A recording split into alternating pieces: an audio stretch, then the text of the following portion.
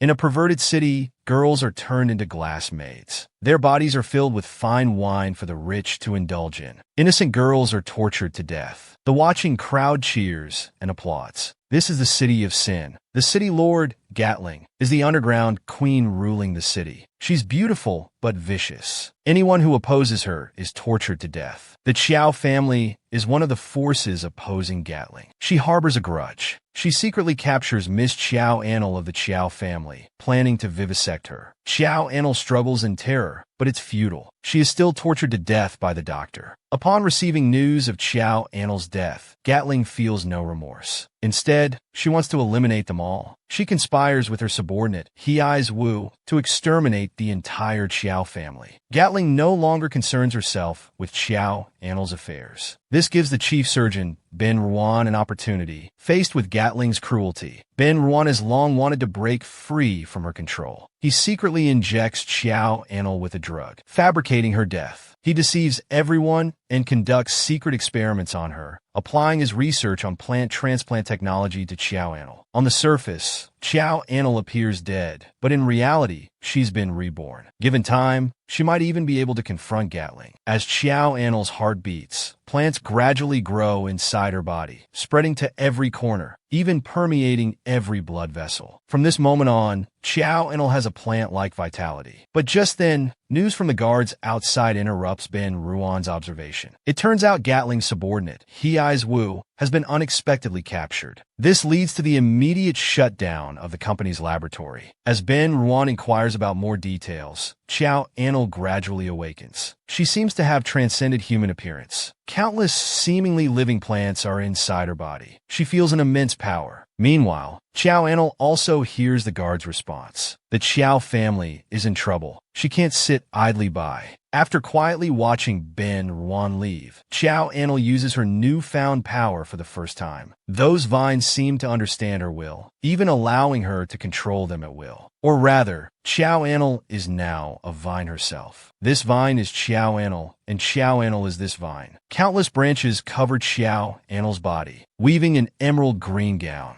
Chiao Annal's appearance has completely changed, as if she's become the ruler of all plants. She arrives at the main door. Although she has no key, vines snake through the door crack, directly opening the door from the outside. Harboring hatred for Gatling, Chiao Annal walks out, wielding her vines. She must protect the Chiao family, take down Gatling, and avenge herself. An innocent young lady suffers cruel torture. A secret experiment unexpectedly revives her as a plant. She rushes to the scene filled with murderous intent, only to find her entire family brutally slaughtered. The underground queen of the sinful city turns out to be the mastermind behind it all. Miss Chiao Annal of the Chiao family meets the kind-hearted Dr. Ben Ruan. She secretly receives a plant heart transplant, turning into a vine human. To save the Chiao family, she rushes to the scene in a rage. But she arrives too late. Gatling, the mastermind behind the Chiao family's murder, sends her subordinates to kill and silence witnesses. The Chiao family is completely wiped out. The Cat Girl group, raised by Gatling, appears to be everyone's idol,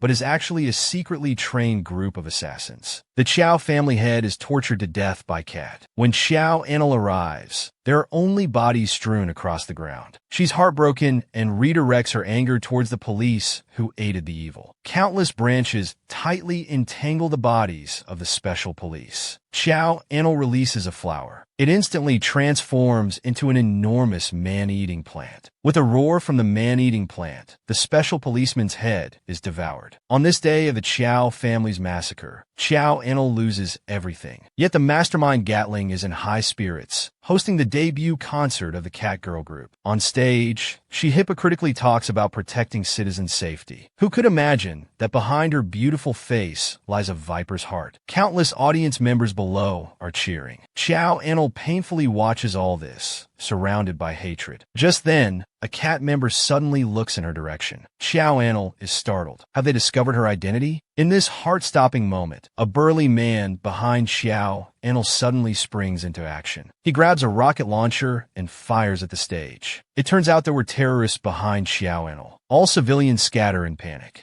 screaming for help. But what they don't know is that the person who instructed the terrorists to massacre indiscriminately is Gatling, who just moments ago was on stage, hypocritically talking about protecting citizens. To promote this heavily invested girl group, Gatling orchestrated this terrorist attack on the concert. To her, civilian lives are merely tools for putting on a show. Xiao Anil can't bear to stand by and keeps rescuing civilians from the terrorists. But she's unexpectedly shot and wounded. Looking at her severe injury, Xiao Anil hides in the woods near the concert venue. Before she can rest for a moment, she hears voices in conversation at the edge of the woods. Xiao Anil observes carefully. It's the cat members and 2 terrorists. The 2 men are demanding payment from the women, planning to end tonight's show. But the women don't let the 2 men off easily. A cloud of black smoke drifts by. The 2 terrorists instantly suffocate and fall to the ground, dying from poison. The smoke is emanating from the mouth of the member named On. Xiao Anil tries to get a closer look, but the sharp-eared On notices the movement. Already injured, she wouldn't be able to run far even if she tried to escape. Might as well take a chance. Striking first, Xiao Anil instantly releases her vines, tightly wrapping around On's arms. She then releases the man-eating plant to finish off On. But On is highly experienced. These tactics are clearly too basic for her. Under her smoke, the man-eating plant quickly withers, breaking free from Xiao Anil's vines. On,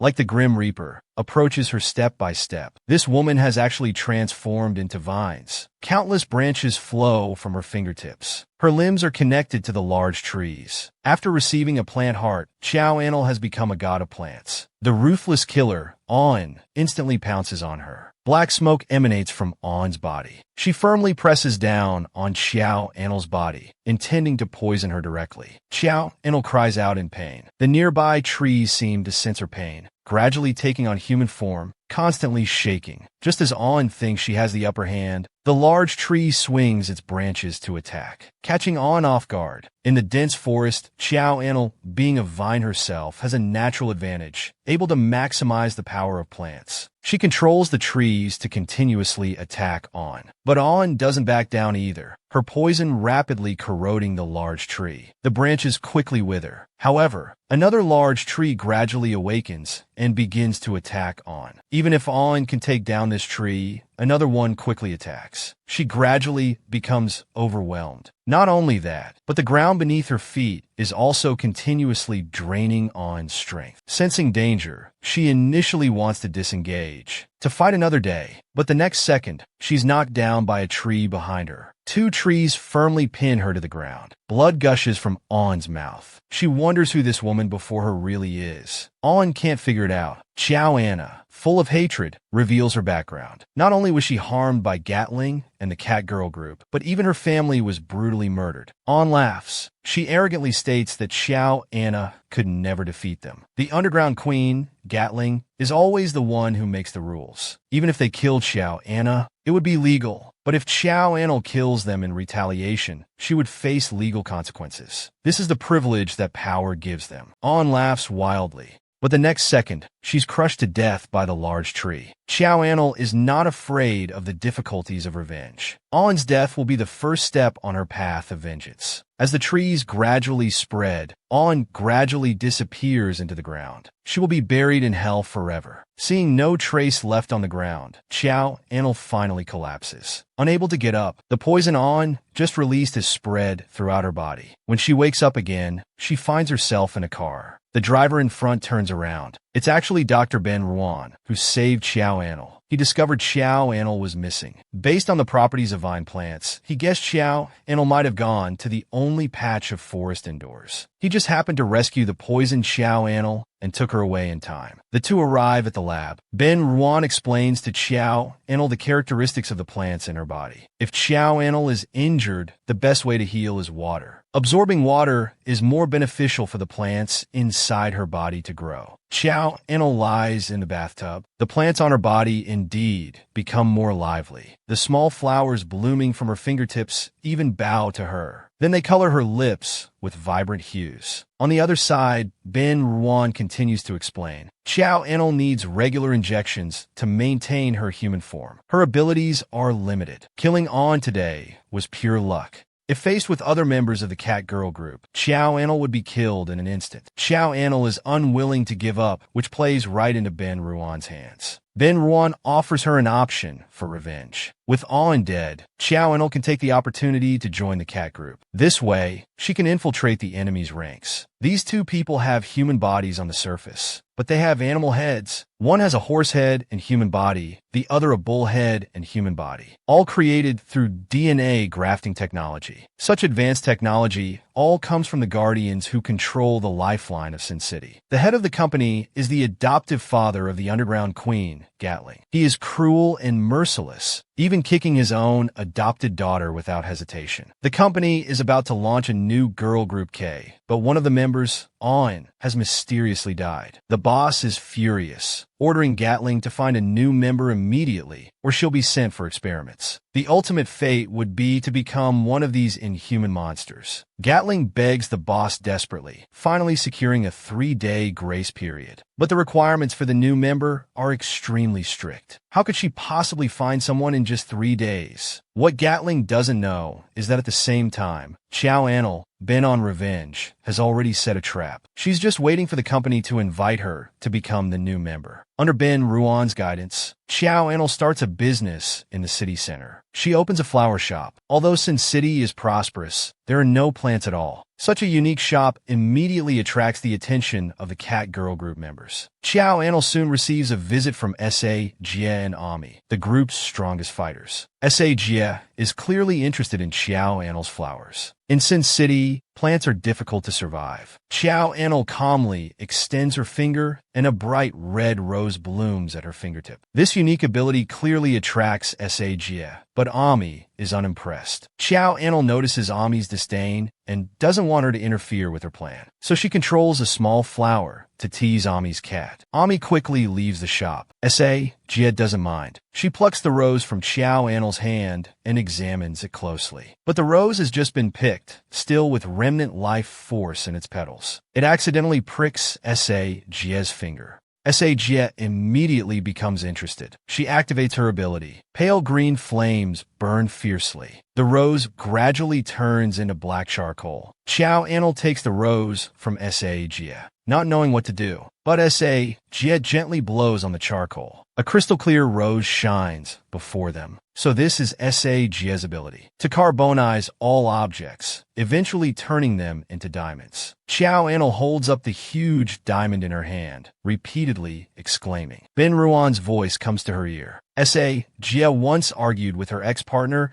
and accidentally turned them into a diamond. She's an extremely dangerous person. Xiao Enel instantly calms down. If such an ability were applied to her, it would be unimaginable. She gives all the flowers to S.A. Jie and pretends to tell her that she's moving away next week to seek another livelihood. S.A. Jie sees this good prospect and doesn't want to let go, so she tells Xiao Enel that she wants to introduce her to the Cat Girl Group. Xiao Enel immediately pretends to be flattered, doubting if she can handle it. S.A. Jie is full of confidence. She looks at Xiao Enel's worn-out high heels, leaning close to Xiao Enel's ear. She invites her to come to her house tonight to see her collection of beautiful shoes. The naive doctor is stripped naked, lying on the table. A strong man in front bends over Ben Ruan's body. The next second, he opens his fangs and bites fiercely into the neck. There are no ordinary people in Sin City. Heizei Wu is one of the powerful vampires among them. He has always suspected that the company's chief doctor, Ben Ruan, is secretly colluding with someone to kill Awn, one of the Cat Girl Group members. Taking advantage of Ben Ruan coming to a deserted corner, Heizei Wu finally seizes the opportunity. He extends his palm and stuns him, bringing Ben Ruan to a room. Heizei Wu freely sucks on his neck. Fresh blood that hasn't been swallowed in time even drips down. He is greatly satisfied. Then he activates the vampire's ability, directly transforming into Ben Ruan's appearance. Looking at the unconscious Ben Ruan, Heizei Wu laughs arrogantly. Once he finds evidence of Ben Ruan killing Awn, Ben Ruan will completely fall into his hands. Soon Heizei Wu arrives at the forest where Awn died. As expected, he indeed encounters Xiao Enel here. An hour ago, Xiao Enel received an invitation from S.A. Jie to visit her home. Seeing S.A. Jie's ill intentions, Xiao Enel dares not act rashly. She can only politely decline for now. After S.A. Jie closes the flower shop, Xiao Enel develops a high fever. Clearly lacking energy, she needs to replenish Ben Ruan's potion promptly. But Ben Ruan is nowhere to be found at this time. Xiao Enel has no choice but to go to the forest in the city center to replenish her energy. She uses vines to weave a hammock for herself. Xiao Enel ponders everything that happened today. Just then, Ben Ruan suddenly appears here. Xiao Enel is puzzled. She couldn't contact him all this time, yet he suddenly shows up in the forest. The perceptive Xiao Enel senses something amiss. She asks Ben Ruan why he suddenly came to the forest when He Zhe Wu, his superior, has been watching him. Ben Ruan immediately explains that He Zhe Wu isn't at the company tonight. Xiao Enel realizes something's wrong. Just a moment ago, Ben Ruan told her that He Zhe Wu had been at the company these past 2 days. Such contradictory statements make Xiao Enel alert. She notices that not only is Ben Ruan contradicting himself, but even his speaking style is very different from before. He even starts by asking if she has taken care of An's body. Killing An is Xiao Enel's biggest secret. With her quick wit, she innocently claims she doesn't even know who An is. But Ben Ruan keeps pressing about An, even describing his appearance. Xiao Enel is now more certain. The person in front of her is not Ben Ruan at all. Her best friend stands right behind her, yet the woman is terrified, because this man is actually a vicious vampire. He has transformed into her friend's appearance,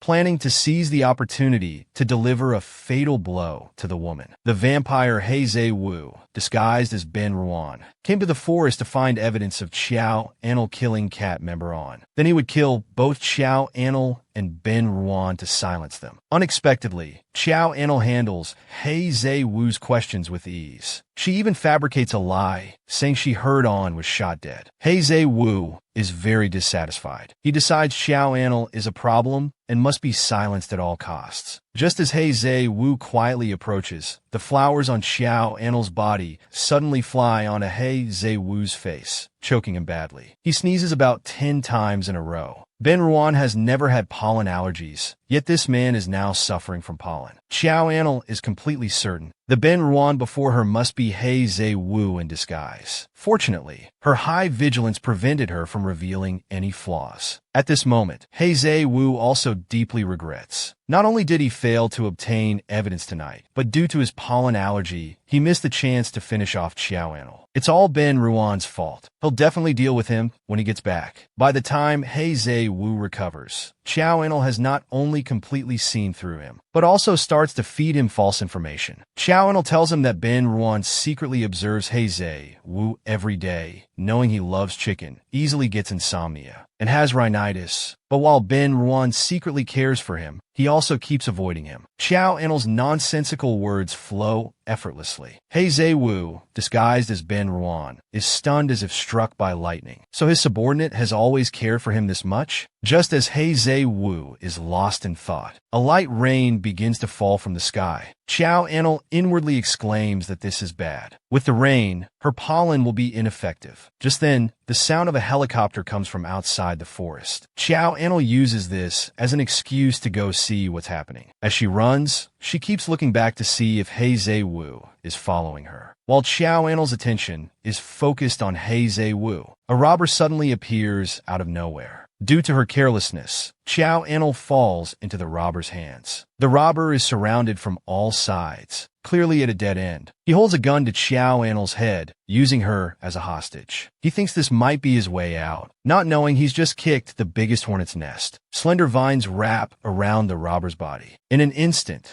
they form countless ropes, tightly binding the burly man. Although this crisis is nothing for Xiao Enel, the back and forth has caused a delay, and He Zhe Wu has caught up. Xiao Enel tries to escape, but in the next second, she's pinned against a tree by He Zhe Wu. He raises his claw. Xiao Enel is sure to die here tonight. But just then, a hand suddenly grabs He Zhe Wu. It's Jie. Her face is expressionless, but she's as steady as a mountain. She authoritatively tells He Zhe Wu he can't kill her. Then she says that big sister Gatling wants to see Xiao Enel. The woman casually grabs a passing dragonfly. A faint green fire appears and burns the dragonfly. As it burns completely, a gust of wind blows, and the dragonfly turns into a brilliantly shining diamond specimen. The woman then takes off her diamond hair ornament, turning the specimen into a beautiful necklace. She thoughtfully puts it on the woman beside her. This is Boss S.A. Jie's initiation gift for Xiao Anil. S.A. Jie introduces Xiao Anil to Gatling. Gatling is very satisfied with her appearance and abilities, but she still harbors suspicions about this suddenly appearing woman. She secretly instructs S.A. Jie to observe Xiao Anil to see if she has any marks that the company brands on their test subjects. S.A. Jie brings Xiao Anil back to her villa. It has 3 floors totaling over 600 square meters, yet only S.A. Jie lives here. Once Xiao Anil becomes part of the Cat Girl group, she'll also get a villa like this. Xiao Anil grits her teeth. These rich people are truly insane. She turns her head and sees a life-sized diamond statue in the entryway. S.A. Jie casually says that this is her cheating ex. He not only refused to repent, but also cursed at her. So in a moment of intense emotion, she turned him into diamond. The statue's frozen expression shows the ex in the middle of cursing S.A. Jie.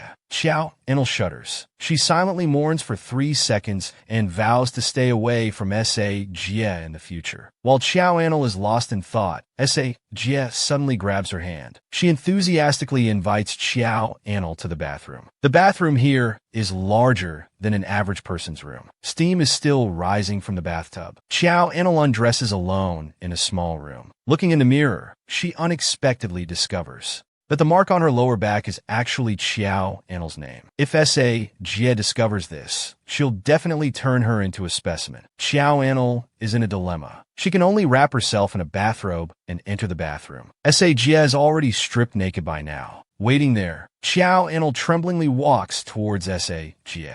S.A. Jie yanks off her bathrobe, wanting to see if there are any marks on her body. Xiao Anil quickly jumps into the bathtub, then sits 10 meters away from S.A. Jie.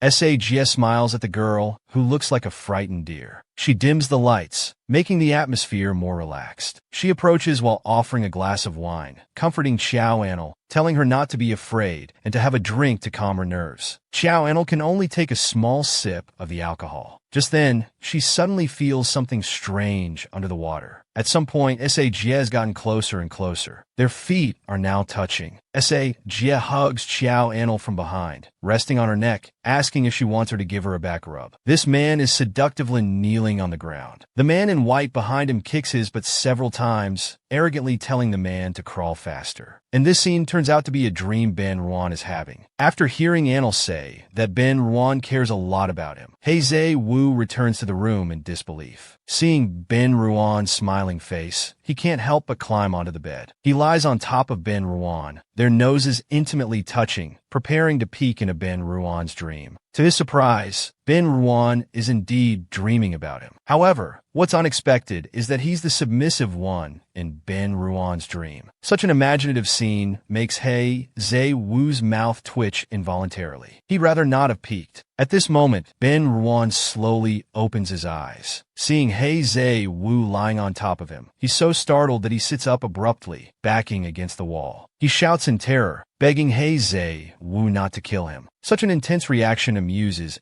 Heizei Wu. He says mischievously, "Don't worry, if I wanted to kill you, you'd be dead already." Hearing this, Ben Ruan finally calms down. But the next second, his heart races again. He blushes shyly, realizing he's not wearing even a pair of shorts. Heizei Wu then leisurely explains that he took off all the clothes to wash them. This makes Ben Ruan's heart tighten instantly. The medicine Anil uses to suppress plant attribute growth is still in the clothes. Before he can process this, Heizei Wu smirks and says he ate the medicine. Ben Ruan thinks Heizei Wu ate the bottle of biochemical agent and worriedly asks how he's feeling. Unexpectedly, Heizei Wu rubs his forehead and says slowly, "I had a bit of a fever before, but I'm much better now." Heizei Wu's behavior makes Ben Ruan swallow hard. This guy is so reckless, daring to eat biochemical agents carelessly. Little does he know, Heizei Wu is talking about fever medicine. It turns out that when he confronted Anil lied about Ben Ruan, caring a lot about Heizei Wu to protect Ben Ruan. Worried that Heizei Wu might get a fever from his rhinitis, she asked him to bring some fever medicine. Then, Anil gave Heizei Wu the box of medicine she had originally bought for herself. The two men were talking at cross purposes, but it didn't affect their conversation at all. They even chatted happily, seeing Ben Ruan staring at him.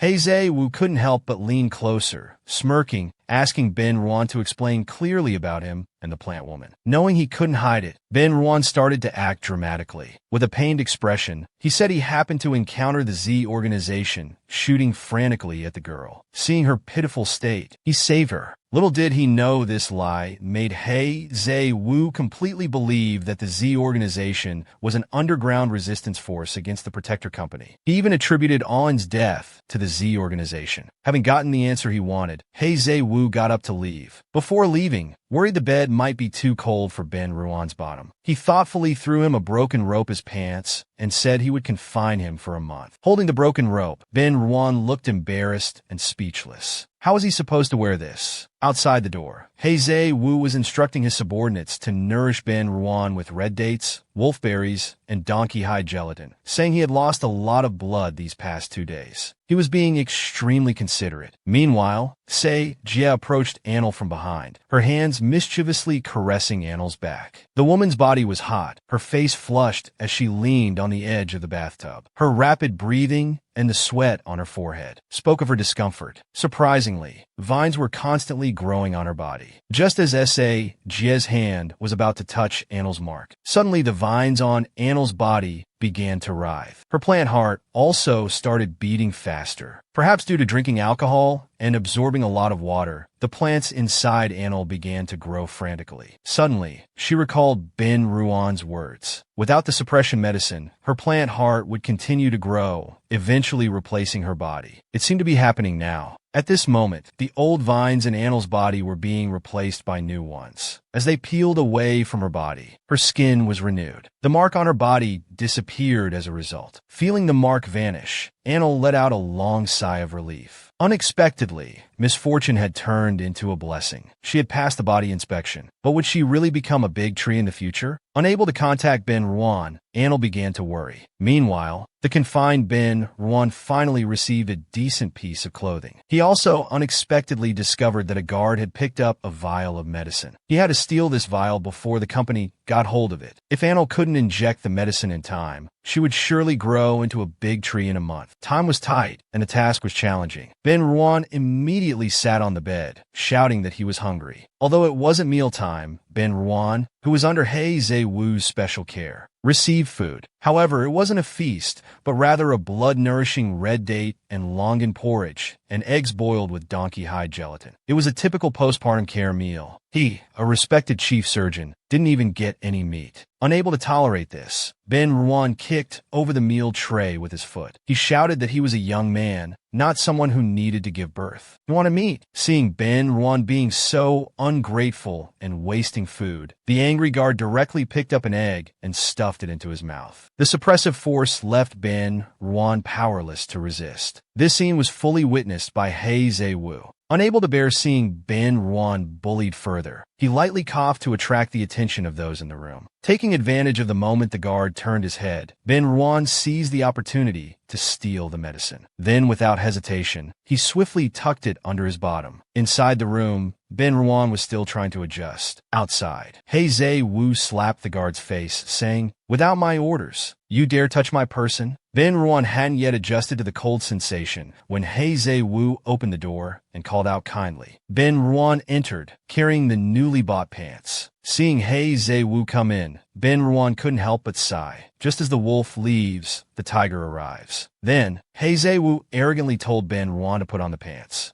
But Ben Ruan looked troubled, his heart racing. If he stood up now, the medicine would surely fall out. Seeing Ben Ruan hesitating as if hiding something, He Zhe-woo's face darkened. Pointing to the side, he sternly said, "Now, stand up immediately. Try on the pants. When you don't have a single piece of clothing on your body, how should you smoothly hide a vial of medicine?" That's right, it's exactly what you're thinking. At this moment, He Zhe-woo insisted that Ben Ruan stand up to try on the pants. To prevent the medicine from being discovered, Ben Ruan had to once again display his acting skills. He clutched his stomach and began to wail. His heartbreaking appearance made He Zhe-woo feel distressed. He ran to the door and angrily called for the guard to come over. He sternly questioned if they hadn't properly prepared the food. Frightened, the guard fell to his knees and began to explain. Then he scurried away to call for Dr. Ko to examine Ben Ruan. Hearing that Dr. Ko was coming to examine him, Ben Ruan couldn't help but smile. He had an excellent private relationship with Dr. Ku, who would surely stand on his side and help him. After Dr. Ku's pulse diagnosis, he came to a conclusion that shocked everyone present. He's pregnant. Just these two words nearly scared He Zhe-woo to death. At this point, Dr. Ku slowly spoke again. Don't misunderstand. I meant there's a way. He Zhe-woo wiped the sweat from his forehead, complaining, can't you say everything at once? Undeniably, having connections is beneficial. Dr. Ku directly attributed the cause of Ben Ruan's stomach pain to the room being too damp and the bedboard too cold. Not only did he help Ben Ruan deal with the crisis, but he also got him moved to a more comfortable cell. At this time, Ben Ruan was still frowning and clutching his stomach, moaning that he was in too much pain to stand up. With no other choice, He Zhe-woo ordered him to be carried to the infirmary. But this also made him feel a bit suspicious. The company's infirmary had all kinds of medicine, so why did he need to ask Xiao Anil to bring him medicine? The more he thought about it, the more he felt something was fishy. On the other side, after taking a bath, Jia brought Anil to her garden. Though called a garden, there wasn't a single flower pot. There were only cold chairs and bare walls. At this time, Jia brought out a pot of nearly wilted roses from the corner. Lowering her eyes, she explained that she once had all kinds of flowers here. They didn't lack water or light, but they all died. Only this one survived. The reason these flowers couldn't survive was the soil polluted by industry. As she said this, Jia's whole body emitted a faint sadness. Sensing Jia's passion for plants, Anil realized that building a good relationship with her now would greatly help future plans. So he slowly spoke up, saying he might be able to revive this rose. He then inserted one finger into the soil. A light blue rose took root and sprouted in the soil. Finally, it shared the same root base with the red rose. Led by the blue rose, the red rose also regained its brilliance. The two roses thus embraced tightly together. Anil promised to bring Jia good soil later. He reminded her to water regularly. As long as the blue rose doesn't die, the red rose will bloom. Seeing this flower, which was surely doomed to die, come back to life, a flash of light passed through Jia's eyes. She promised to take good care of them in the future. Then, hooking Anil's finger, she said deeply that it was wonderful to meet him. Such a gentle appearance made Anil feel a bit strange. Jia seemed different from other members of the group. The two walked side by side like old friends. Jia calmly told Anil about her past. Only then did Anil learn that the now cool and aloof Jia had such a tragic past. The girl was kidnapped. Her skin was cut with knives. Diamonds were cruelly stuffed into the girl's flesh. So vicious, just to make the girl transport diamonds with her body. This was Jia's tragic childhood. Her childhood, originally in a village full of golden rapeseed flowers, was suddenly disrupted when a diamond mine was discovered underground. Since then, strange people appeared around the village. They illegally mined diamonds. Jia was also caught by these people. She became a tool for transporting diamonds. When she was on the verge of death, the Guardian Company took control of that mining area. They saved her, but those diamonds had already deeply embedded in her flesh. From then on, she became the company's first batch of test subjects. Although the experiment was successful and she survived, her family was cruelly killed. She clearly remembered that those people had Z-shaped tattoos. Homeless, to repay the company for saving her life, and also to better seek revenge, she stayed and became one of the CAP members. Since then, whenever she sees people with Z-shaped tattoos, Jia would mercilessly kill them. This tragic experience made Anil feel heartbroken. He didn't expect that the two of them were so connected by fate. But then, Jia's next words made him alert again. She lowered her cold eyes and said that if anyone dares to betray the company, she would kill them without hesitation. After saying this, she stood up and told Anil to go back to rest. Watching Jia's receding figure, Anil felt a bit of regret. Jia, who hated evil as much as he did, was ultimately different from him. The two beautiful women slept side by side, but Anil couldn't sleep at all. When he closed his eyes, all he saw was the image of his father being killed. Suddenly, a micro earpiece emerged from his ear. Ben Ruan, who had been missing for days, finally got clothes and a watch and actively contacted him. Now he needed to find a secluded place to answer. At this moment, Jia put her arm around Anil's shoulder, mumbling that she was too tired today. Anil comforted Jia, saying she was going to the bathroom. Then she gently removed Jia's hand from her body. She left the room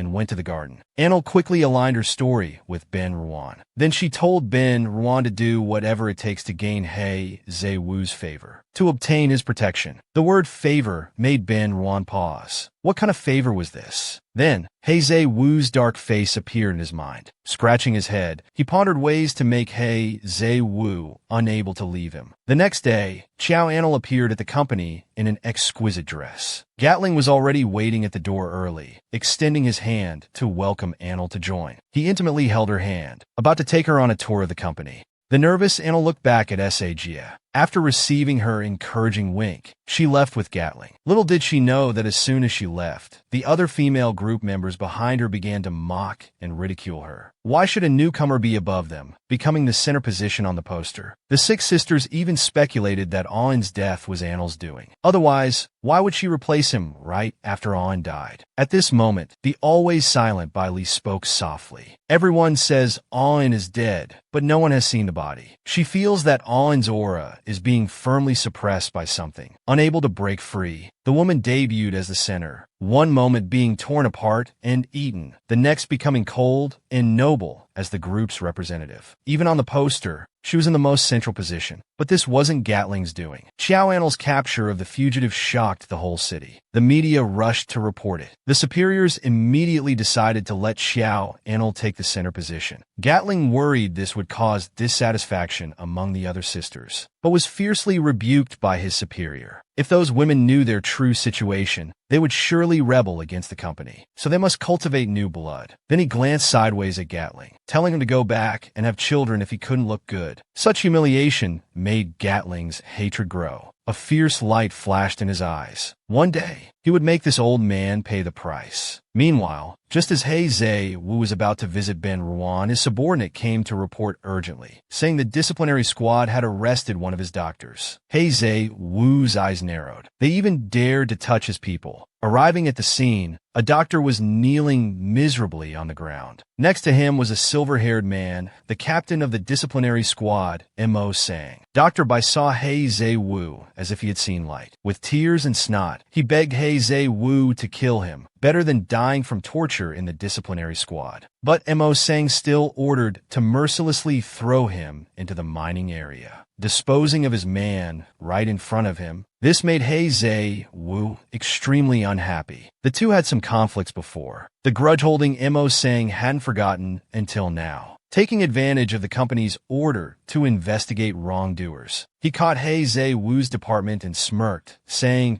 "That doctor close to you in your department, I wonder if any problems will come up when I investigate him." This made He Zewu's heart tighten. After warning Mo Sang to be careful, he turned and went to Ben Ruan's room. At this time, Ben Ruan was begging Dr. Ke to help him through the crisis. The two were exposing each other's secrets. Ben Ruan threatened that if he didn't help, he would expose Dr. Ke's inability to treat diseases. He also promised that if he helped, he would introduce him to the long-legged beauty Chow Anil. Chow Anil was thus mercilessly sold out. Just then, He Zewu opened the door and walked in. He immediately lifted the blanket and scanned with a detector. Sure enough, he found drugs on him. Ignoring Ben Ruan's anxious pleas, He Zewu grabbed his throat and pinned him against the wall. He said disappointedly, "If the company finds out about this, even I won't be able to save you." Speak of the devil. As soon as he finished speaking, Mo Sang walked in with a smug face. Caught red-handed, nothing to say. He immediately wanted to take Ben Ruan away. Frightened, Ben Ruan quickly explained that this medicine was specially made for He Zewu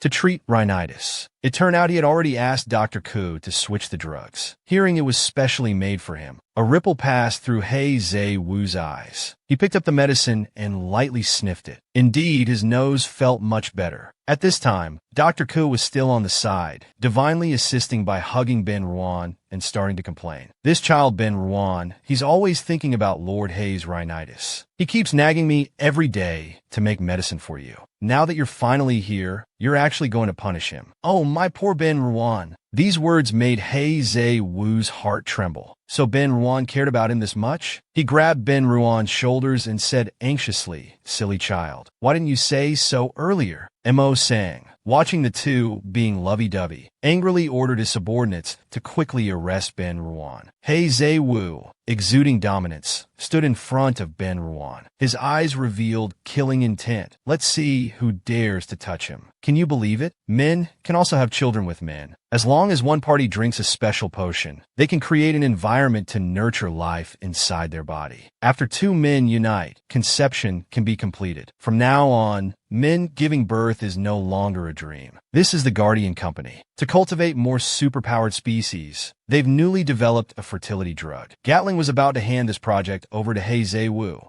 but found that he wasn't in the meeting room. At this time, He Zhe-woo was protecting his Ben Ruan. Seeing the masked man reach out to grab Ben Ruan, He Zhe-woo directly and dominantly punched the masked man flying. He pointed at Mo Sang and declared fiercely, "Whoever dares to take another step forward, I'll kill them." Then he took the medicine to exonerate Ben Ruan. This medicine has nothing to do with the company. It was developed by Dr. Ku himself. It doesn't constitute a crime. You have no right to take Ben Ruan away. Seeing him protect Ben Ruan like this, Mo Sang became interested. He said, "A medical worker, how could he possibly have the ability to make such a medicine?" But Dr. Ku's flowing long beard and yellow robe indeed made him look different from them. At this moment, he was sitting upright and said, "I am no ordinary doctor." Mo Sang wanted to continue arguing, but his subordinate came to report that Gatling ordered them to withdraw immediately. He reluctantly left with big strides, but his eyes remained sharp, ordering his subordinates to monitor Ben Ruan. Such a smooth talker, he didn't believe there wasn't a problem. In the meeting, Gatling was talking nonstop at the front. He Zhe-woo was listening absent-mindedly below, carefully examining the bottle of medicine made specially for him. In his mind, he envisioned a beautiful future life with Ben Ruan. He saw Ben Ruan with a big belly, shyly leaning in He Zhe-woo's arms, complaining with a worried face. "This belly is getting bigger day by day. What should we do if the company finds out? With my lowly status, carrying your child, sir, they will surely throw me out." Seeing this, He Zhe-woo comfortingly put his arm around Ben Ruan's shoulders, promising him if he couldn't protect Ben Ruan, he would elope with him. They would then spend their lives together, wandering the world. As He Zhe-woo was getting carried away with his daydream, Gatling's shout brought him back to reality. He told him to take good care of the final experimental stage. Thinking about having children with Ben Ruan, He Zhe-woo became passionate and excited. He agreed repeatedly, even humming happily as he walked. However, other men were extremely dissatisfied with this experiment. Once the experiment succeeds, men's status would decline. This was exactly what Gatling wanted. He wanted to show that old geezer that women are no worse than men. And the first step to achieve gender equality is for men to be able to give birth. On the other side, Chow Anil successfully contacted Ben Ruan. She told Ben Ruan to do everything possible to win back Zhe-woo's affection, even if it meant showing himself. These bold words startled Ben Ruan. He never thought he'd have to sacrifice himself to survive. But what is chastity compared to life? Having understood this, Ben Ruan decided to please He Zhe-woo, so he personally made a spicy chicken noodle dish to give him. But when he opened the door, he saw an indescribable scene. He saw a man, naked, kneeling in front of He Zhe-woo. This man took off his clothes in front of his superior, ignoring his superior's objections and kneeling down on his own. With an expressionless face, he started unbuttoning his superior's clothes, saying he had already taken the medicine. Since it's mealtime and no one's around, he urged He Zhe-woo to hurry up. He Zhe-woo never imagined that Gatling had secretly designated him as the stud for the experiment, and crucially, hadn't told him. Seeing his subordinate naturally taking off his clothes, excited to offer himself, He Zhe-woo's face turned as black as Judge Bao's. Although he had the best genes among men in the company, he only wanted Ben Ruan. Coincidentally, this scene was witnessed by Ben Ruan. Ben Ruan happily opened the door with the lunchbox, only to see the awkward scene of the subordinate kneeling in front of He Zhe-woo. The atmosphere suddenly became awkward. Ben Ruan thought he had interrupted their intimate moment. Frightened, he kept backing away, stuttering, sorry for the interruption, before quickly fleeing. Ben Ruan's misunderstanding instantly froze He Zhe-woo. With a cold gaze, he made the man disappear. He would decide his own experimental subject. After saying this, he chased after Ben Ruan. But outside, there was only a dropped lunchbox. Seeing Ben Ruan's retreating figure, as if wiping tears, Heizei Wu guiltily held his head in reflection. Ben Ruan must have misunderstood. Picking up the fallen lunchbox, inside was his favorite spicy chicken noodles.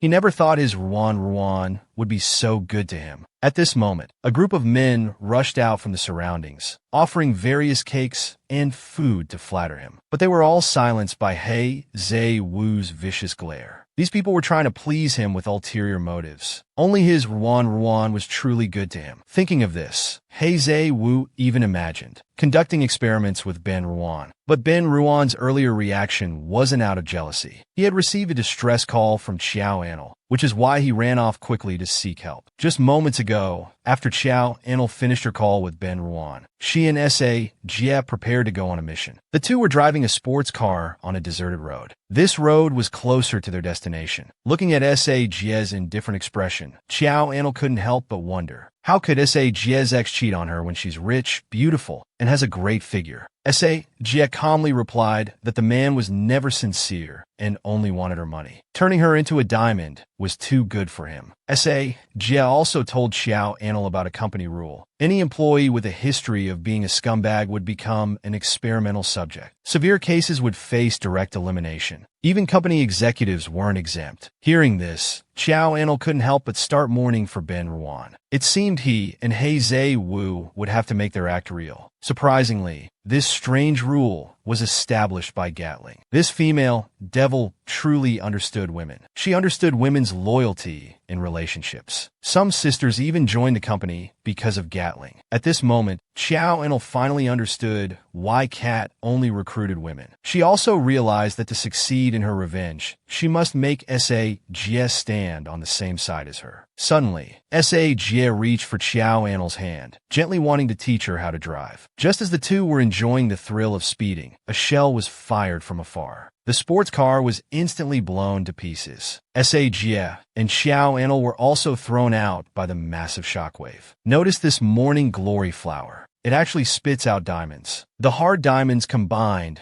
with high-speed ejection became an excellent Gatling gun. This was a combination of S.A. Jie and Xiao Anil's skills. They didn't expect the Z organization to ambush them here, intending to capture them alive, to negotiate terms with the Protector Company. Even worse, their skills weren't suitable for long-range combat. The Z organization, with their artillery, undoubtedly had the upper hand. At this moment, they stood in the smoke, unable to tell directions. S.A. Jie, with her combat experience, calmly commanded. She told Xiao Anil to weave shields from vines. To block attacks, she also quickly made 2 diamond shields. This allowed them to survive the intense artillery attack. C Organization's team leader Rocket was still on the rooftop, threatening them. He said they had 10 seconds to surrender. If they dared to escape, they'd be blasted to pieces. Surrender was absolutely impossible. The calm S.A. Jie immediately decided to draw the fire herself. She told Xiao Anil to run in the opposite direction to find Gatling. Ignoring Xiao Anil's objections, she threw the shield to her and ran out. Suddenly, all firepower was directed at S.A. Jie.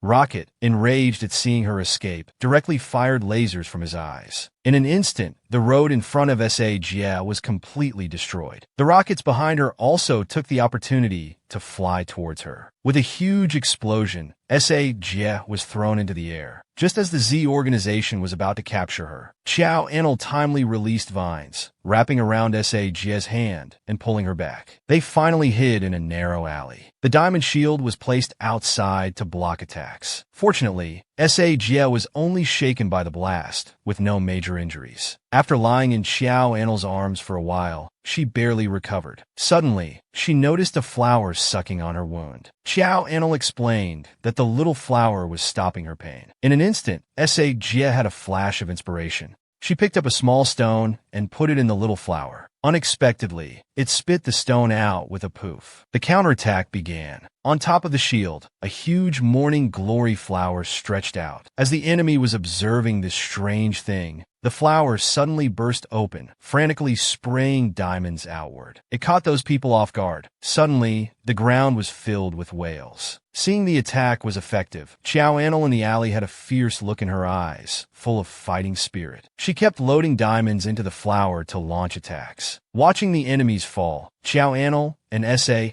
couldn't help but smile contemptuously. They high-fived to celebrate. Rocket didn't expect these two people's skills could be combined. Angrily, he shot a laser beam, splitting the flower in half. S.A.'s skill was now in cooldown, unable to use. Suddenly, the two were trapped inside. Chow Anil was anxious, thinking they were about to die here. Sensing Chow Anil's unease, S.A.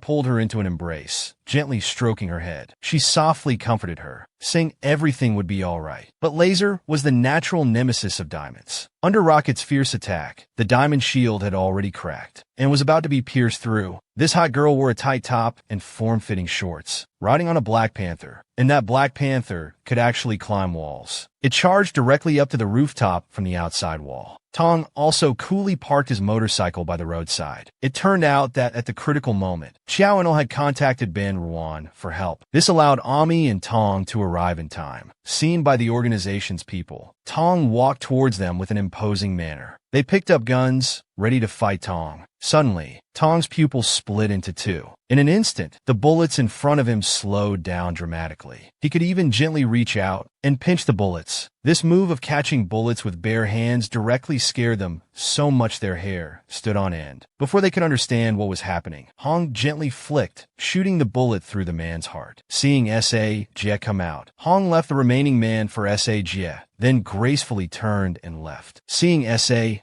walking towards him expressionlessly, the man's face was terrified. He kept begging for mercy, saying they weren't as bad as the outside rumors said. Their villainous image was all propaganda by the Protector Company. The Protector Company often disguised themselves as the Z organization and killed innocents outside. Hearing this, S.A. couldn't help but think. The company loved to frame others. Maybe what this man said was true, but it was a fact that the Z organization killed her family. Thinking of this, S.A.'s hand glowed green, ready to take revenge. But she was stopped by a word from Chow Anil. Chow Anil lightly asked the man what evidence he had that those people were disguised as their company. Seeing this, the man thought he had a chance to live. He hurriedly described that he had personally seen a group of masked people with Z-shaped tattoos on their bodies. After his investigation, those people came from an underground organization of the Protector Company. Just as the man was about to say the organization's name, a bullet shot from behind. The man fell into a pool of blood on the spot. Tong, holding a gun behind, said authoritatively that the company had rules. When encountering Z organization people, kill without question. Have you all forgotten? Ignoring Tong's words, S.A. looked at Chow Anil and said coldly that no matter what others say, she only believes what she sees. But Chow Anil already had the answer in her heart. S.A.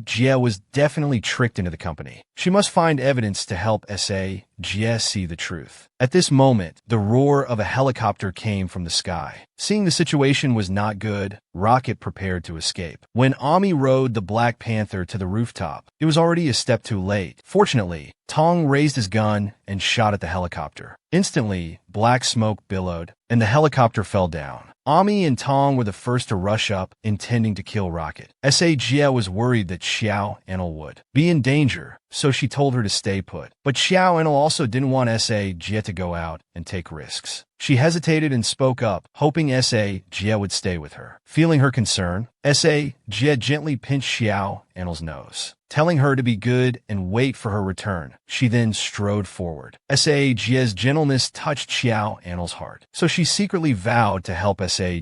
find the enemy hidden in the company. Meanwhile, Ben Ruan, who had returned home, was experiencing a crisis of exposure. A masked person was crouching outside the windowsill, monitoring his every move. A pervert peeping at a handsome guy showering late at night. Unexpectedly, the handsome guy was even more perverted than him. He was actually wearing a broken rope under his clothes. Since He Zhe Wu threw this broken rope to Ben Ruan, he hadn't had a chance to take it off. He had just managed to bring it back home. At this moment, Ben Ruan was about to take a hot shower. Little did he know that outside the window, a masked person was clinging to the wall like a gecko, monitoring his every move. He was sent by Mo Sang to catch Ben Ruan's weakness. Seeing Ben Ruan take out that blue vial from his pocket, the masked man was extremely excited. If he caught this, even Zhe Wu couldn't save him. Just as he was about to observe further, Ben Ruan's actions shocked him. He saw him take off his coat, revealing a broken rope. At this time, Ben Ruan was still admiring himself. Does Zhe Wu like this kind of thing? Hearing this, the masked man outside felt so disgusted he almost vomited. He was about to throw up. Mo Sang Bai's order flashed in his mind. He must monitor Ben Ruan's every move. After taking a few deep breaths, he continued watching. Little did he know that this look would cost him his life. Perhaps this broken rope was the first gift Zhe Wu gave to Ben Ruan. Ben Ruan pulled it up, wanting to examine it carefully, but he accidentally let it slip, hitting himself. Ben Ruan let out a startled cry. Seeing this, the masked man could no longer hold back his nausea. He tilted his head back, ready to vomit profusely, but he seemed to forget that he was currently like a gecko. This directly caused him to fall off the windowsill, dying instantly. Hearing a wail from outside, Ben Ruan thought it was a noise from downstairs. The culprit still didn't know that he had silently taken out an enemy. After showering, he started a call with Xiao Anil. Taking this opportunity, Xiao Anil asked Ben Ruan if there was a group of masked people in the company. Only then did she learn that those people were KTK. Although they rarely showed up because they always went against Ben Ruan, he had collected a lot of information about them. It was hidden in his watch. To bring down the company, they first needed to take out this group. Xiao Anil was delighted. She asked Ben Ruan to send her the information. They kept privacy. Others don't dare to check. But Ben Ruan was using the company's intranet. Every move was under the company's surveillance. It seemed that now they could only use the most traditional method. That is, to print it out using an old-fashioned printer. When Ben Ruan came to the projection room, eating fried chicken while looking for the information, he realized he had so many useless photos. He even secretly took and saved a picture of Zhe Wu sneezing. Seeing these photos, Ben Ruan thought he must encrypt them. Otherwise, if Zhe Wu found out, he would be finished. On the big screen, a frame of Zhe Wu with his mouth wide open was frozen. Because Ben Ruan's hands were oily, he couldn't turn off the switch. Love came too fast, like a tornado. Coincidentally, at this moment, Zhe Wu appeared at the door of Ben Ruan's room. He knocked on the door while saying he wanted to talk. Hearing this voice, Ben Ruan's heart tightened. Oh no, his sweetheart is angry. What should he do? Of course, give a gift.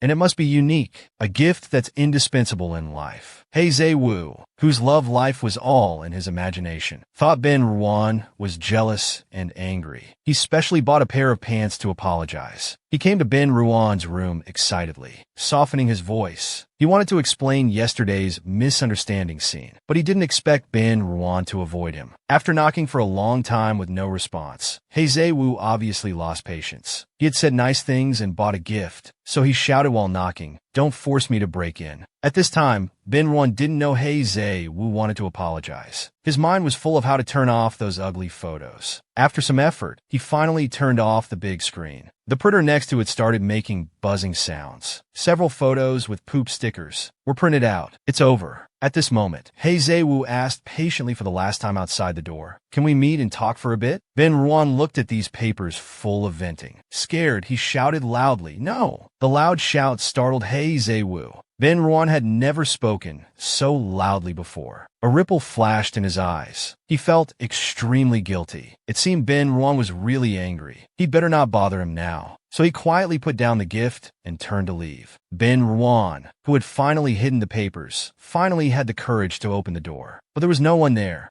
Only a gift box was left. He opened it to find a pair of pants. The image of Zhe Wu giving him pants flashed in his mind. The previous rope was too tight. Now I'm giving you a looser one. I have to say Zhe Wu was quite qualified. He knew to comfort his boyfriend when he made him angry. At this time, he was still planning to explain to Ben Ruan after he calmed down. On the other side, KTK was holding a memorial service for the masked man. Mo Sang wiped his tears while thinking about how Ben Ruan managed to kill his well-trained subordinate. The only possibility was was that Ben Ruan was pretending to be weak. Such a person couldn't be kept alive. At this time, a subordinate came to report that He Wu had refused the experimental subject arranged by the company and only got close to Ben Ruan. He even wanted Ben Ruan to bear his child. This news startled Mo Sangbai. Once Ben Ruan gives birth to He Wu's child, it would be even harder to kill him. Realizing Ben Ruan was extraordinary, a fierce look flashed in Mo Sangbai's eyes. It had been a long time since he encountered such a competitive opponent. As for He Wu, he indeed had the idea of letting Ben Ruan bear his child. In the simulation room, He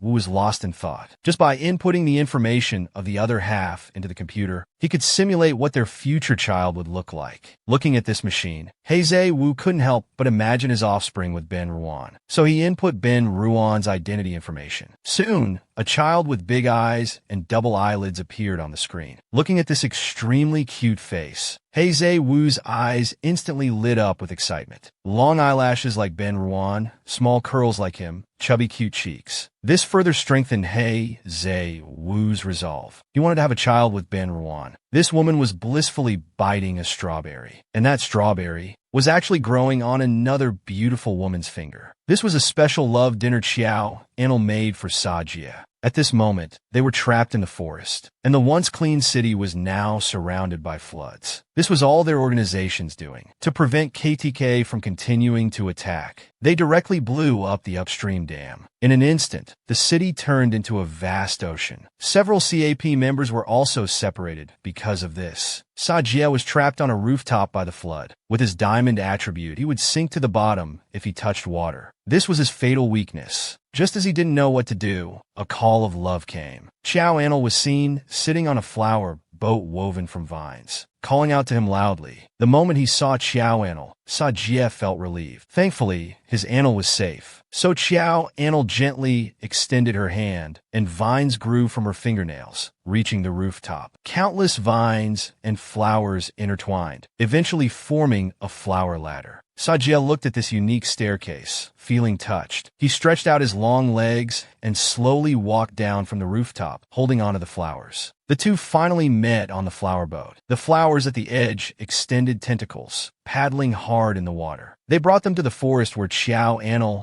and one had fought. Taking advantage of their private time while trapped, Chiao Anil subtly probed Sajia's thoughts about herself, the organization, and the company. She said the organization didn't seem as bad as the company claimed. Remembering what that man said before he died, Sajia hesitated for a second before immediately denying it. He still believed in the company that gave him a second life. After hearing Sajia's thoughts, Chiao Anil's heart sank. It seemed without concrete evidence. Sajia wouldn't believe. Suddenly, Sajia asked Chiao Anil a strange question, what she usually ate. This question startled Chiao Anil. She then pointed at the nearby Venus flytrap that was constantly eating mosquitoes and said, "As long as they're full, I'm not hungry." Such a special constitution made Sajia lower his head in envy. Chiao Anil then realized Sajia must be hungry, so a strawberry seedling took root and flowered on her finger. In just a few seconds, it bore a bright red strawberry. She then thoughtfully extended her finger to Sajia's mouth. This strawberry touched Sajia's heart. He didn't expect Chiao Anil to create his favorite strawberry for him. As he gently bit into it, it tasted exactly like the ones he ate as a child. Seeing Sajia's adorable expression, Chiao Anil couldn't help but sigh. If only she had known Sajia when they were young. Tasting his childhood, Sajia couldn't help but shake Chiao Anil's hand, acting coy with her. He asked Chiao Anil to create one for herself to eat, but eating oneself felt strange somehow. So Sajia pouted again, asking Chiao Anil to create another one for him. Unable to resist the contrasting cuteness of the usually cold Sajia, Chiao Anil eventually fed him until he was full. After eating and drinking their fill, they lay on the hammock and had a heart-to-heart talk. But suddenly the tree branches began to shake. At this moment, a hand reached out from under the water. It was a one who had been dragged to the bottom before. The man ordered his subordinate to take off his clothes. He then bit the subordinate's neck. When he raised his head again, he had transformed into the subordinate's appearance. to legitimately keep an eye on his Ruan. Heize Wu was truly using any means necessary. Just the day before, Heize Wu had simulated the appearance of his and Ben Ruan's child through a baby simulator. Although the head was a bit big and the forehead was a bit bald, in Heize Wu's eyes, it was the cutest child. He immediately decided he must have a child with Ben Ruan, but his breeding partner was decided by the company. Thinking of this, Heize Wu felt a surge of unnamed anger. Then he turned his head with a slight smile, who made him the person in charge. Instantly, Heize Wu's lips curled into a mischievous smile. His fingers danced across the keyboard. The experimental subject's data was all changed to Ben Ruan's body information. We don't know why Heize Wu knew so much about Ben Ruan. After changing the information, Heize Wu had a mischievous smile. He then changed the password as well. Now it was good. No one but him could touch this data. Even if Ben Ruan resisted, it would be useless now. He had no right to refuse the company's mission. In a good mood, Heize Wu even began to fantasize about future scenes of being a husband and father with Ben Ruan. It was truly something to look forward to. Humming a tune, he walked out of the simulation room, but found people outside hurrying about. It seemed something big had happened. Upon inquiry, he learned that CAT members had lost contact. Superiors demanded immediate rescue operations. The doctors under Heize Wu naturally should follow. But when he saw Ben Ruan hurriedly running past, he suddenly felt a bit of panic. Ben Ruan's body was precious now. This mission had certain dangers. Thinking of this, Heize Wu's eyes narrowed slightly. He made a decision. He had to find a way to go along with Ben Ruan. His eyes rolled, and he had an idea. He strode to the monitoring room, staring at Xiaoying, who had done that thing with him last time. He told him to strip. The sudden enthusiasm made Xiaoying think Heize Wu had a change of heart. Little did he know that as soon as he took off his clothes, Heize Wu bit his neck. When he raised his head again, he had transformed into Xiaoying's appearance. He hurriedly put on a white coat and chased after Ben Ruan. In the last second before boarding the helicopter, he approached Ben Ruan's side. Faced with this smiling and enthusiastic person, Ben Ruan could only awkwardly return a smile. Why had this guy suddenly become so enthusiastic? Little did he know it was Heize Wu. The man had transformed into the appearance of his subordinate. He actually wanted to induce the man next to him to have a child with him. At this moment, the two were sitting side by side. Heize Wu spoke up. Ben Ruan, you were so thoughtful to bring lunch to Lord He last time. Hearing this, Ben Ruan could only awkwardly scratch his head. It's better not to tell the truth. So he explained that Heize Wu had asked him to bring it. Hearing the explanation, Heize Wu outwardly calmly agreed, but inwardly he was overjoyed. This little one was actually too shy to admit it. Then he planned to use Xiaoying's identity to have a good heart-to-heart talk with Ben Ruan. So with a pitiful face, he started complaining, saying Lord He never liked her. Moreover, being so aloof, he never took the initiative to get close to people. If one day he actively sought someone to talk to, he must really like that person. While talking, he glanced sideways to observe Ben Ruan's reaction. That day, he actively went to find Ben Ruan to chat, and now he's explaining it so clearly. Surely Ben Ruan should understand his feelings now, right? But the slow-witted Ben Ruan, at this moment, still didn't know that the person sitting beside him was the evidence of their chat. He was still complaining that Heize Wu had been too busy to be seen lately. This complaint truly opened the door to Heize Wu's heart. He took the opportunity to start probing whether Ben Ruan wanted to have a child with him. So he temptingly said, if one could be chosen as Lord He's experimental subject, that would be a great honor. He then pointed at the three men opposite, saying they all wanted to offer themselves to Lord He. In reality, he smiled mischievously, thinking, I'll let you see how excellent and sought after I am. The clueless Ben Ruan could only twitch his mouth at this moment, secretly thinking these people must be out of their minds to want to have children with Heize Wu. Seeing Ben Ruan still hesitating, Heize Wu leaned directly to Ben Ruan's ear and played his trump card. Having Lord He's child can bring many benefits. Not only will you become a key protected person in the company, but you can also get promoted and receive a pay raise after giving birth. At this moment, an image of people bowing and calling him Lord Ben floated in Ben Ruan's mind. Thinking about it this way, having a child with Heize Wu didn't seem so bad. But remembering that childbirth is painful, Ben Ruan scratched his head and gave up again. Seeing Ben Ruan finally wavering, Heize Wu struck while the iron was hot, leaning in and shouting that it's not at all the same. The company has invented a painless childbirth potion. Hearing this, Ben Ruan's eyes lit up. If he could get the potion formula, it would be very beneficial for his future experiments. Now there were only 2 days left before Heizei Wu chose the experimental subject. At this moment, Heizei Wu was looking at Ben Ruan beside him, smugly thinking about his fragile appearance. After saying so much, "You'll definitely come to me in 2 days." Just as he was fantasizing about Ben Ruan coming to him to have a child in the future, the helicopter suddenly began to shake violently. The engine had been tampered with and malfunctioned. They needed to make an emergency parachute jump, worried that Ben Ruan might get hurt. Heizei Wu hugged him tightly, inwardly cursing whoever ruined his plans, thinking, "I'll twist their heads off." But for now, they needed to land safely first. However, there were only 4 parachutes for 5 people in the helicopter. These 2 men were now hanging on a billboard. The next second, one man's belt loosened. His pants were instantly pulled down.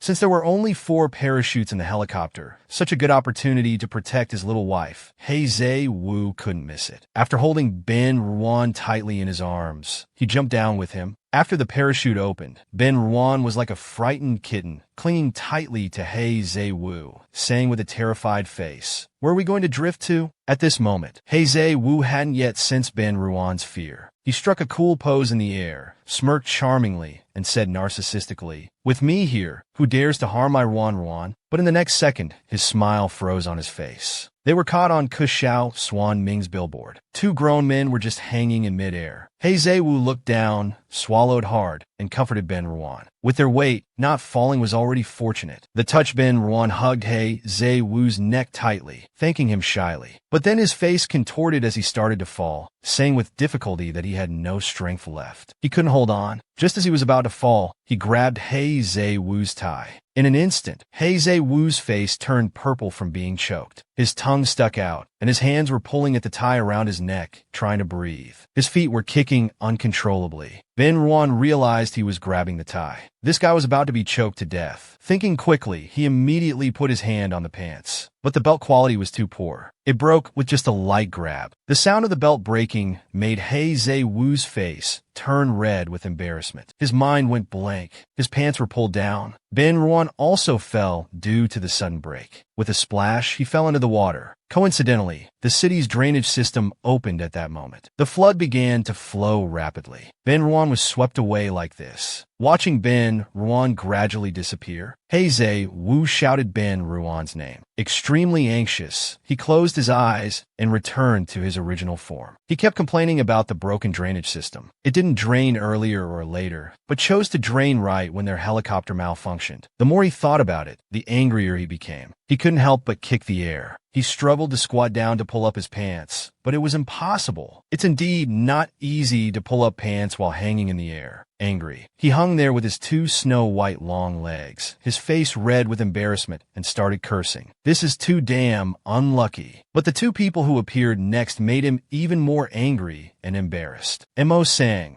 actually sent people to hunt down his Ben Ruan. Heizei Wu really wanted to protect his Ruan, but now his pants were down to his ankles, and his legs were bare. The woman hugged the beauty's shoulder and carried her away. But he wasn't up to no good. He wanted to suck out the venom for the girl in his arms. As the water level rose, the trees also began to sway. Woken up by the shaking, Jess suddenly noticed that Xiao and Lu beside her had furrowed brows. She hugged her and gently shook her, calling out. Xiao and Lu let out a painful moan. At this moment, Jie discovered that black venom was spreading on her shoulder. Looking at the wound, Jie guessed that someone must have attacked them while they were sleeping. To save her loved one, Jie directly sucked on Xiao and Li's shoulder. Just as she was about to act, the sound of swimming came from underwater. Coincidentally, the drainage system opened at that moment. The water level dropped rapidly. Jie quickly hugged Xiao and Lu, preparing to take her back for treatment. Suddenly, a pair of hands grabbed Jie's neck from behind. A familiar yet extremely cold voice came. Jie, long time no see. Do you know who you're helping? Jie,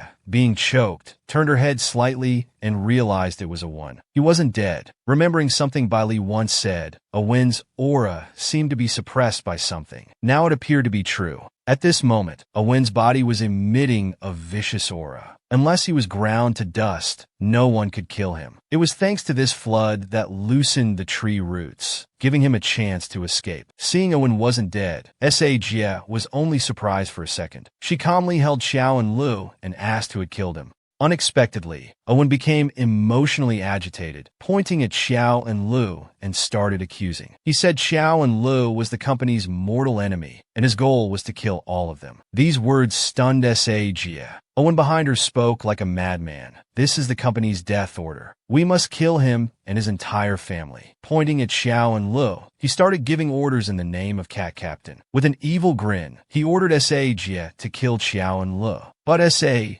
didn't move. She stroked the face of the girl in her arms, gently placed her by the tree. Standing up, she calmly said she couldn't do it. Her eyes glanced at the nearly insane A1. She said, "You've already killed his entire family. Isn't that enough? If Xiao Hua wanted to kill me, with so many opportunities, he would have done it long ago." Then she firmly said word by word, "Your words. I don't believe them." Owen didn't expect that in such a short time, Jia would stop listening to him. With a vicious expression, he said he'd give her two choices. Either I go back and report to Gatling, and you'll be sentenced to death, or I'll clean house for the company right now. I'll kill you. Hearing Owen's words, Jia's hand lit up with a blue flame. She spoke lightly. Now, Cat no longer has a place for you. You're outdated. After saying this, she prepared to attack Owen. A battle was about to break out. The long-legged beauty in high heels did an upward kick. The girl in front instantly grimaced and fell backward. Lifting her foot, she did a cool side kick. The woman was kicked straight into a tree. Owen didn't expect Jia would actually dare to fight him. He rushed forward, ready to capture Jia directly. But Jia dodged it with an agile sidestep. The surprise attack failed. Owen then pulled his long unwashed snakeskin coat. With a wave, he covered Jia with it. Perhaps he wanted to suffocate her. Just as Owen reached out with his 9-inch skeleton claw to grab her heart, Jia swiftly caught it. She turned and did an upward kick with excellent flexibility. Fighting in high heels was even cooler. Another side kick, and Owen flew directly into a tree. Jia didn't expect Owen to be so weak. She couldn't help but mock. How did someone so weak become the Cat Captain? But when she turned her head again, Owen had miraculously disappeared. The overconfident Jia thought Owen was a deserter, hiding because he couldn't win the fight. She looked around searching for Owen's figure. Little did she know, at that moment, Owen was hiding in the big tree Xiao and Lu was leaning against. Owen, with blood dripping from his mouth, stared at the unconscious Xiao and Lu.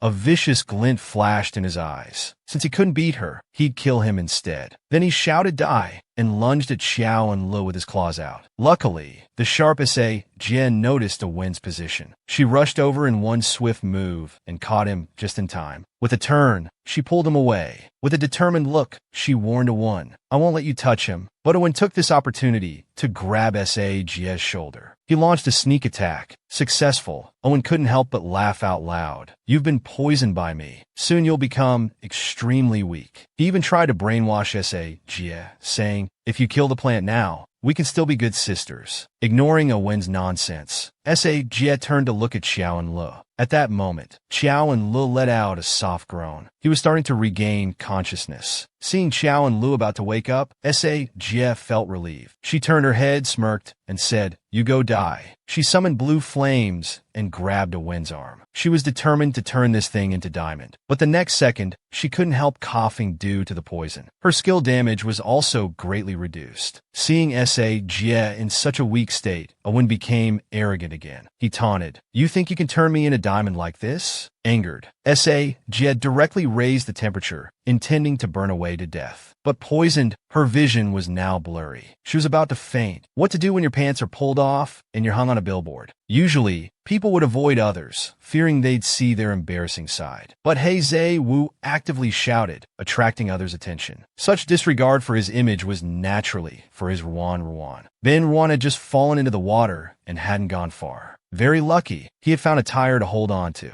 He didn't know someone was on their way to kill him. Two masked men were also driving a yacht, chasing in his direction. Their demeanor clearly showed they meant no good. Mo sang by heard that Ben Ruan went on a mission without Zhe Wu accompanying him. He immediately ordered his subordinates to kill Ben Ruan. But with the previous brother being killed as a precedent, the two subordinates feared they might also be killed in retaliation. So Mo sang by directly took out a high-temperature signal gun, giving it to them for self-defense. He patted their shoulders and sent them off. Following the direction of the helicopter crash, the two searched for Ben Ruan on the yacht. Little did they know, Zhe Wu on the billboard had noticed them. The usually calm Zhe Wu showed a hint of panic. He hadn't had a child with Ben Ruan yet. He couldn't let these two kill him. Ben Ruan surely hadn't gone far now. He had to buy him more time. But his pants were now at his ankles, his legs bare. After an internal struggle, Zhe Wu clenched his fists and made a decision. His reputation wasn't as important as Ruan, so he shouted loudly, "You two, stop right there." Hearing a voice from above, the two looked around. Where was this person? When their eyes moved to the billboard, they finally saw Zhe Wu with only his head showing. The moment they saw him, both were startled. How was this guy here too? Now their mission was definitely going to fail. They also felt a bit confused. Lord He was standing so high, wouldn't he fall? Then they remembered Zhe Wu was mysterious and unpredictable. Perhaps he was on a special mission, so they quickly explained they were on patrol. At this moment, Zhe Wu had one hand supporting his aching leg and the other pressed against the billboard. The scorching sensation made his hand feel like it was cooking. The pain made him grimace and sweat profusely. But thinking of Ben Ruan's cute face, he was revitalized. So he sternly rebuked, "What are you learning? This area has already been taken over by me. Go somewhere else." These words scared the two into frantically apologizing. They were about to leave by another route. Watching them leave, Zhe Wu let out a long sigh of relief. They finally left. He let go of his hand and frantically shook it, blowing on it. But the next second, his expression froze. He stood stunned. The two men were staring at him intently. One of them even took out a camera. Click, click, he took a few photos of Zhe Wu's bare legs. The once cool and handsome vampire king was now in such a sorry state with his pants pulled down, stuck on a billboard, and now suffering the humiliation of being photographed by his archenemy subordinates. With a click sound, Zhe Wu's face turned red with embarrassment, and he exploded in anger. Disregarding his image, he broke the glass and cut the rope. With a splash, he jumped into the water and started chasing. Seeing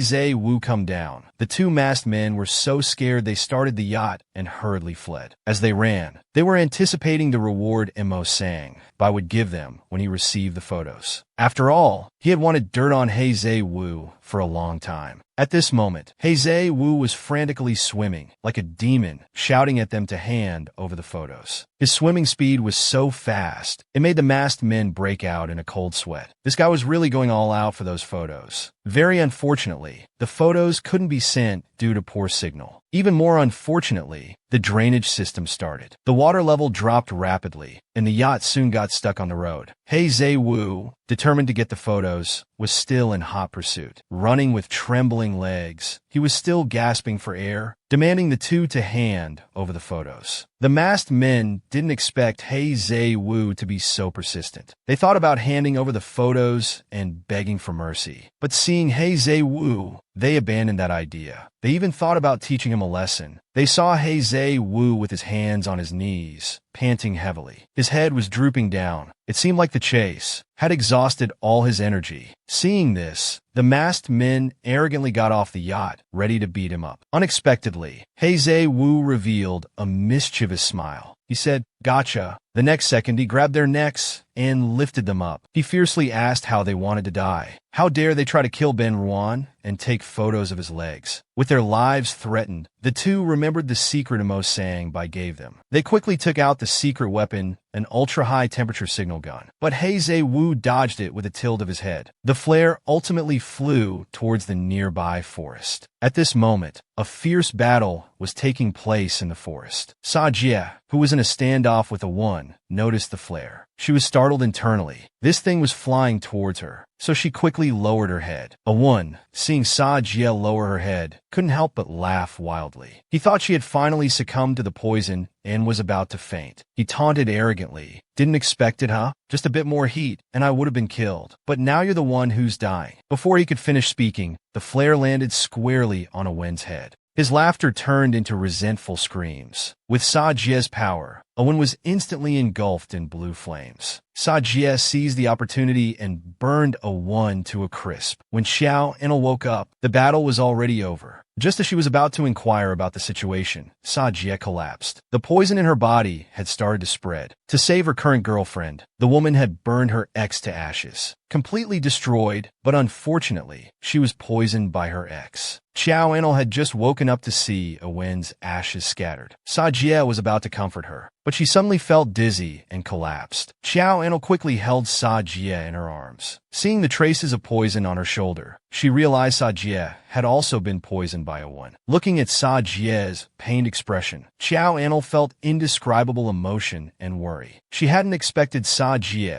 would risk her life to duel Owen for her sake. Moreover, she had plant attributes and could slowly heal herself. But Sa Jie could only endure the invasion of the poison. Just as she was about to take Sa Jie back for treatment, there was a rustling sound from the tree behind. The cautious Xiao Enel's eyes sharpened. She turned her head, and the vines in her hands were ready to attack. Unexpectedly, it was Ben Ruan who emerged. He had floated to the forest holding a tire. His appearance now was like finding a ferry when crossing a river. The moment she saw Ben Ruan, Xiao Enel felt relieved. Sa Jie could finally be saved. After injecting a syringe of poison-suppressing medication, Sa Jie was temporarily out of life danger. But when she would wake up was still unknown. Xiao Enel told Ben Ruan that Sa Jie had killed Owen, and to avoid leaving evidence, she had completely destroyed his body. Ben Ruan hadn't expected Sa Jie to be so powerful, easily eliminating Owen. He couldn't help but sigh, wishing Sa Jie was on their side. He might not know that Owen's death was a dream collaboration between He Ziwu and Sa Jie. At this moment, Xiao Enel only cared about Sa Jie.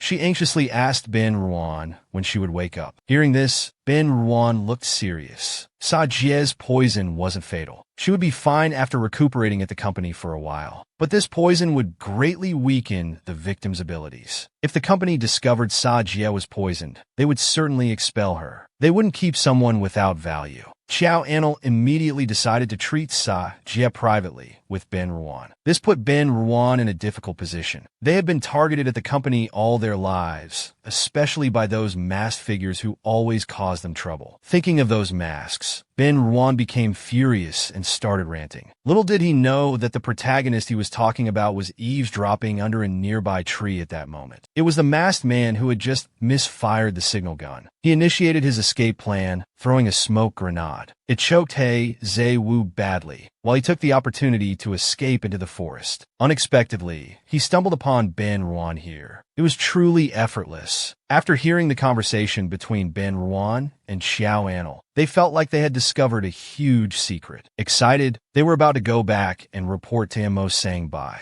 Now you're done for. The domineering, cold, wife-protecting Diamond Queen was now severely poisoned, lying in her lover's arms. Xiao Enel was anxiously discussing with Ben Ruan how to save her. Little did they know there were two eavesdroppers behind the tree. They had discovered their secret, learning that they were actually working together. The masked man was excited, wanting to go back and tell Mo Sang by this news. But suddenly, the big tree above them crashed down. The two unfortunate masked men didn't even have time to react. They were killed instantly. The one who accidentally killed them was actually Xiao Enel. Just now, the water level had risen, causing all the trees to stand up. Now that the water level had dropped, it was time to restore the forest to its original state. Xiao Enel directly ordered these trees to sit down. With the rustling of leaves, the big tree began to sink. The masked men thus became foster children of the tree roots. At this time, Ben Ruan was still urging them to leave quickly, worried that the masked men might discover them. Little did he know he had already silently taken out 3 of them. It was the familiar memorial service, with the familiar Mo sang by wiping his tears. The difference was this time there were 3 masked memorial tablets. And Mo sang by was crying even harder. His 3 great generals had just perished like this. If the patrol team hadn't found the bodies in the forest, who knows how long he would have waited for them at the company. He hadn't expected Ben Ruan to be so formidable. None of the people he sent came back alive. The heartbroken Mo sang by, while wiping his tears, turned his head and fiercely told the science doctor to quickly draw something. He wanted to pay the highest respect to his brothers. His arrogant demeanor extremely displeased the science doctor. Drawing 1 for each death, how many would he have to draw? There wouldn't even be time to write scripts. Then another classic idea popped into his mind. Why not just draw those who haven't died yet? That way, when they kick the bucket, the memorial portraits would be ready to use. How convenient. Unaware of the science doctor's thoughts, Mo sang by continued wailing. With these 3 brothers dead, who would he use in the future? Just as he was in full cry,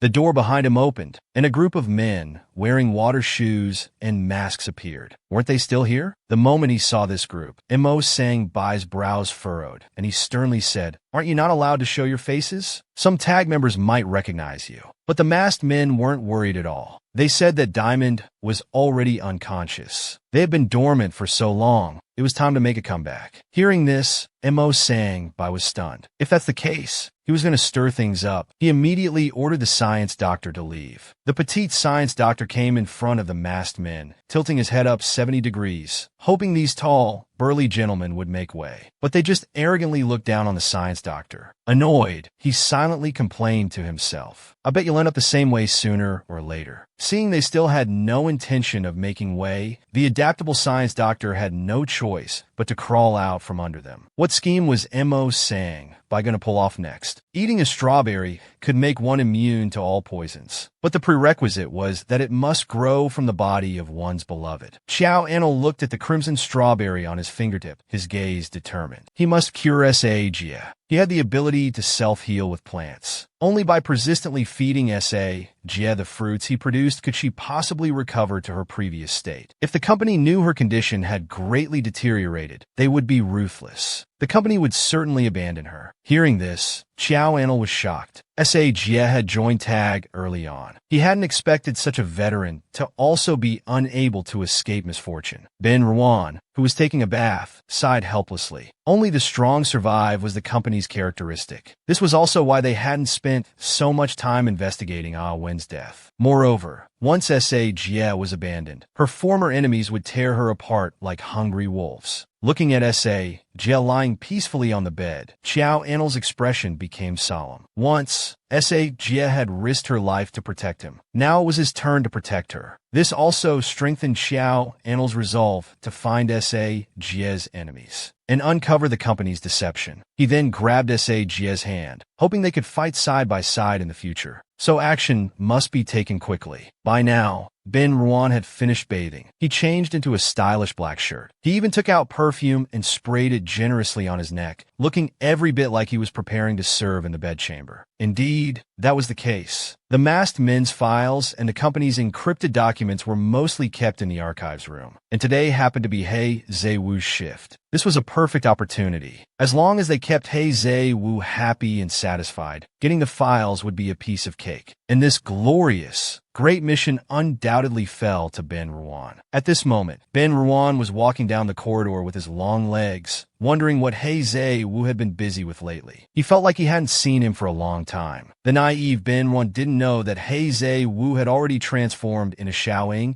and had a heart-to-heart conversation with him, as if their minds were connected. Just as Ben Ruan was thinking about He Zewu, he walked out of the room. He immediately gave a sweet smile, planning to greet He Zewu warmly. But just as he reached out his hand, a group of handsome men rushed past him from behind. With beaming faces and fiery enthusiasm, they pounced on He Zewu. Even more strange was that He Zewu, who usually despised these young pretty boys, didn't reject them this time. Instead, like a debaucherous emperor, he embraced them left and right, allowing them to surround him. He even generously offered to take them to lunch. watching He Zhe-woo walk past him as if he didn't exist. Ben Ruan was puzzled and confused. Why had He Zhe-woo suddenly become so cold towards him? The man wore a see-through black silk top, his face flushed, posture alluring as he raised his arms above his head, swaying back and forth, humming a seductive tune. Such a tempting scene made even the superior behind him unable to hold back a nosebleed. But all these scenes were just the imagination of Xiao Anil and the others. Hearing that He Zhe-woo had become cold towards Ben Ruan, the anxious Xiao Anil, disregarding everything else, told Ben Ruan to seduce He Zhe-woo tonight. After all, there were too many good-looking men around He Zhe-woo. If Ben Ruan couldn't capture his heart, this opportunity right before their eyes would slip away. Coincidentally, the surveillance equipment in the duty room was under maintenance tonight. As long as they could successfully attract He Zhe-woo's attention, Xiao and Lu could take the opportunity to sneak into the archives room. Moreover, he had figured out the password to the archives room. After he succeeded, Ben Ruan would find a chance to leave. Tonight it was do or die. But while the plan was perfect, reality was harsh. At this moment, He Zhe-woo was putting on a false front. On the surface, he was seriously studying financial management, but in reality, he was secretly looking at the tree in the room, still wondering why Ben Ruan hadn't come over so late. He even began to doubt himself. Did Ben Ruan not like him at all? Was everything he had done just his own wishful thinking?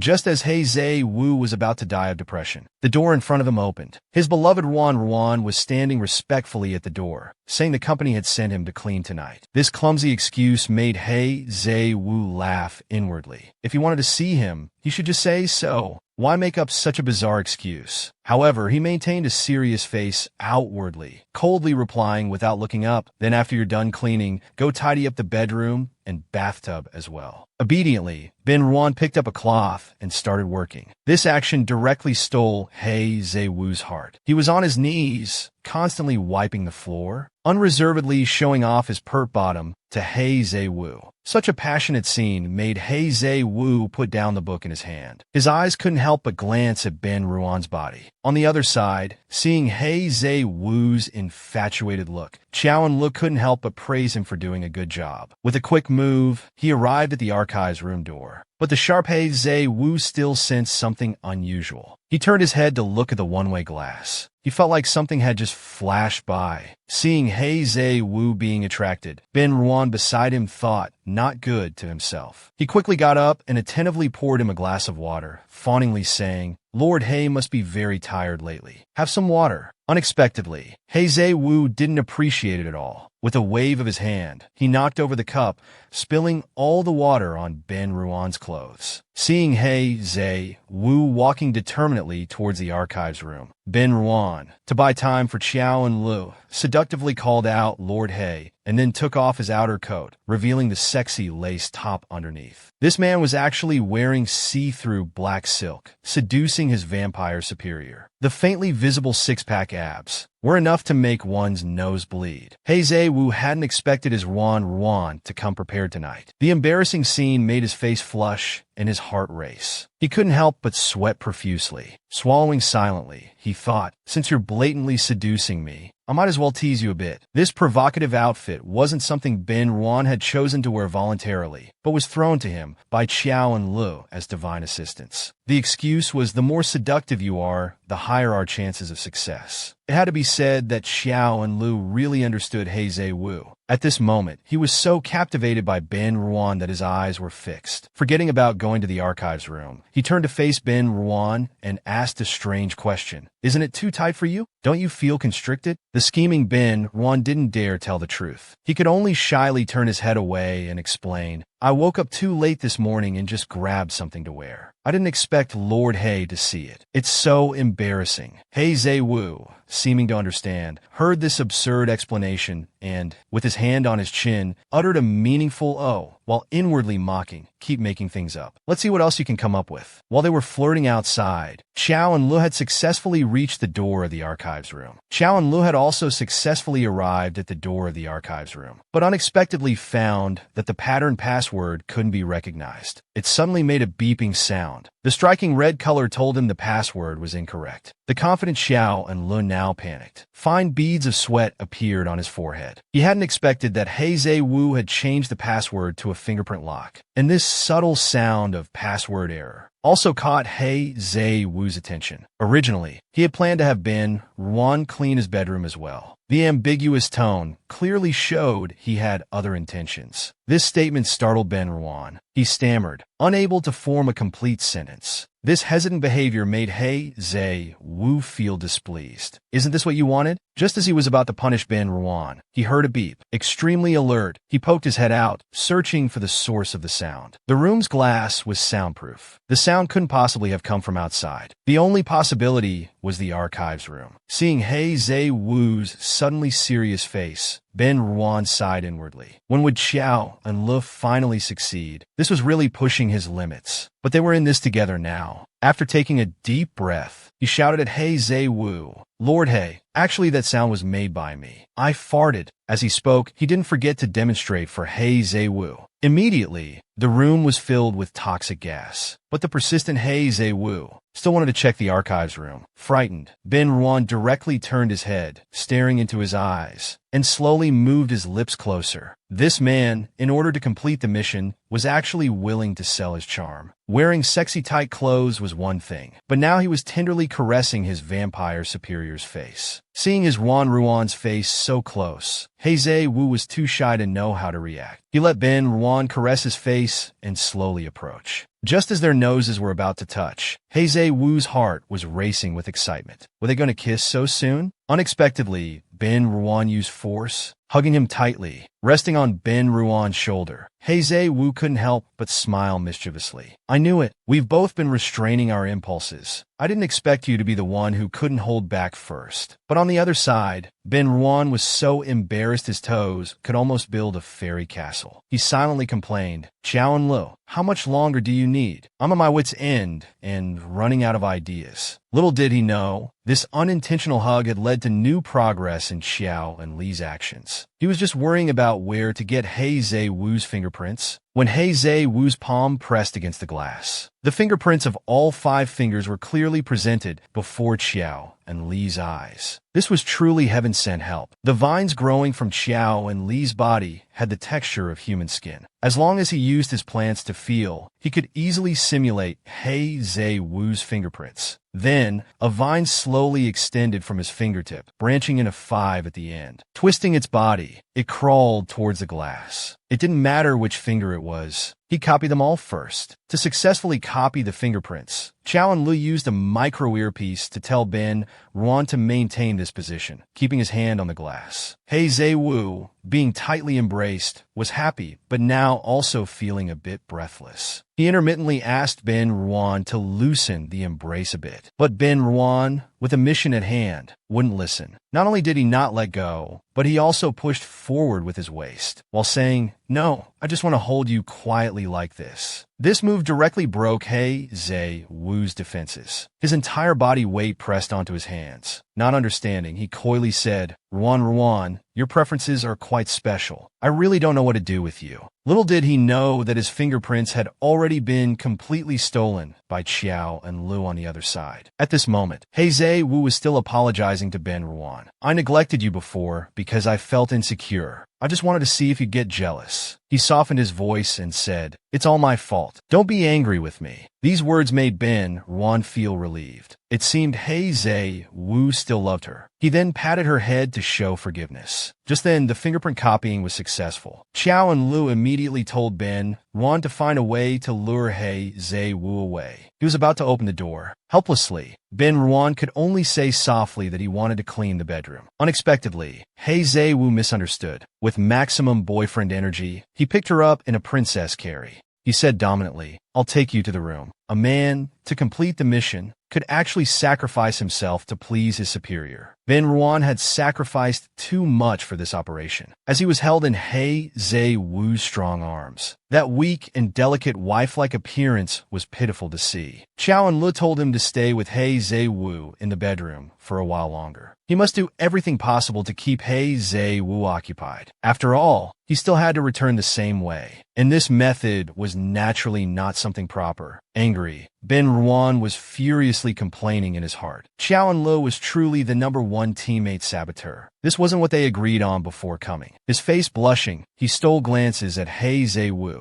What will he do to me later? But the arrow was already on the string and had to be released. Tearful, Ben Ruan was carried into the bedroom like this. Before closing the door, he didn't forget to shed tears of forced sacrifice. Internally, he shouted at Xiao and Lu, "I hate He Zhe Wu." As soon as he put Ben Ruan on the bed, he eagerly followed. While unbuttoning, he said, "My Ruan, I'm coming." Our pure boy Ben Ruan had never experienced such a thing. He was so scared that tears were about to come out. But for the sake of the mission, he had to appear as if he was at the mercy of others. He even started imagining the upcoming scenes in his mind. It would take Xiao and Lu at least half an hour to enter the archives room. Could he keep He Zhe Wu occupied? What if he finished and then turned his back, leaving immediately? Then this mission would be completely ruined. Unconsciously, Ben Ruan started to overthink. He imagined He Zhe Wu irresponsibly pulling up his pants beside him, even heartlessly turning away and leaving, telling him to forget about tonight. From then on, they would be like strangers, leaving him alone, pitiful, weak, and helpless on the bed, miserably wiping away tears. It's too scary. This is too scary. Thinking about it, Ben Ruan couldn't help but sniffle and sob. He Zhe Wu didn't expect that he hadn't done anything, yet Ben Ruan was already scared to tears.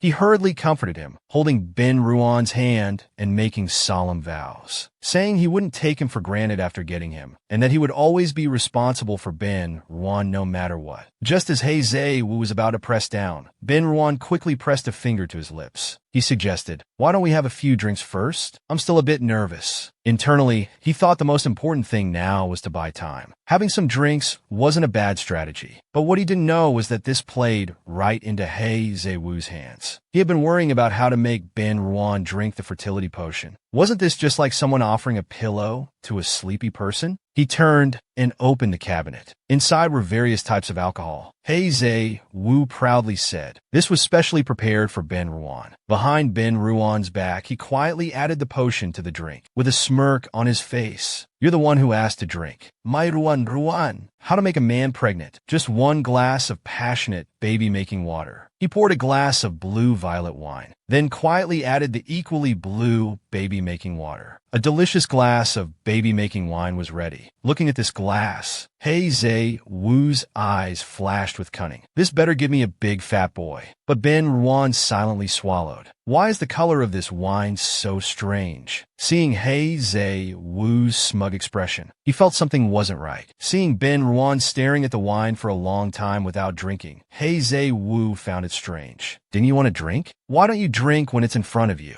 Ben Ruan thought quickly. He effectively touched his arm, saying coyly that the wine was too cold. The room's air conditioning was so low. What if he caught a cold? This reminded He Zhe Wu. He couldn't let his Ruan freeze. He immediately put down the wine glass to raise the air conditioning temperature. It must be said, their company was too poor. They didn't even have a remote control. Taking advantage of this time, Ben Ruan swiftly switched the order of the two glasses. He Zhe Wu's wine was certainly fine. He sat up straight, ready to clink glasses with He Zhe Wu. The caring He Zhe Wu, like an old father, reminded him that alcohol isn't good for health. Drink less. Then he drank while observing Ben Ruan's reaction. Inwardly, he couldn't help but smirk. What bad intentions could I, He Zhe Wu, have towards you? Still want to play tricks on me? Things started to go wrong. Indeed, the next second, Ben Ruan was coughing from the strong alcohol. He Zhe Wu behind him was very concerned. He patted Ben Ruan's back while reminding him there was mineral water nearby. The naive Ben Ruan didn't think twice and drank the water in one go. Little did he know, He Zhe Wu's smile was almost reaching the back of his head. He had known Ben Ruan would be cautious, so he had put the potion in the mineral water beforehand. The wine was just a decoy. This vividly illustrated what it means to predict your prediction. What bad intentions conditions could our Mr. Hay have? At this moment, he looked at Ben Ruan like prey. Now Ben Ruan had developed a conception physique with reproductive functions. Thinking of this, Zai Wu couldn't contain his excitement. He hooked Ben Ruan's pants, wanted to take him to bathe. But Ben Ruan turned his head and refused. Feeling weak all over, he held his head, saying he felt a bit dizzy now. He also strangely muttered, why did he feel thirstier after drinking water? Rejected. Zai Wu pouted, feeling upset. Every time he took the initiative, Ben Ruan would refuse him. This made him lose face too much. Hearing Ben Ruan's self-doubting mumbles, he smirked again. The fertility potion contained aphrodisiacs. In less than half an hour, Ben Ruan would be weak all over. By then, wouldn't he be begging for it? The increasingly excited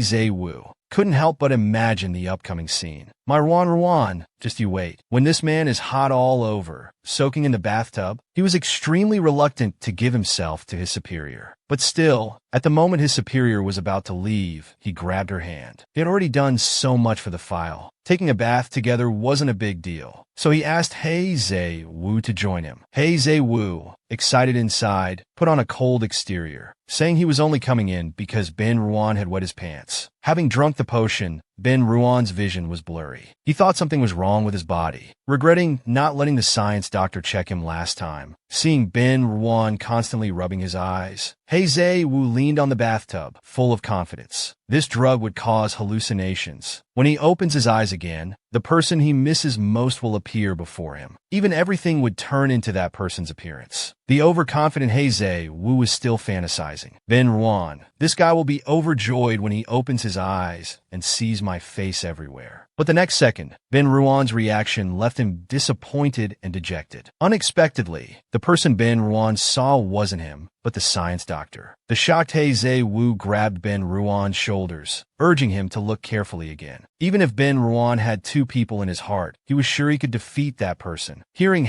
Zai Wu's voice, Ben Ruan came to his senses. He rubbed his eyes, forcing himself to turn the person before him into Zai Wu. But when he opened his eyes again, the image was a fusion of Zai Wu and the science doctor. Recognizing the bright logo on the science doctor's hat, Ben Ruan hiccuped and uttered science doctor. But to Zai Wu's ears, it sounded like Dr. Ge. At this point, Zai Wu was thoroughly disappointed. He felt as if struck by lightning. The potion wouldn't lie. All along, it had been his one-sided love. He had misplaced his affections after all. Ben Ruan was unaware of Zai Wu's heartbreak. He was still trying to recover with his remaining consciousness. Internally, he kept repeating Zai Wu's name. He even reached out to touch his chest muscles, attempting to awaken Zai Wu's image through this method. The moment their skin touched, Zai Wu's image flooded Ben Ruan's mind like an avalanche. But at this point, Zai Wu had fallen into a cycle of self-loathing, constantly berating himself, thinking it was all a huge joke. Before Ben Ruan could react, he slapped his hand away. He pushed Ben Ruan away and was about to get up and leave. Have you ever seen two men doing that? Zai Wu realized Ben Ruan didn't see him in his eyes. Utterly disappointed, he pushed Ben Ruan away and prepared to leave. But unexpectedly, Ben Ruan caressed his face again.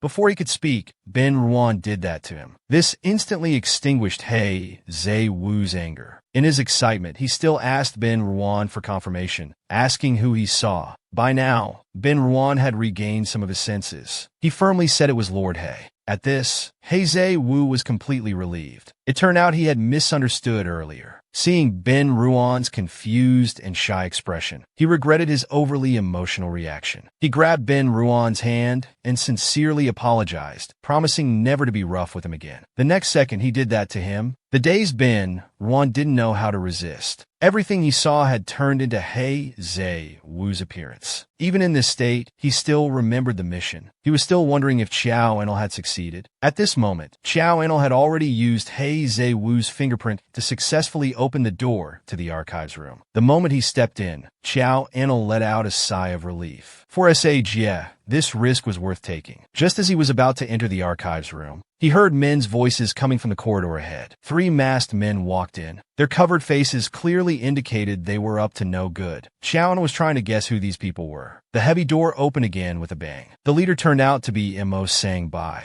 Mo Sang Bai handed a chip to the masked men, instructing them to take it out of the company at all costs. It contained company secrets and their 3 identities. He said it was leverage for when he falls out with the company in the future. This company has done too many unconscionable things. Sooner or later, it will be doomed by heaven's will. One of the masked men thoughtfully asked Mo Sang Bai if he wanted them to kill He Zhe-Wu before he left the company. He and He Zhe-Wu's department and the whole company knew that with their abilities, killing He Zhe-Wu would be a piece of cake. Unexpectedly, Mo Sang Bai became agitated. He immediately shouted, "Who said I want to kill He Zhe-Wu?" Then he suddenly realized his reaction was a bit excessive, so he softened his tone, smirking as he said, "I don't want He Zhe-Wu dead. I want to see He Zhe-Wu kneeling before me, begging for his so-called loved one." It was clear he had a strange past with He Zhe-Wu. Absorbed in eavesdropping, Xiao Anil forgot to escape. Now, the group was almost at the corner. This suddenly made him feel panicked. If he ran now, his footsteps would surely give him away. But there was nowhere else to hide nearby. How to hide oneself without any cover? That would be to become a potted plant. Xiao Anil watched as the group got closer and closer. In his panic, he spotted a trash can nearby. He had no choice but to make do with it. When Mo Sang Bai reached the corner, a lush, green potted plant stood steadily to one side. The sudden greenery made Mo Sang Bai confused. When did they put such a big plant in the hallway? Before he could think further, 2 burly security guards approached, intending to search them. Such an important place as the archives room naturally required caution. Even high-level personnel, like Mo Sang Bai, were no exception. The masked men, worried about being searched, hurriedly hid the chip in the potted plant. Little did they know that Xiao Anil inside was overjoyed. It was like getting everything without any effort. As he reached for the chip, the leaves rustled slightly. The rustling sound caught the masked man's attention. He turned and started fiddling with the leaves. Xiao Anil, terrified, tensed up and slowly retreated. At the critical moment, the security guard called the masked man over for a body search. This prevented Xiao Anil from being exposed. His encounter with the masked man also gave him an answer. Wearing masks, they matched the characteristics of the bad guys S.A. Jia mentioned. These must be the people who harmed S.A. Jia. He had to tell S.A. Jia this news as soon as possible. Taking advantage of the security guards being distracted by the body search, Xiao Anil quickly slipped into Mo Sang Bai's corridor. This direction surely had another exit. The quickly flashing shadow caught the security guard's attention. When he turned to check, he saw a person in black darting past. All he could see was the back view. Frightened, the guard immediately called headquarters for help. Someone had broken into the archives. On the other side, the masked man also shook the potted plant, only to find in surprise that the chip had been stolen. The sudden appearance of a thief left Mo Sang Bai bewildered. Where did this guy come from? They had just passed the back door, and there was nothing unusual. The front door was guarded by He Zhe-Wu, who was causing trouble. While thinking, he ordered the masked men to go to the front door to see if anyone was assisting the thief. Xiao Anil, in his night suit, panting after a frantic run, finally saw an exit. But by now, the outside was on high alert. They were ordered to catch anyone wearing black clothes. Could Xiao Anil successfully resolve this crisis? The woman took off her tight-fitting night suit, revealing her graceful figure. She neatly wrapped it around herself. Then, countless green vines emerged from her body, completely covering the clothes. A green dress was thus created. Shedding her black outfit, Xiao Anil confidently came out of the room. The surroundings were full of security personnel looking for him. No one would have thought that the thief they were looking for was right in front of them. Just as he was about to leave nonchalantly, 2 security guards fixed their eyes on him. Anyone coming from the direction of the archives room couldn't be overlooked. Their intense gaze made Xiao Anil's heart skip a beat. If they searched him, he would surely be exposed. But he could only pretend to be calm and walk over. He was gambling that these people wouldn't dare to check. Things didn't go as planned. Just as the security guards stopped him for a body search, S.A.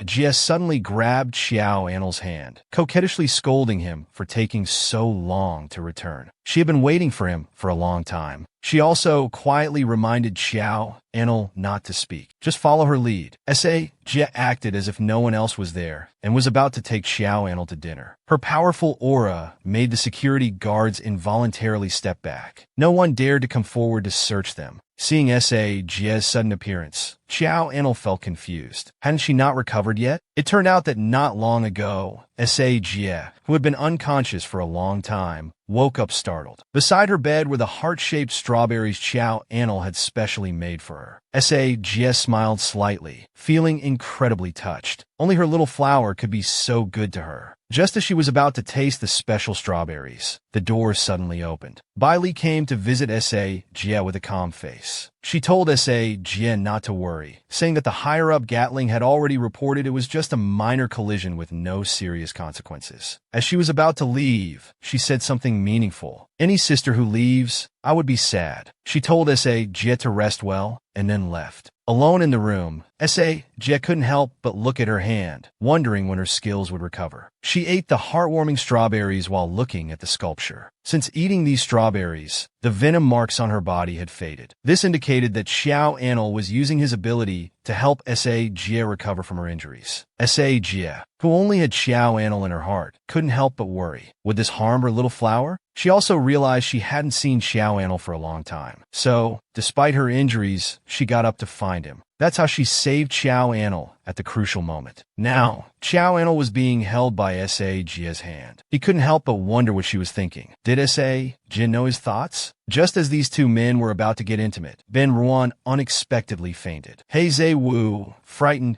kept patting Ben Ruan's face, unable to resist complaining. Ben Ruan's physical condition was too poor. He then began to blame himself. After all, he hadn't taken Ben Ruan for a checkup before conducting the experiment. He pinched Ben Ruan's philtrum, but this still didn't wake him up. Helpless, He Wu sighed deeply. He'd let his Ruan off for tonight. After all, he was already in a fertile state. Having children was just a matter of time. Seeing He Wu about to get up, the masked man outside the window was displeased. How could they stop so quickly? Was He Wu incapable? How would he carry out Mo Sang Bai's orders now? He needed to find a way to make him continue. So, just as He Wu was about to get up, all the curtains gathered together, making a tinkling sound. The constantly shaking scene directly hypnotized He Wu. The masked man controlled the situation from the side, letting He Wu do what he liked. As the masked man's index finger glowed red, He Wu fell completely into a state of hypnosis. Ruan's face gradually became clear in his eyes, changing from the just-fainted look to an extremely seductive appearance. He even reached out to touch his own lips, or rather, he had been waiting for a long time. He Wu couldn't help but slowly approach Ben Ruan. It was rare for Ruan to be so proactive. If he didn't do something, it would be too ungrateful. Seeing He Wu already thoroughly enchanted, the masked man outside the window was delighted. Even if you can see through the imaginary world, you still can't resist the body's attraction. This is the punishment for slow progress. For a moment, the bathroom was filled with romance. Even the butterfly orchid that came to deliver the chip tactfully flew away. When the surrounding curtains dispersed, they had also finished their battle. But what puzzled He Wu was that he felt a strange electric sensation. At this moment, the masked man was immersed in the satisfaction of successful hypnosis. No one could resist his hypnosis. This was the method used to kidnap S.A. Jie back then. It was still as effective as ever. Suddenly, the alarm sounded. Mo Sang Bai quickly ordered him to leave. The masked man had to regretfully leave the room. After all, he would meet He Wu again in the future. When the masked man reported this news to Mo Sang Bai, he was so shocked he almost flew up. How could He Wu be together with Ben Ruan? Angry, he pounded his little fists on the masked man's chest, scolding, "Why didn't you stop him?" After calming his anger, he cooled down. He didn't expect Ben Ruan to be so capable, enchanting He Wu so deeply. And what a coincidence. Just as a thief entered the archives room, Ben Ruan entangled He Wu. There must be something wrong here. So he immediately decided to have a good talk with He Wu. The next day, when He Wu got up supporting his head, he found that Ben Ruan was gone. This man had a passionate night with his superior, and overnight became a thorn in other men's eyes. He Wu, waking up in the bathtub, touched his head, reminiscing about last night's beauty. But he also felt a bit strange. Last night's state felt a bit off, but at least he got his Ruan. Turning his head, he found his Ruan was already gone. He immediately started to worry. Did Ben Ruan suddenly leave because he was angry with him? After all, he did perform exceptionally well last night, but he quickly pulled up his pants and started the Playboy's monologue. It's okay, he'll just coax him when he gets back. But as soon as he went out,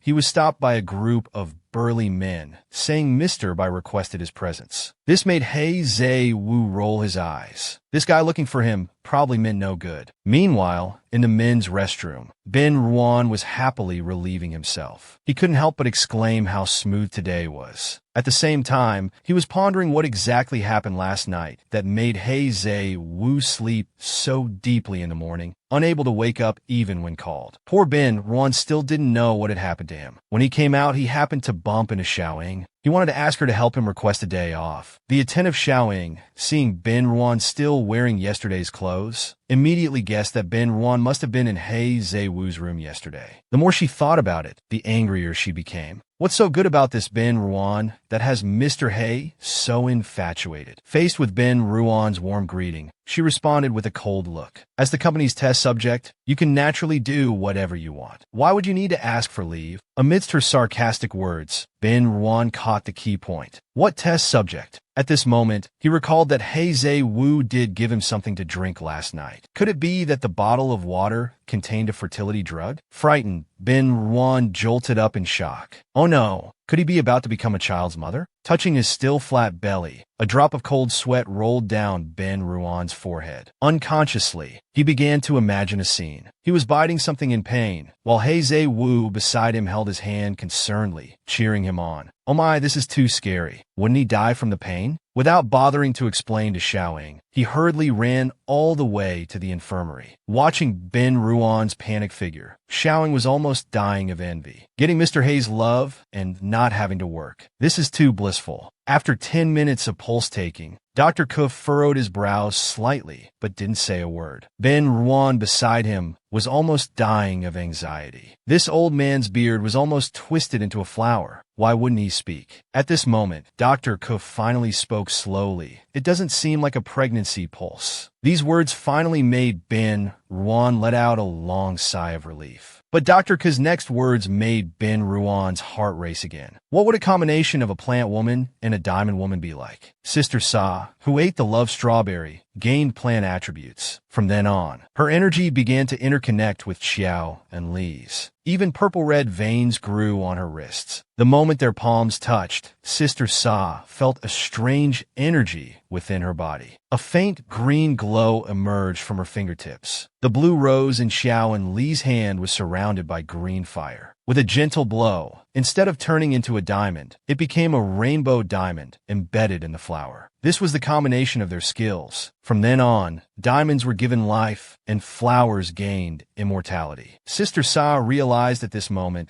that only by staying with Xiao and Lu could she become her best self. They wished they could maintain this state forever. Sister Sa had even gotten used to hugging Xiao and Lu while sleeping at night. But Xiao and Lu was worried. When she came back today, Sister Sa took out her night clothes and asked why she needed to wear such clothes to the archives room. Holding Xiao and Li's hand, she asked, "Are you hiding something from me?" At this point, Xiao and Lu could only tell the truth. She said she suspected that the people who had harmed Sister Sa were from the company, and she went to investigate these people. But Sister Sa turned her head away, not believing it at all. This company that gave her a second life was her faith. She turned back, grabbed Xiao and Li's shoulders, and said passionately, "Promise me don't do these risky things anymore. I don't want to lose you." Xiao and Lu, with tender eyes, replied, "I don't want to lose you even more." It was truly a declaration of love. Sweet as it was, Xiao and Lu didn't want to miss this opportunity to let Sister Sa see the truth. With determined eyes, she said she had seen the appearance of those three masked figures. Hearing this, Sister Sa indeed became agitated, anxiously asking if she had mistaken them. It was impossible to mistake them, and she even wanted to draw them out, to speak with facts. But our Xiao and Li's drawing skills were particularly poor. The three crooked little figures on the paper were so abstract, not even half as good as Ke Zhao's drawings. Sister Sa stared at this abstract masterpiece, frowning, and realized things weren't simple. What was this drawing? She couldn't recognize it at all. With no choice, Xiao and Lu could only sigh deeply. Why couldn't she draw? But she didn't forget to ask Sister Sa if the company really was the one who harmed her. What would she do? At this moment, a flash of ruthlessness appeared in Sister Sa's eyes. She lightly uttered, "I would kill them without mercy." This statement somewhat reassured Xiao and Le. As long as she quickly found evidence of the company's crimes, she could make Sister Sa completely give up on them. Moreover, Sister Sa was completely open with her, but she was keeping secrets from her. If one day, Sister Sa discovered that she joined the company for revenge, whose side would she stand on? Decoding the chip was urgent, and this technology could only be found with Ben Ruan. A butterfly orchid grew at her fingertips. Carrying the chip, it flew out the window to find Ben Ruan. At this time, Ben Ruan was being sweet with He Zhe-Wu. This man was checking if he was pregnant. The extremely anxious Ben Ruan couldn't help but find Dr. Ko to check his pulse. Fortunately, it wasn't a pregnancy pulse, but he and He Zhe-Wu had only spent one night together.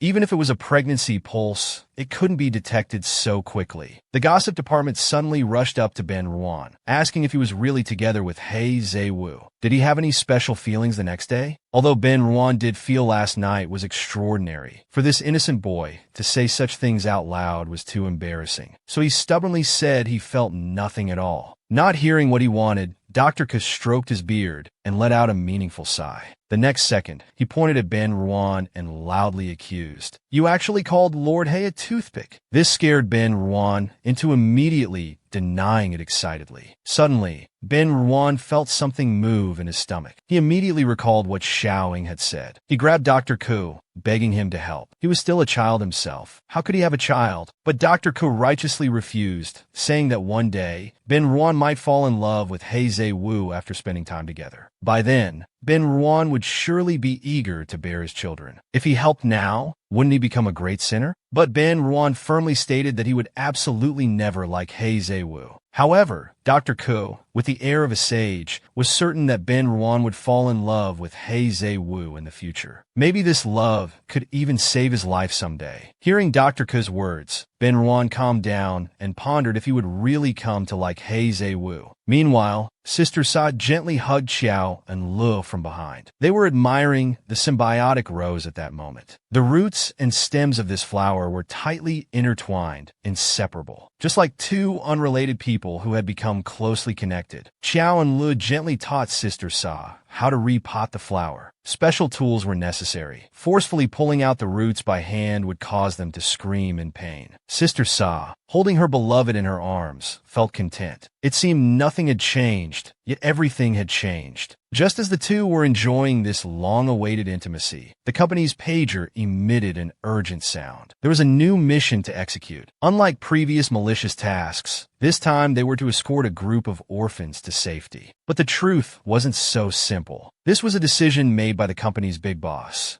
His purpose was to test the abilities of the top members. The strong would undergo new technological experiments for improvement, while the weak would be mercilessly eliminated. Those sent to carry out the attack were Mo Sang Bai's 3 masked men, the same group that had captured Sister Sa before. The great battle was about to begin. 6 fair-skinned, beautiful, long-legged women had become security guards. But they weren't ordinary beauties. Each possessed special abilities. Their combat power was off the charts. At this moment, Gatling was holding a meeting with them. He wanted them to split into 3 groups. Sister Sa and Xiao and Lu exchanged smiles. No one could separate them. The remaining army was in one group. Bai Li and Sister Six were in another group. Before departure, Gatling didn't forget to remind them meaningfully to be extra careful. Tiny monitoring devices were watching their movements from the air. The masked men, hidden in various places, were also preparing to act. Tong, acting as the vanguard, sensed something strange early on. This road was very different from before. On the other side, Sister Sa and Xiao and Lu were escorting the children on the bus. The innocent Xiao and Lu was chatting with the children, while Sister Sa, who was driving, sensed an odd atmosphere. What kind of escort mission would require trainees to participate? Could there be some unexpected event on the road? She even began to worry about his skills. While thinking about the recovery situation, she drove through a pitch-black tunnel. When the bus emerged from the tunnel, a masked man in black had appeared on top of the vehicle. Clinging to the roof like a gecko, he smiled wickedly. He would take care of the Diamond Woman and the Plant Woman. At this moment, Xiao and Lu was unaware of the impending danger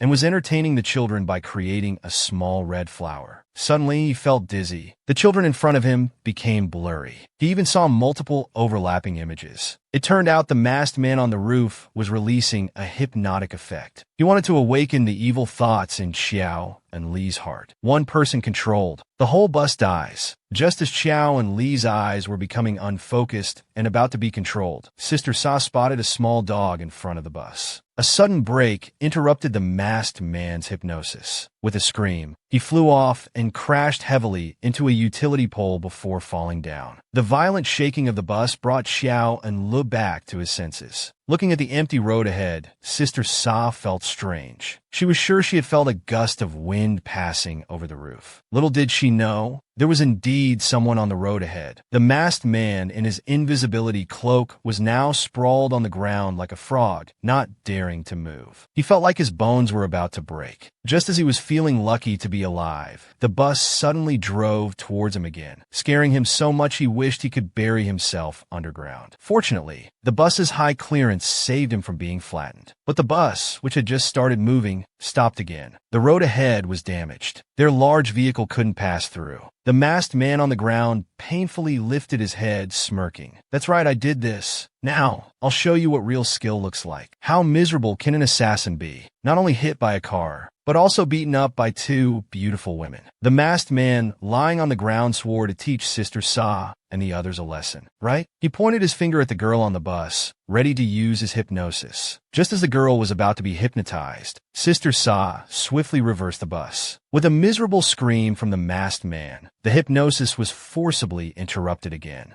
The unfortunate masked man now clutched his chest, gasping for air. This time, he really might have broken something. Staggering to his feet, he prepared to sneak away. But he was stopped by Sister Sa's commanding voice as she got off the bus to check. "Hey, are you all right?" Looking at this dark silhouette, Xiao and Lu felt a sense of familiarity, as if he had seen it somewhere before. Seeing that he couldn't escape, the masked man had no choice but to remove his mask. He covered his face with his large hands, emitting a red glow. In an instant, the ugly masked man transformed into a handsome guy. At this moment, the masked man couldn't help but feel relieved. As a child, he was ostracized everywhere for being too ugly. That's why he had painstakingly practiced this disguise technique. Unexpectedly, it came in handy at a crucial moment. With a smirk, he turned his head stylishly and narcissistically asked, "Are you two beautiful ladies calling me?" He secretly rejoiced. Once, countless young girls had fallen for his good looks. As long as it was a woman, she would be deeply attracted by his charm. He even flirtatiously asked the beautiful women if he could catch a ride. Little did he know that in Sister Sa and the others' eyes, he appeared to be a complete pervert and hooligan. Frightened,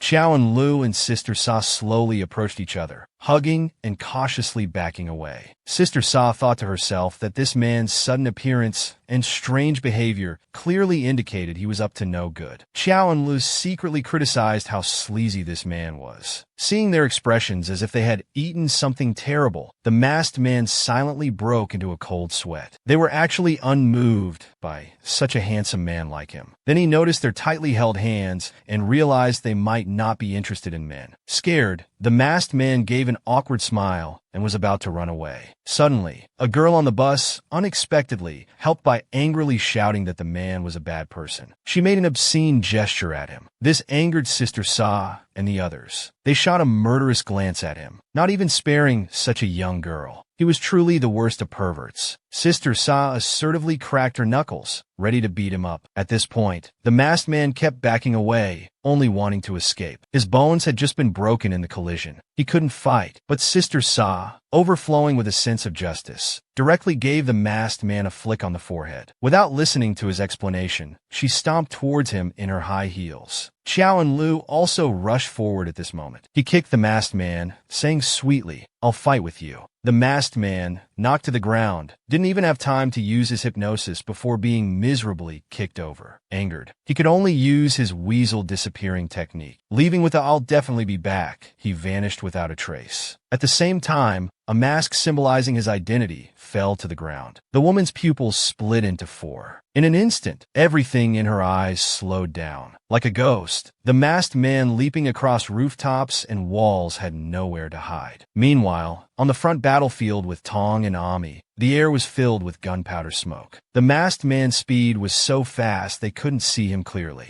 He even arrogantly laughed amidst the artillery fire. This guy was too difficult to deal with. Forced Tong to use his pupil-splitting technique to engage him. On the rear battlefield, the six sisters were also beaten helplessly by the masked man. After a spinning kick, the masked man not only didn't fall, but became even stronger. Behind him, Bailey calmly told Six-Finger Sister not to rush. She had already simulated the masked man's attack pattern. As long as they found the flaw in it, they would surely strike decisively. This masked man would absorb Six-Finger Sister's energy with each engagement, so they should absolutely have no advantage. Both the front and rear battlefields were filled with tension and gunpowder smoke. Only the middle battlefield remained peaceful. At this moment, Sister Sa was thoughtfully examining the mask. Qiao and Lu seized the opportunity to say that this was the mask he had seen in the archives room. Sister Sa's eyes widened instantly. She would absolutely never mistake the mask of her enemy. But why would it appear in the company? As she was about to chase after the masked man to get answers, the rational Qiao and Lu called her back just in time. They still had the mission of escorting the orphans. With a determined look, he comforted Sister Sa. He would definitely help her find and kill those bastards. These words warmed Sister Sa's heart. My girlfriend is so good to me. Meanwhile, in the office, the big boss was monitoring Kek's every move. The situation on both the front and rear battlefields left the big boss dissatisfied. It seems this cat's strength still needs improvement. He even warned Gatling that if Cat failed this time, he would replace them with some male members. He wouldn't keep a bunch of useless decorative pillows. Angered, Gatling cursed the boss in his heart. You old bastard. So talkative. Once I invent the ability breakthrough technology between female ability users, I'll overthrow you sooner or later. At this moment, the scene switched back to Sister Sa and the others. On the screen, Sister Sa and Xiao and Lu were fiercely beating the masked man. Their actions were so violent that even the boss couldn't help but break into a cold sweat.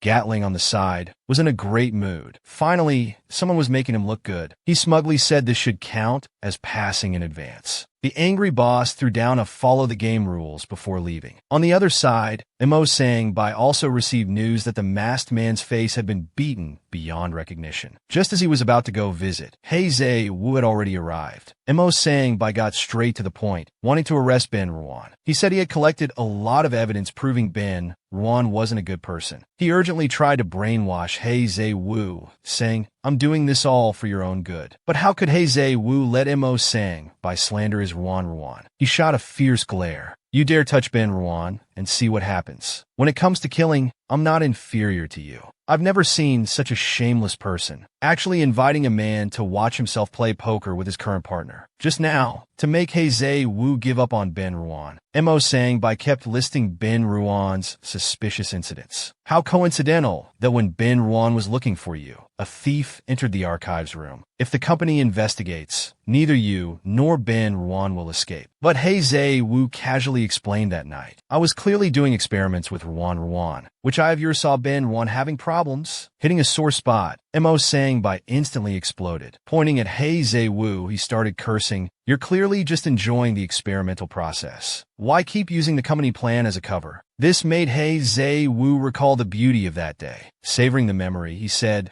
The result is important, but the process is also enjoyable. He couldn't take it anymore. Mo Sang-bai slammed the table and stood up, harshly accusing, You don't even have a technician by your side. What kind of experiment are you doing? The air was instantly filled with a strong smell of jealousy. Zhe Wu gave a wicked smile. He provoked, The great me doesn't need technicians for guidance. Since you're so concerned, when we have our second child, we'll let you guide us. How can there be such a shameless person? Angered, Mo Sang-bai cursed that he'd be damned if he wanted to watch them. But Zhe Wu, even more provocatively, leaned into Mo Sang-bai's face and said nonchalantly, No, I insist on having you watch from the side to see if we're doing it properly. This slacking attitude infuriated Mo Sang-bai, who could only stammer out a shameless. He reached out to slap Zhe Wu 5 times. But Zhe Wu caught his hand. He warned, Who I? "Hey Zhe-Wu," and with his "none of your business." Then he poked Imo Sang by's belly, sneering, "So jealous? Why don't you go have one yourself?" Ignoring his speechlessness, he turned around and swaggered away, preparing to leave. The persistent Imo Sang by was still trying to brainwash him from behind. "He's just using you.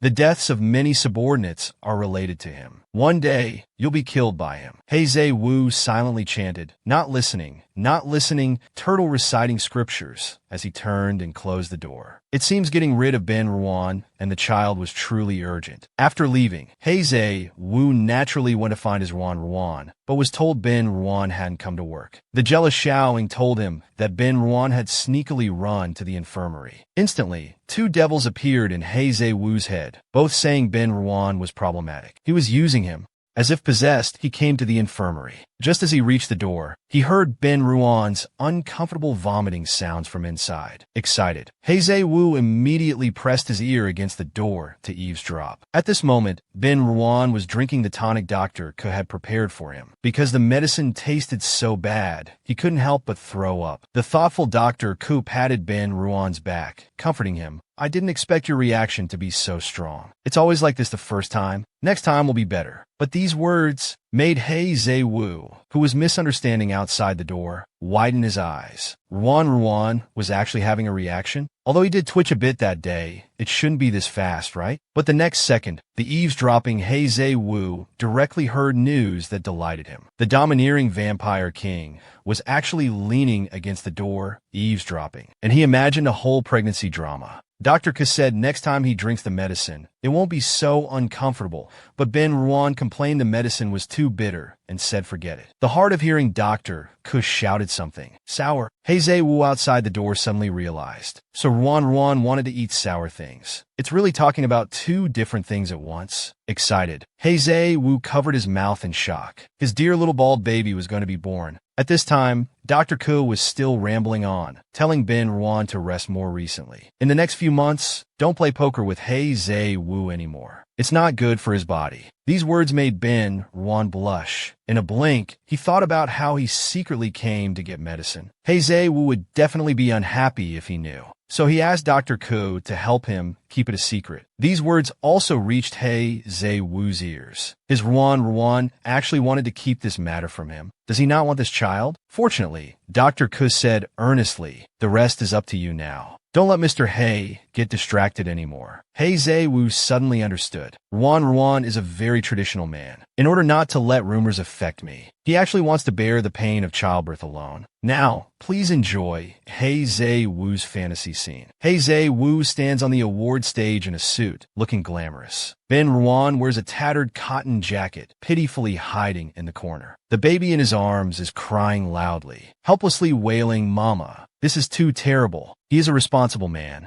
He Zhe-Wu unconsciously clenched his fist. "My Ruan, I will protect you." With firm belief, He Zhe-Wu was about to leave, but he suddenly bumped into Ben Ruan rushing out of the door. The moment he saw He Zhe-Wu, Ben Ruan exploded on the spot. He had just wanted to ask Dr. Ke to conceal the news of his visit. Now it was all over. Love at first sight. He Zhe-Wu also took the opportunity to declare authoritatively that from today on, whenever you feel unwell, you don't have to come to work. Without waiting for Ben Ruan's reaction, he turned to Dr. Ke and asked him to write a sick note. He even told Ben Ruan to pack his things and move in 10 minutes. The destination, of course, was He Zhe-Wu's home. The sudden affection left Ben Ruan stunned. It's over, no more privacy. Little did he know that He Zhe-Wu was in a great mood, kicking away all the devils in his mind. To hell with the slander. I'll pamper my Ruan myself. But at the same time, someone in the company actually wrote a letter to the big boss, reporting He Zhe-Wu, accusing him of abusing his power, using public resources for personal gain, and even harassing male subordinates. A high-value boss actually harassing subordinates in a sleazy manner. It was even reported to the CEO. Fortunately, all the report letters were intercepted by Gatling. These people were ostensibly reporting He Zhe-Wu, but in reality, they were targeting Gatling. Everyone knew that the company was divided into two factions, the Conservative Party led by the CEO and the Radical Party represented by Gatling. The wall-breaking plan was ordered by Gatling, which naturally caused dissatisfaction among the conservatives. They were finding fault everywhere. But Gatling had one advantage. He became more determined with each setback. Not only did he not restrain himself, but he also let He Zhe-Wu conduct the experiment properly. However, due to pressure from multiple sides, the laboratory was forced to close. It seemed that male pregnancy tests couldn't be done, but our Lord He Zhe-Wu wouldn't be defeated by these difficulties. He immediately said that Dr. Cook could help. Ruan and his child must be well taken care of. Gatling was also there to assist, saying he unconditionally supported He Zhe-Wu's experiment. Soon, news of Kai's complete victory arrived. Gatling seized the opportunity. He immediately ordered to design a poster featuring the scene of Sister Sa and Xiao and Lu beating up the pervert. The title must be the largest and most eye-catching. He wanted to make Kai the focus of the entire city. On the other side, Sister Sa and Xiao and Lu also successfully entered the urban area. As soon as they entered the city, they saw their glorious deeds displayed on the big screen. Little did they know that the justice promoted on it was nothing but false advertising. Suddenly, gunshots were heard from the road ahead. Tong and Ami were standing coolly in the middle of the road. Clearly, a battle had just ended here. After the group reunited, they planned to go back. But Tong, in his capacity as the team leader, ordered Sister Sa to send these children back to the laboratory. This news stunned her instantly. Sending the children back to the company was equivalent to condemning them to hell. Sister Sa, still possessing kindness, immediately stood in opposition to Tong. After giving Tong a cold glance, she firmly said, "I cannot obey this order." She crossed her arms and said calmly, "I won't do such a despicable thing as helping someone and then causing their death." Tong didn't expect Sister Sa to openly defy orders. Angered, he directly pointed his gun at Sister Sa's head. Sister Sa, having a gun pointed at her head for the first time, wasn't fazed at all. Instead, she coldly challenged, "You think I'm afraid of you shooting?" The atmosphere instantly became tense. Seeing the two sisters at loggerheads, Xiao and Lu, worried that Sister Sa might get hurt, immediately rushed over to mediate. But she was pointed back by Ami. "Who are you to speak here?" At this moment, Xiao and Lu was quickly calculating in her mind. He Zhe-Wu was in charge of the laboratory. To save these children, she could only ask Ben Ruan for help. He Zhe-Wu would definitely listen to Ben Ruan.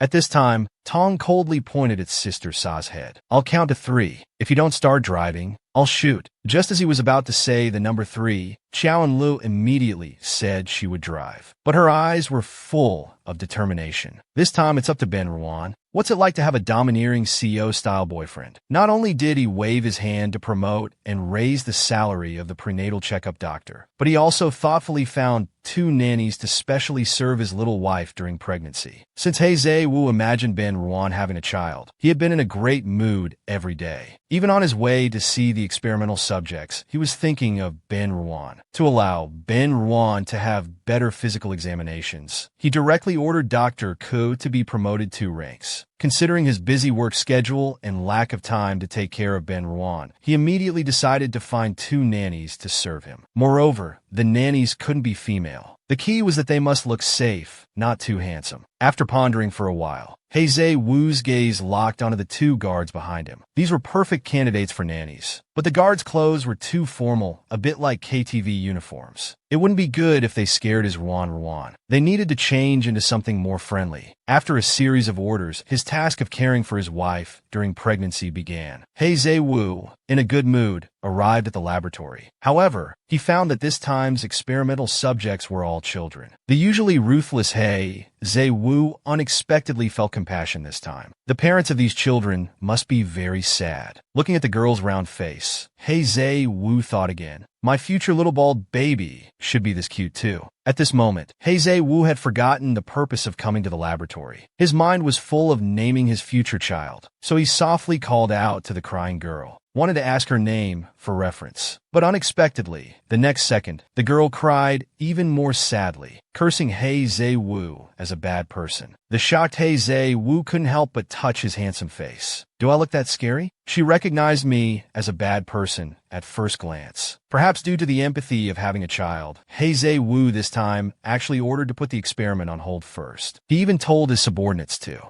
give these children a good physical examination, feed them well every day, and take good care of them. The excuse was that they were malnourished and not suitable for experiments. Such an unreasonable side stunned his subordinates. The previous He Zhe-Wu wouldn't consider these issues. Looking at this group of children, He Zhe-Wu felt mixed emotions. He could only delay for a while. If this was really the company's order, then he couldn't help it. Just as he was about to go home and spend sweet time alone with Ben Ruan, someone suddenly notified He Zhe-Wu to work overtime. This news made He Zhe-Wu's eyes flash. What overtime? I need to go back and see my little wife. The image of Ben Ruan's pitiful look floated in his mind. He wondered if those two nannies had taken good care of Ruan. Ruan must be very lonely, pregnant, and alone at home. The more he thought, the more excited He Zhe-Wu became. He threw down a sentence. From today on, I refuse to work overtime, and left without looking back. At this moment, Ben Ruan was in the room discussing with Xiao and Lu about saving the children. This naturally required Ben Ruan to sacrifice his charm again. This man was wearing pajamas and slippers, staying at his boss's house to nurture the fetus. Yet he received a mission to seduce his boss at home. When Ben Ruan heard Xiao and Lu asking him to call for the children, he was so shocked he almost jumped up. He was now confined at home by He Zhe-Wu and couldn't go anywhere. How could he help? This made Xiao and Lu couldn't help but criticize. You're now carrying He Zhe-Wu's child, so he'll definitely listen to everything you say. Ben Ruan didn't expect Xiao and Lu to know about this non-existent matter. He hurriedly told her not to spread rumors. But Xiao and Lu said carelessly, you and He Zhe-Wu spent a whole night together in the same room. The entire company knows about it. They're even discussing how much money to give as a gift. Ben Ruan was shocked and unconsciously touched his blushing face. How embarrassing. It seems the great task of saving the children could only fall on his shoulders. And his mission was to do everything possible to keep He Zhe-Wu at home. As long as he, the person in charge, didn't go to the company, the experiment couldn't start. Taking this opportunity, he could work with Sa Jie to find a way to rescue the children. After the two had planned their strategy, there was a knock on the door. When they opened it, they saw two muscular men wearing maid outfits. The sturdy calf muscles and burly physique scared Ben Ruan so much his soul almost flew away. What kind of outfit was this? They were sent by He Zhe-Wu to bring food and take care of Ben Ruan. This seductive maid outfit was also He Zhe-Wu's idea to increase their approachability. This fake creepy thing made Ben Ruan roll his eyes. If he kept looking, he might get a sty. In comparison, he even started to miss He Zhe-Wu. He took a spoonful of soup and tasted it. The terrible taste made Ben Ruan feel like he was being tortured. Who made this awful thing? It was so sour. Unable to drink it, Ben Ruan put the soup back. Unexpectedly, the guards secretly drank it. Even worse, he was caught red-handed by He Zhe-Wu. With a slap, he scolded the guard. This nourishing soup was made for Ben Ruan. How dare you drink it secretly? He then turned to comfort Ben Ruan. At this moment, Ben Ruan was sitting obediently on the bed with a worried expression. He needed to appear unhappy tonight to keep He Zhe-Wu at home. Seeing Ben Ruan's pitiful little face, He Zhe-Wu's heart ached. He said remorsefully, I didn't expect that after being away for just one day, you've become so thin from hunger. Ben Ruan also responded sadly, when you're not home, I have no appetite. Inwardly, he complained that the soup was so sour. Only a ghost could drink it. To He Zhe-Wu, this sounded like Ben Ruan had no food to eat because the guard stole it. Angered, he stood up, ready to go back to the company to punish the guard. Ben Ruan, still on the bed, was stunned by He Zhe-Wu's furious reaction. This wasn't going according to plan. Remembering Xiao and Li's words that he must keep He Zhe-Wu home tonight, he quickly got up and tightly hugged He Zhe-Wu's waist. The man embraced his boss's waist from behind, pleading for his boss to stay and rest with him. He Zhe-Wu was enchanted by his beloved's sudden back hug. It seemed as Ruan couldn't bear to be apart from him for even a moment. Ben Ruan, behind him, had a wandering gaze, lost in thought. Would this trick keep He Zhe-Wu at home? It didn't seem very reliable. Just as he was about to touch Ben Ruan's hand and agree, an ill-timed call came from the company. Tonight's work was extremely important. Even Gatling had personally inquired about it. It seemed he had to go to the company after all. Turning around,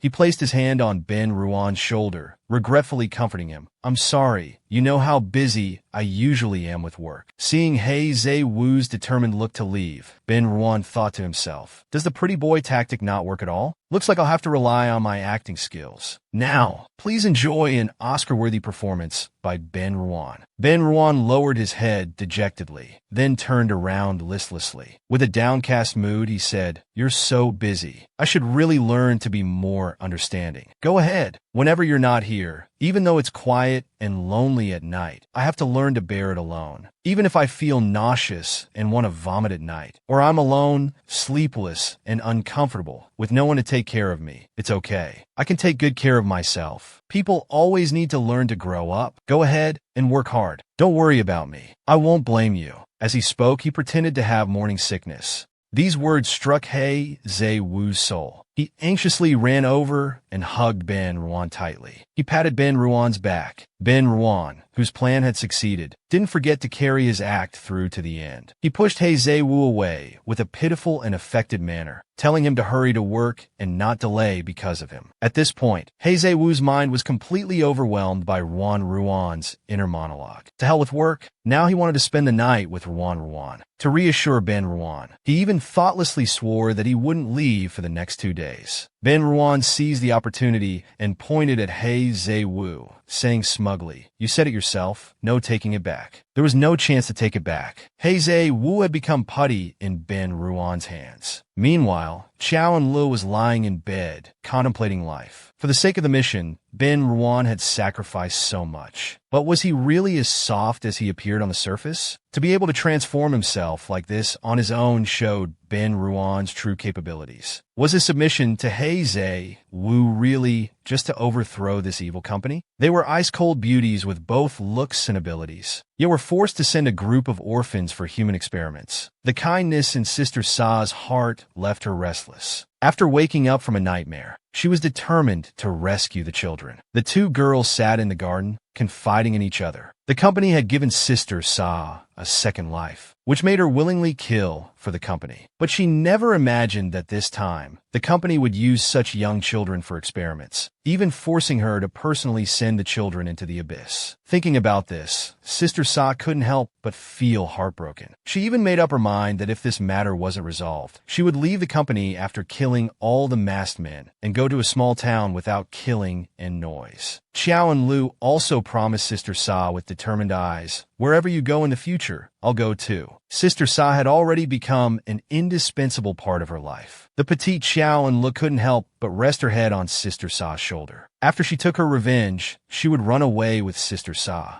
Just as the two girls were making vows and dreaming of the future, the company's mechanical bugs buzzed over again. The Cold Tong E in the projection told them to come to the company for a meeting. At this moment, Sister Sa secretly vowed that if it was a similar task this time, she would definitely refuse to carry it out. In fact, this mission was exactly what she wanted. Gatling learned that this experiment wasn't for the company, but because the CEO's only son had an incurable disease and needed children of the same age for drug experiments. The act was so vile that even Gatling couldn't help but curse, wishing that the old bastard child would be born without an anus. However, what's more important now is to stop the CEO from conducting the experiment. If this son were to die from his illness, she, as the adopted daughter, would undoubtedly inherit a large fortune. Thinking about this, Gatling couldn't help but smile. It seems he needs to find a way to send these children away. This task would naturally be handed over to his cat team. As for the laboratory side, with He Ze-woo as the lab manager, there was naturally no need to worry. Just giving him a week off would be enough. It's perfect for He Ze-woo and Ben Ruan to spend some quality time together. Half an hour later, Gatling sat in the meeting room, feigning sadness. He said pitifully, "The CEO wants to train those children to become new ability users, to replace you in the future." This made all 6 beautiful women widen their eyes. They hadn't done anything wrong. Seeing that the warm-up was about done, Gatling got to the main point. He wanted Cat to take those children away to consolidate the position of Cat members. Sister Sa, with her strong sense of justice, accepted this task without a second thought. The children were so young, and their survival rate for the modification experiments was extremely low. This was a good opportunity to save them. Xiao and Lu didn't expect Sister Sa to agree so quickly. Before she could think about the authenticity of the task, Gatling had already made arrangements. Sister Sa and Xiao Hua were responsible for this confidential operation. Hong and Ami were in charge of covering the lab surveillance, which he would hack in advance. Everything seemed to be going smoothly, but Xiao and Lu felt uneasy in her heart. These two men actually had ox and horse heads. They were high-tech products of the company. As the CEO's personal bodyguards, their strength was also incredibly formidable. What Gatling didn't expect was the CEO actually sent them to the lab to keep watch. He was truly going to any lengths to cure his son. Following behind the CEO, Gatling was just calculating in his mind. Now, Cat and Heizei Wu were firmly in his grasp. It wouldn't be long before he could stand on equal footing with this old man. But now he's sending Oxhead and Horseface to watch the experiment. If they run into Sister Sa and Xiao and Lu releasing the children, that would be disastrous. Just now, Gatling had kept Sister Sa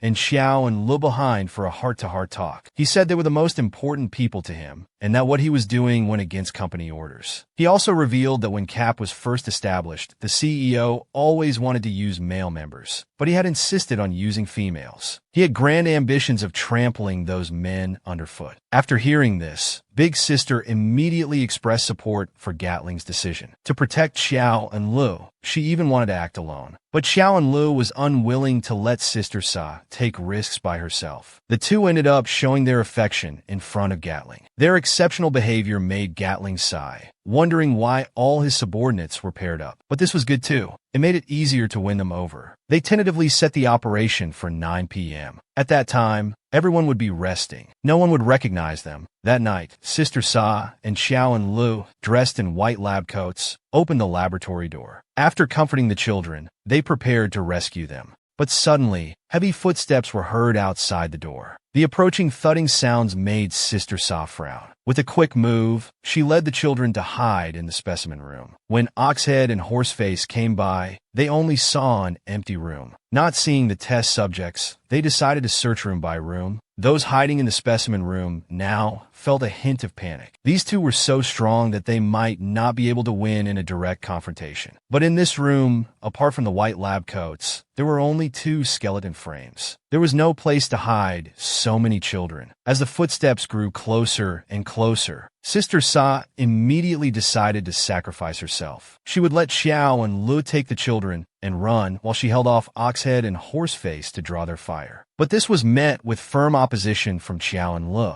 She wouldn't leave her dear one behind. Now there was no other way. What should they do to safely slip out right under their noses? This is the most voluptuous woman I've ever seen. She even sways uncontrollably when walking. But in reality, there were 2 children inside. Just now, in the heat of the moment, Xiao and Lu glanced at the skeleton nearby. Instantly, an idea came to her. Countless vines extended from her fingertips, wrapping around the skeleton. This was a new skill Xiao and Lu had unlocked. She discovered that her plants could mimic their movements. So as long as they dressed the skeletons, hid the children inside, and controlled the vines to manipulate the 2 skeletons, they could smuggle the children out undetected. Fortunately, Xiaoing appeared in the lab at the right time, buying time for Xiao and Lu and the others to act. Xiaoing looked at the 2 strange men and curiously asked what they were doing here. But she was violently grabbed and lifted up by Oxhead and Horseface, who fiercely asked where the children were. Xiaoing, suddenly caught, was also bewildered. How would she know? The unreasonable Horseface raised his fist, ready to deliver a head-crushing blow. But their attention was drawn by the sudden appearance of Sister Sa and the others. At this time, Sister Sa and Xiao and Lu were walking behind, with 2 doctors in white coats in front. From behind, it looked flawless. But unexpectedly, Horseface suddenly called out to them, "Are you the new female doctors?" Sister Sa thought Horseface was calling her. She turned around coldly and retorted, "What? Can't women be doctors?" Little did she know that Horseface's target wasn't Sister Sa at all. It was the 2 voluptuous women in front. Men will be men. Even after undergoing body modifications and becoming monsters, they still retain their essence of liking beautiful women. Looking at those prominent curves, Oxhead and Horseface eyes lit up, their breathing quickened. They had to go chat up these little sisters. So they pretended to have work-related matters and asked the 2 beauties in front to wait. Little did they know, these 2 hot-bodied beauties were just skeletons. Xiao and Lu and the others naturally didn't know Oxhead and Horseface thoughts. They thought they had been discovered and continued walking forward, ignoring their calls. But unexpectedly, Oxhead and Horseface came right behind them, telling them to turn around. With no choice, Xiao and Lu released flowers that sprayed pollen. Taking advantage of the moment they were choking, she and Sister Sa ran wildly. The skeletons behind also mimicked their postures. The great hospital escape began. Now, when Oxhead and Horseface reacted, the group of over 10 had already run far. So they immediately ordered all passages to be closed. The gates began to press down. Luckily, Sister Sa rushed over in time to block it. Xiao and Lu and the children also seized the opportunity. They kept running through.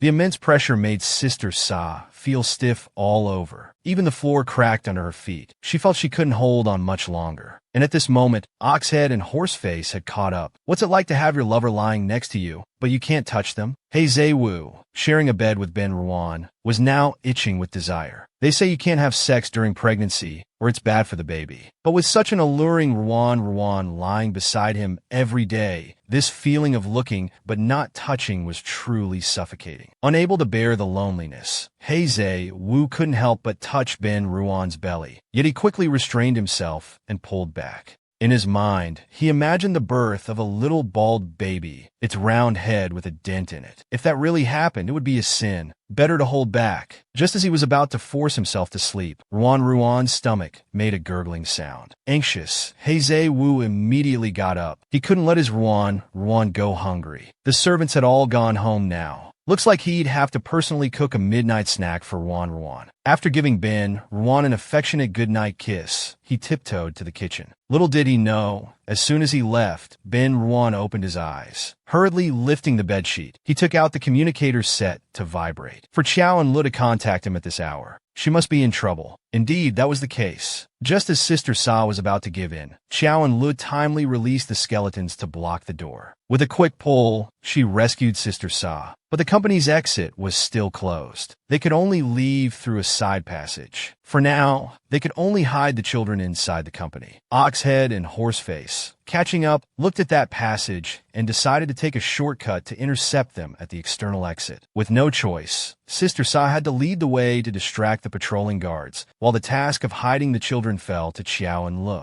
Watching Sister Sa's figure gradually disappear, Xiao and Lu finally dared to hide and contact Ben Ruan. To prevent Hei Zhe-Wu from discovering his secret with Xiao and Lu, the cautious Ben Ruan quietly got up and went to the kitchen. To his surprise, Hei Zhe-Wu was really cooking for him. Wearing an apron and holding a spatula, he looked every bit the perfect domestic husband. Having never cooked before, Hei Zhe-Wu could only follow the book's instructions. The high-temperature steam caused beads of sweat to form on his forehead. But this still couldn't stop his desire to take care of Ben Ruan. He even felt that their happy life was just beginning. Ben Ruan, at the door, seeing Hei Zhe-Wu so focused, was also a bit moved. He suddenly felt that Hei Zhe-Wu was quite handsome. It wouldn't be bad to continue like this with him. As soon as this thought emerged, Xiao and Li's stern rebuke rushed into his head, scaring him into quickly banishing those thoughts. Hei Zhe-Wu was doing all this just for the baby, while in reality, he was constantly concealing things for the mission. If one day, Hei Zhe-Wu discovered the truth, he would surely force himself on him. His mind recalled what Dr. Ke had once said. Would he really fall in love with Hei Zhe-Wu and willingly bear his children? The wife-doting vampire king, learning to cook for his little darling. Inexperienced, he accidentally cut his hand. Hei Zhe-Wu had sacrificed so much for his little darling. With his cry of surprise, Ben Ruan outside the door tensed up nervously. How could he be so careless? Just as he was about to step forward to show concern, the pager clipped to his waistband started vibrating again. With no choice, he could only hide in the bedroom to answer. This time, Xiao and Lu actually wanted Ben Ruan to persuade Hei Zhe-Wu to accept the children. She planned to send all these children to Hei Zhe-Wu's home. This task left Ben Ruan looking desperate and lifeless. He had truly reached the end of his rope. But Xiao and Lu, acting first and reporting later, was already on her way. Suddenly, the sound of footsteps came from outside the door. Frightened, Ben Ruan immediately hung up and pretended to be asleep. Hey Zhe-Wu, hearing Ben Ruan talking outside the door, came to check on him worriedly, still wearing his apron. He found Ben Ruan trembling under the covers, constantly murmuring, "Don't hurt my child." After pretending to wake up and seeing He Zhe-Wu sitting on the bed, he threw himself into He Zhe-Wu's arms like a little wife and started his act. "My lord He, I'm so scared. I dreamed our little Baldy was born, but the company people wanted to experiment on him." Ben Ruan's soft whimpers broke He Zhe-Wu's heart. He hugged him and patted his back, comforting, "Baby, you might have prenatal depression. Don't overthink."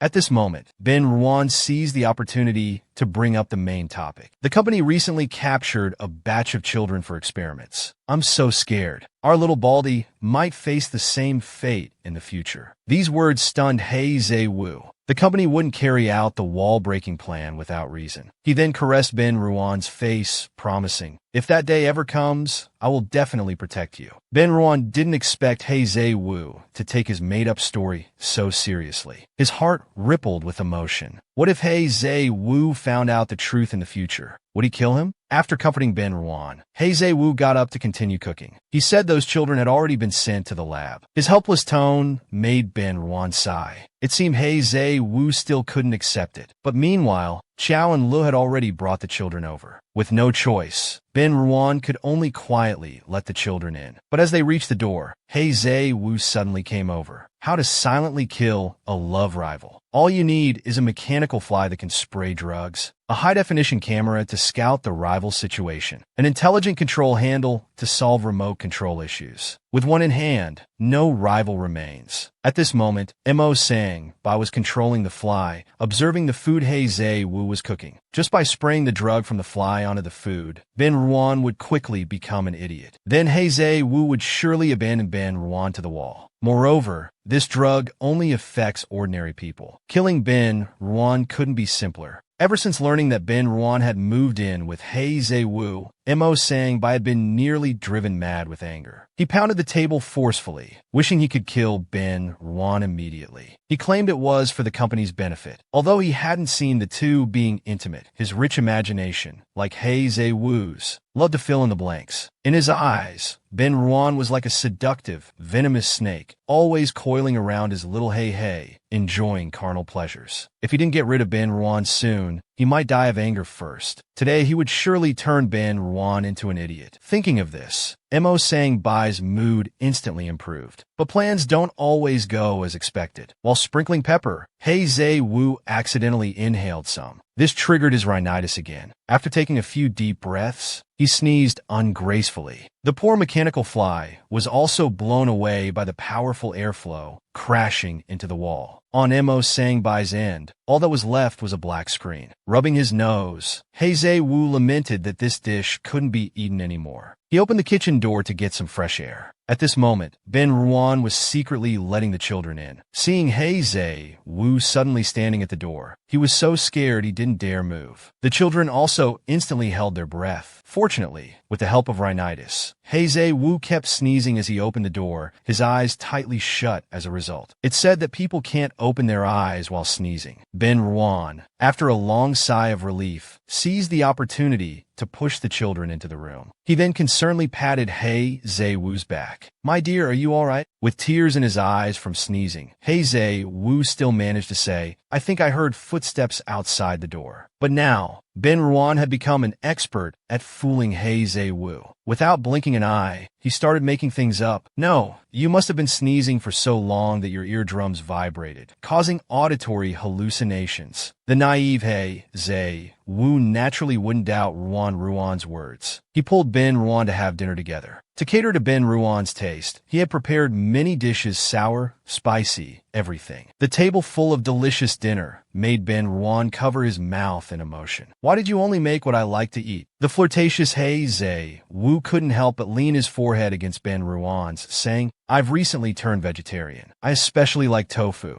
These words made Ben Ruan's heart race and his face flush. Just as He Zhe Wu was about to eat tofu, there was a sudden urgent knocking at the door. The boss keeps his pregnant male subordinate as a pet, not only hiring a nanny to take good care of him, but also personally cooking for him. He Zhe Wu was about to have dinner with Ben Ruan when Xiaoing anxiously knocked on the door to report work, saying that the group of experimental children had mysteriously disappeared. This shocked He Zhe Wu as well. Who would be so bold as to privately release the children? Fortunately, the company had already sealed all exits. They just needed to search one by one to find them. Hiding experimental subjects was a capital offense. He wanted to see who dared to do such a thing. He turned and touched Ben Ruan's face, apologizing helplessly. Ruan, I'm sorry. I can't have dinner with you. The guilty Ben Ruan pretended to be understanding, telling He Zhe Wu to prioritize work. In reality, he was panicking inside. What would He Zhe Wu's reaction be if he knew the children were in his room? It seemed he had gotten into big trouble. As he left, He Zhe Wu began analyzing where the children might have gone. This must have been done by someone dissatisfied with the company. Behind him, Xiaoing was still worried about He Zhe Wu. What if they couldn't find the children, and it implicated him? The domineering He Zhe Wu glanced sideways at Xiaoing before speaking authoritatively. Could this company even kill me? He then ordered to check the residences of each subordinate doctor one by one. They had to first rule out suspicion within their own department. He also told them to report the findings to him secretly. But why did he feel so uneasy inside? Meanwhile, after sending the children, Xiao and Lu also successfully met up with Sister Sa. After changing out of their white coats, the two prepared to report the situation to Gatling. However, they unexpectedly ran into Oxhead and Horseface.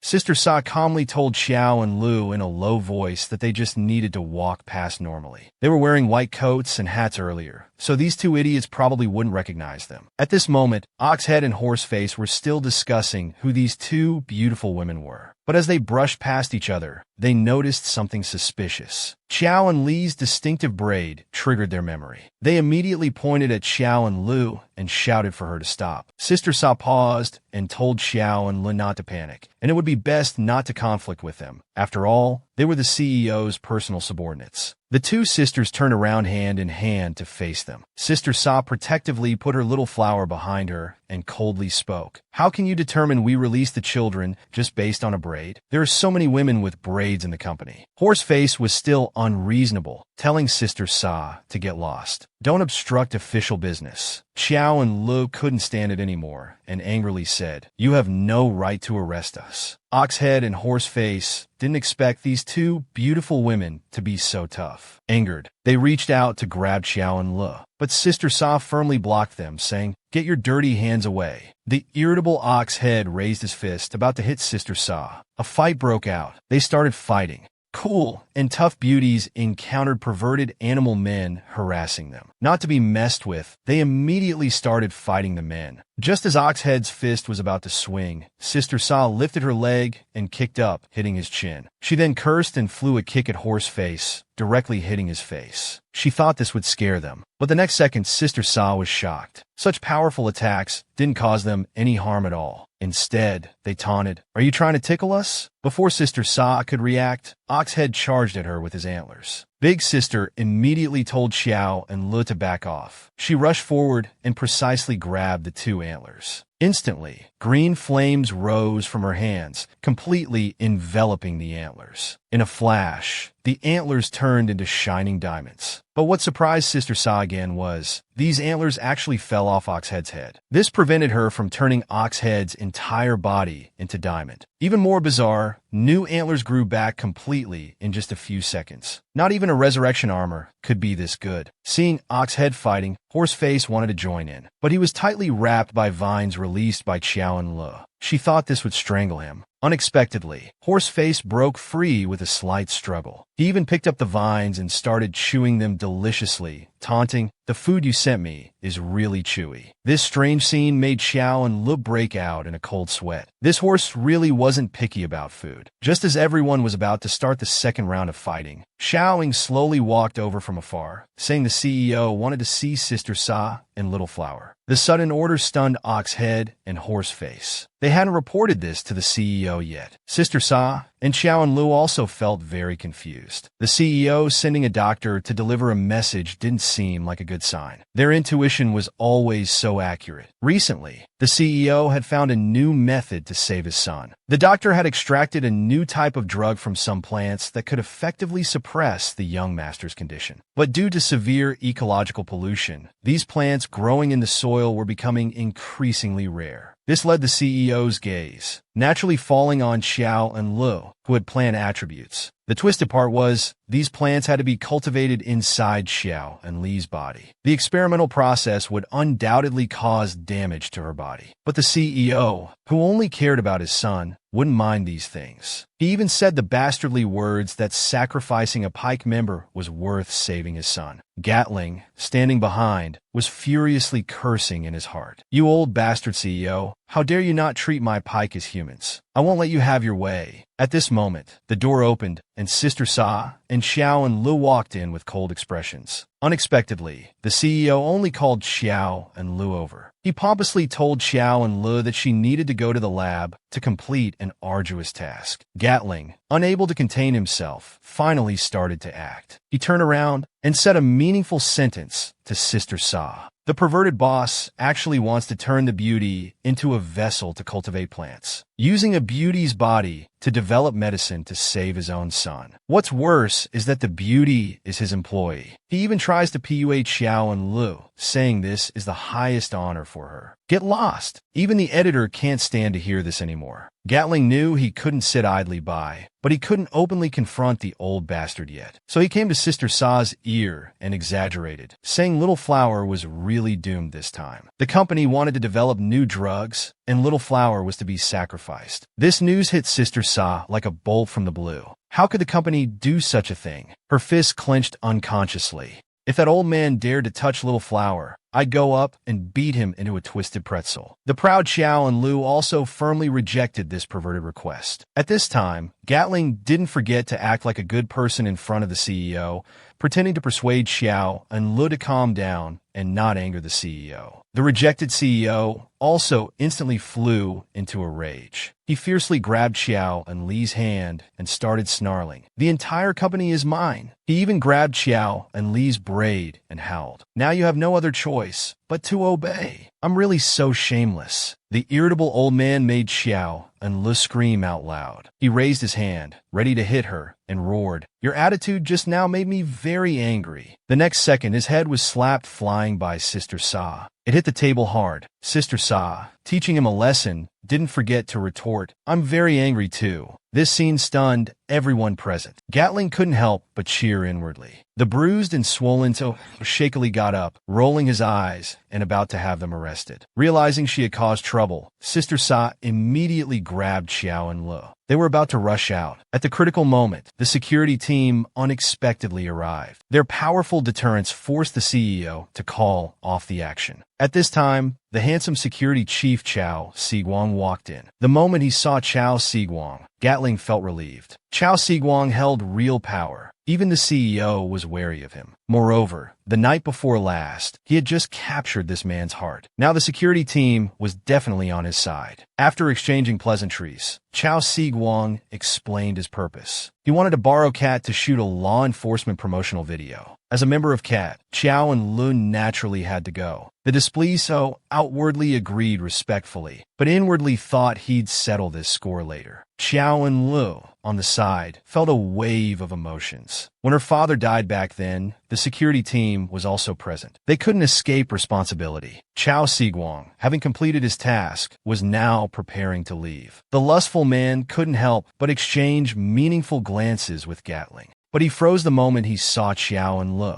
This woman looked so familiar. It seemed he had seen this beauty somewhere before. One moment he was flirting with his lover. The next moment he was beaten bloody by his adoptive father. The moment Chao Siguang saw Xiao and Lu, he felt an inexplicable sense of familiarity. The intense gaze made Xiao and Li's heart tighten. Was her identity about to be exposed? Fortunately, Gatling, disliking seeing other girls in his lover's eyes, stepped in to smooth things over, saying Little Flower was a cat celebrity. It's not strange that you've seen her on posters. This dispelled Chao Siguang's doubts. After praising her good looks and image, he prepared to leave. These words, however, made Sister Sa roll her eyes in jealousy. "You bastard! How long are you going to look at my Little Flower?" She silently tightened her grip on Little Flower's hand. Chao Siguang caught this hand-holding scene, sneered inwardly, and strode away. After everyone left, the CEO specifically kept Gatling behind. His first words were, "You did well." The naive Gatling thought the CEO was genuinely praising him and confidently agreed. But he didn't expect the old man to change his attitude so quickly, fuming and questioning if Gatling was feeling smug. Then he slapped Gatling, sending him flying, angrily saying, "Your cat is getting more and more unruly, even daring to hit me." Gatling, with blood seeping from his mouth, now prostrate on the ground, began to apologize in terror. But it was too late. He was destined to become a tool for the CEO to vent his anger. The vicious CEO kept kicking Gatling's back, reminding him of the kindness of raising him. If he hadn't picked up the begging Gatling and raised him, how could he have such a glamorous appearance now? Gatling, being continuously trampled, couldn't help but wail and beg for mercy. But the next second, the CEO roughly grabbed his hair, forcing him to lift his head. Mercifully, he gave him a chance to redeem himself. That was to find those orphans within 3 days and test for star glory. If his adopted son showed improvement, he would spare Gatling. At this point, Gatling was covered in injuries. His blood-stained face was full of bruises and resentment. One day, he would trample this old bastard under his feet. On the other side, an angry Sister Sa was also pulling Xiao and Lu, preparing to go back. She vowed inwardly that she wouldn't let anyone hurt her Little Flower. But as luck would have it, they ran into Chao Siguang again. Sister Sa didn't want to be with this man who was trying to steal her Little Flower, so she politely declined the invitation to share the elevator. After Chao Siguang entered the elevator, he finally expressed his doubts. He had been unusually sensitive to faces since childhood. He was convinced he had seen Xiao and Li's face before, though it had changed a bit now. More importantly, he sensed killing intent and hatred from Xiao and Lu. These two beautiful women actually kissed in public in the infirmary. But don't get the wrong idea. This was just Sister Sa's method of saving Xiao and Lu. Just now, Sister Sa and Xiao and Lu were about to take the elevator home. But the usually energetic Xiao and Lu suddenly felt weak all over. A wave of dizziness hit her, and her rosy lips gradually lost their color. Even her heart began to contract, its beats slowing down. She then remembered that she hadn't drunk water for a long time. With her plant attributes, she needed to consume more water than normal people every day. But she hadn't had a drop since leaving with Sister Sa last night. Severely dehydrated, Xiao and Lu couldn't hold on and fainted. The sudden collapse panicked Sister Sa. After gently cradling her in her arms, she heard that faint sound of moisture. Sister Sa picked up Xiao and Lu in a bold princess carry, ready to find water. They could only get water nearby in the company now. In her panic, Sister Sa finally came to an infirmary. After laying Xiao and Lu on the bed, she hurriedly poured water for her. But how could the unconscious Xiao and Lu successfully drink it? That's right, using the most primitive method of manual feeding. The handsome Sister Sa, without hesitation, drank all the water herself. She pried open Xiao and Li's lips and kissed her. In her heart, she thought, "Little Flower, we've been through so much together. I'm really afraid of losing you." This accident also helped fulfill Sister Sa's dream of kissing. As the water slowly flowed down, Xiao and Lu gradually regained her vital signs. As she slowly woke up, she still felt unwell. She had a slight fever. Coincidentally, Dr. Ku appeared at the door at this moment. He had been drawing portraits of the masked men. After finishing the last one, he finally breathed a sigh of relief. Next time a masked man died, he could just take out the portrait directly. Unexpectedly, in this short time, 2 women had burst into the infirmary. Seeing this, Sister Sa immediately asked Dr. Ku to quickly get her some fever medicine. The timid doctor had to put down his drawing board and run over to find medicine with his short legs. The portraits accidentally fell out. Seeing this drawing, Sister Sa immediately became unsettled. Wasn't this the enemy she had been looking for? The next second, the petite Dr. Ko was lifted up by his collar by Sister Sa. His short legs kicked frantically in the air. The domineering Sister Sa got straight to the point and questioned if he knew the person in the portrait. The pitiful Dr. Ko then explained that he had only seen him once by accident. Moreover, he revealed a shocking secret. That masked man was from KTK, but he rarely showed his face. Xiao and Lu,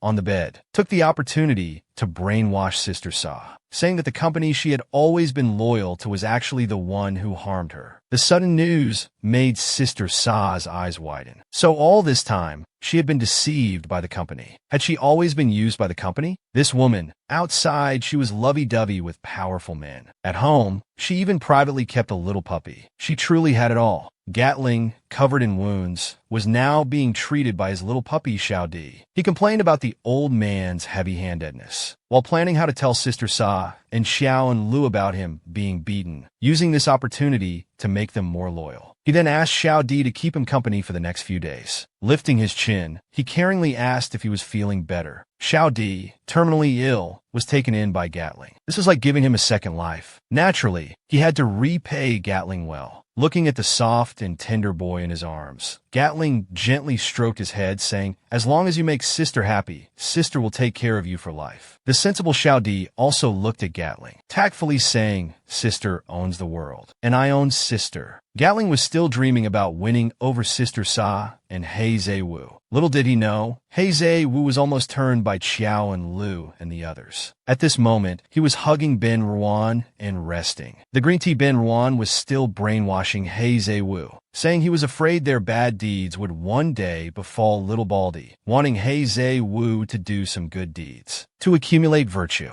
But He Zhe Wu carelessly patted Ben Ruan, saying, "I'm not a good person to begin with. I just want to live our little life well now." This indifferent attitude made Ben Ruan immediately sit up, excitedly saying, "Our little Baldy is so cute. How can his father be a bad person?" These words made He Zhe Wu start to think. Even a strange girl said he was a bad person and cried in fear. Would the future little Baldy be able to accept him as a bad father? Seeing He Zhe Wu lost in thought, Ben Ruan, afraid of hurting him, quickly added, "You're not actually bad in my eyes. You're responsible and considerate to people." But He Zhe Wu lowered his eyes and said softly, "That's only towards you. Indeed, his special love was only for you before. He had killed countless people for the company, done many evil deeds, and was even deeply entangled with the company, unable to extricate himself." Ben Ruan behind him now spoke up excitedly with positive energy. "Being with me is your new beginning. You should live for the child, live for me." He Zhe Wu was already wavering under Ben Ruan's words. At this moment, Ben Ruan struck while the iron was hot. "Can you do one good deed for me?" Thinking to himself that those orphans staying here was risky, he must seek protection from He Zhe Wu. So he tentatively asked, "Can you help send those orphans away?" Then he looked away nervously and said, "Actually, those orphans are all hidden in your house now." These words shocked He Zhe Wu so much his hair almost stood on end. He never thought he'd be the clown himself. This man had just sent his husband out the door and then immediately called other women. The key is that he was discovered by his husband, unable to refuse Ben Ruan's kind request. He Zhe Wu risked sending all the children away. Only then did he realize that there was indeed a group of dissidents hidden in the company. They not only won over his darling, but even used him. These hateful people would be discovered by the company sooner or later. He must make Ben Ruan cut ties with them in advance. On the other side, Ben Ruan finally got through to Qiao and Lu on the phone. It was only because He Zhe Wu wasn't around that he dared to speak so loudly and arrogantly. The dehydrated Qiao and Lu finally soaked in the bathtub as she wished. Although Sister Sa was now thoroughly disappointed with the company, with just the two of them, it was difficult to shake the company. They still needed to win over He Zhe Wu as an ally.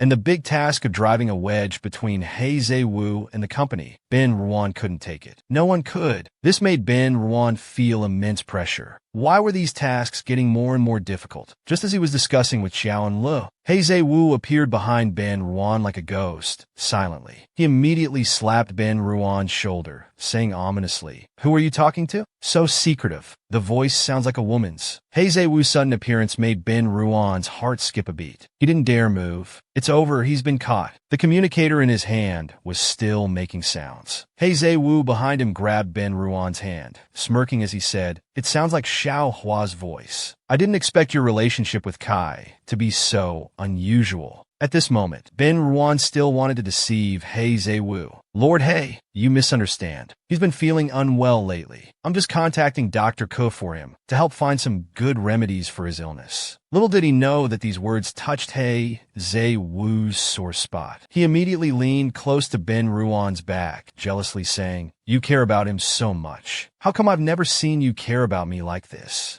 Then, imitating Ben Ruan, he started to complain, "I work all day from morning to night, exhausted. I don't even receive half a word of concern from you. Now you're so considerate to other women." Without waiting for Ben Ruan to explain, he switched to a serious demeanor. "From now on, I forbid you from associating with Xiao Hua anymore." The humble Ben Ruan, seeing He Zhe-Wu's attitude so firm, pouted and said, "Then can't I contact them for work-related matters in the future? You probably don't have the right to control that." He Zhe-Wu didn't expect that the usually obedient Ben Ruan now dared to argue with him. It seems he had spoiled him too much before. He snatched the communicator from Ben Ruan's hand and pushed him away. "This is what you usually use to contact him, right? Let me talk to him. If you found out your pregnant lover was secretly calling another woman behind your back, what would you do?" The domineering vampire king He Zhe-Wu chose to communicate with the woman personally. Xiao and Lu in the bathtub was wondering why Ben Ruan suddenly stopped talking. From the communicator came He Zhe-Wu's deep and powerful voice. The fierce tone startled Xiao and Lu.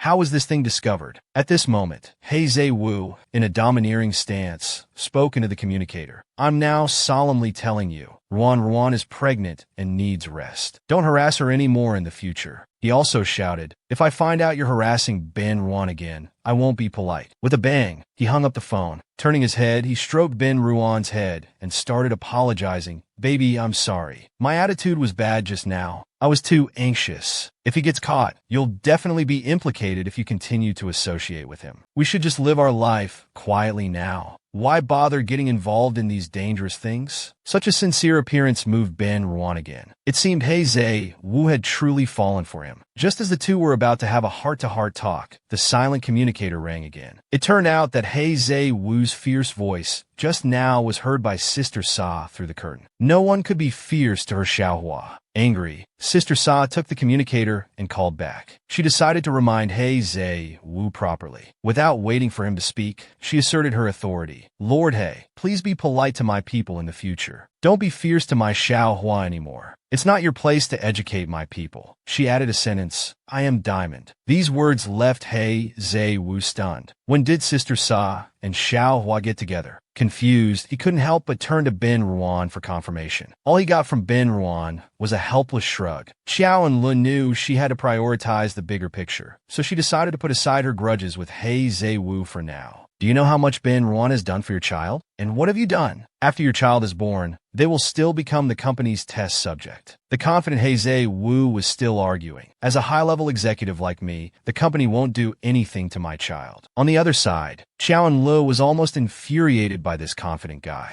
She directly dropped a bombshell, saying he almost became the company's test subject. If it weren't for Sister Sa, he would have been taken to the lab long ago. For such an inhumane company, what reason do you have to be loyal to it? These words struck He Zhe-Wu's soul. He never thought the company wouldn't even spare Cat. Then what reason would there be to protect his child? Will He Zhe-Wu be successfully turned by them? The man actually took advantage of his boss while he was sleeping. Indeed, no one can resist a domineering and responsible vampire boss. After Sister Sa and Xiao and Li's verbal battle, He Zhe-Wu was successfully turned. If the company dared to touch his lover, he would definitely not sit idly by. Exhausted from the day, He Zhe-Wu fell asleep immediately. This gave Ben Ruan a chance to act. The orchid that once transported the chip found Ben Ruan again. He had to take advantage of He Zhe-Wu's deep sleep to quickly read the contents. But his ears were filled with He Zhe-Wu's loud snoring. Ben Ruan looked at him and sighed helplessly. Do people with rhinitis all snore? Remembering that long-term snoring is bad for the heart, Ben Ruan realized that he had unconsciously started to care about He Zhe-Wu. Their long-term interaction made him gradually feel He Zhe-Wu Wu's sincerity. Involuntarily, he kissed He Zhe-Wu's handsome face. In his heart, he murmured that he didn't want anything to happen to He Zhe-Wu either. The next second, 2 pieces of paper were stuffed into He Zhe-Wu's nose. With the environment quiet, Ben Ruan began to focus on his work. Only then did he realize how many atrocious things this company had done. Not only did they seize mineral deposits and cause tragedies, but they shamelessly framed the Z organization, attempting to monopolize the industry. As a result, many people were killed. If these things were leaked, the company would definitely be finished. Just as he was thinking intensely, that mechanical fly came back to life. It flew towards him. On the other end, Mo Sang-bai was directing, telling it to get closer. He wanted to see what exactly Ben Ruan was up to. As long as he caught even a hint of evidence, he could directly get rid of Ben Ruan. But the lucky Ben Ruan was always surrounded by the protagonist's halo. He Zhe-Wu, with his nose blocked by paper, had difficulty breathing.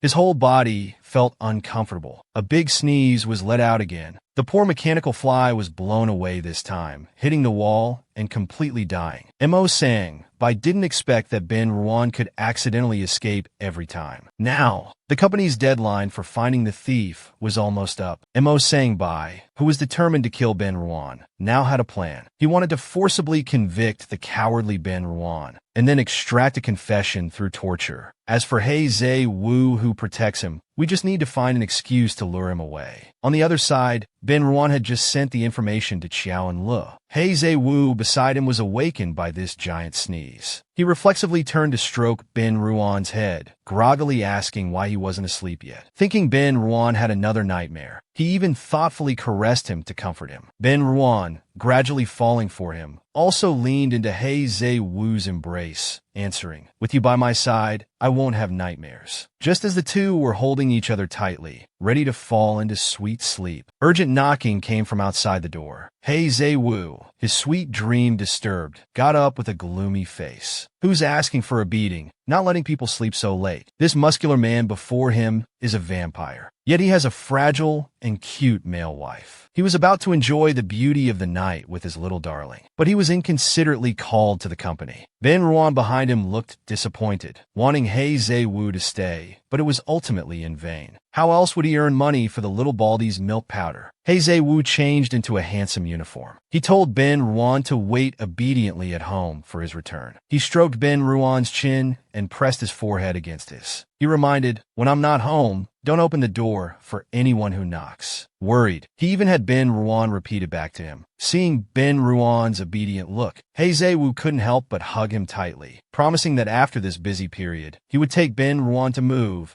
to create a small nest truly their own without any disturbances. The room felt empty without He Zhe-Wu. Ben Ruan even felt an unprecedented loneliness. Bored, he went to the kitchen to cut lemons. He began to reconsider Dr. Ku's prophecy. What would He Zhe-Wu's reaction be if he knew he had been deceived? The lemon in his hand gradually changed shape. The anxious Ben Ruan couldn't help but imagine. He saw He Zhe-Wu happily pressing against Ben Ruan's belly, looking forward to the arrival of this little life. But unexpectedly, Ben Ruan's belly suddenly deflated. The round belly eventually turned into six-pack abs. The sudden disappearance of the child left both of them panicked. The depressed Ben Ruan couldn't help but look at his own flat stomach. Going on like this, it would be discovered sooner or later. He might even be killed by the company. As he was considering whether to run away, the danger outside the door had already arrived. After luring He Zhe-Wu away, Mo Sang-bai prepared to act. He ordered that Ben Ruan must be coaxed out by any means necessary. The security guards outside stood on both sides of the door, saying they had important matters to tell Ben Ruan, ready to seize him as soon as he opened the door. Inside, Ben Ruan cautiously replied that whatever was could wait until tomorrow. But they viciously lied, saying He Zhe-Wu was injured. The anxious Ben Ruan immediately prepared to open the door, but froze the moment he touched the doorknob. He Zhe-Wu's parting words floated in his mind. Maybe he should call a colleague first to check. Unexpectedly, Xiao Ying's voice suddenly came from outside the door. She said He Zhe-Wu had unfortunately been shot, and the operating room was short-staffed. They hoped Ben Ruan could come help. These words instantly broke Ben Ruan's defenses. Xiao Ying would never lie. Little did he know, the Xiaoing he trusted was being held at gunpoint. Worried about He Zhe-Wu, Ben Ruan didn't have any doubts. He opened the door, but what greeted his eyes were two burly men. Realizing something was off, Ben Ruan awkwardly smiled and prepared to close the door. But it was too late. The men forcibly broke open the door. The panicked Ben Ruan quickly ran towards the kitchen. He was about to grab a knife, but at the last moment, someone covered his mouth. Ignoring Ben Ruan's struggles, they captured him. A man with a big belly waiting for his husband to come home late at night. Yet bad guys broke in and kidnapped him. With his mouth covered, Ben Ruan was extremely scared. He wondered if these people were going to harvest his kidneys. Before he could react, a black hood was put over his head. In the chaos, Ben Ruan managed to grab a lemon slice. He hoped He Zhe-Wu could find him through the lemon leaves. Having finished his work, He Zhe-Wu was grumbling to himself. These employees were really troublesome. Even for small matters, he had to personally intervene. He couldn't help but miss his little Ben Ruan. He wondered if he had fallen asleep. Little did he know that his Ben Ruan had already been captured. The moment he returned home, He Zhe-Wu panicked. The wide-open front door indicated something unusual had just happened. The empty house was filled with the scent of strangers. Everything pointed to one direction. His Ben Ruan had been taken. Fortunately, the clever Ben Ruan had left lemon juice. He Zhe-Wu immediately realized when he stepped on it. This was the clue his Ben Ruan had left for him. The handsome and powerful He Zhe-Wu was ready to furiously go rescue Ben Ruan. He wanted to see who was so daring. If Ben Ruan lost even a single hair, he would exterminate all these people. On the other side, Qiao and Lu finally revealed her true feelings to Sister Sa. Although she had been reborn, she didn't have world-destroying powers. It was very difficult to take down the company alone. So all this time, she had been enduring and waiting for an opportunity. Sister Sa in front of her remained calm. If Ben Ruan hadn't transformed Qiao and Lu,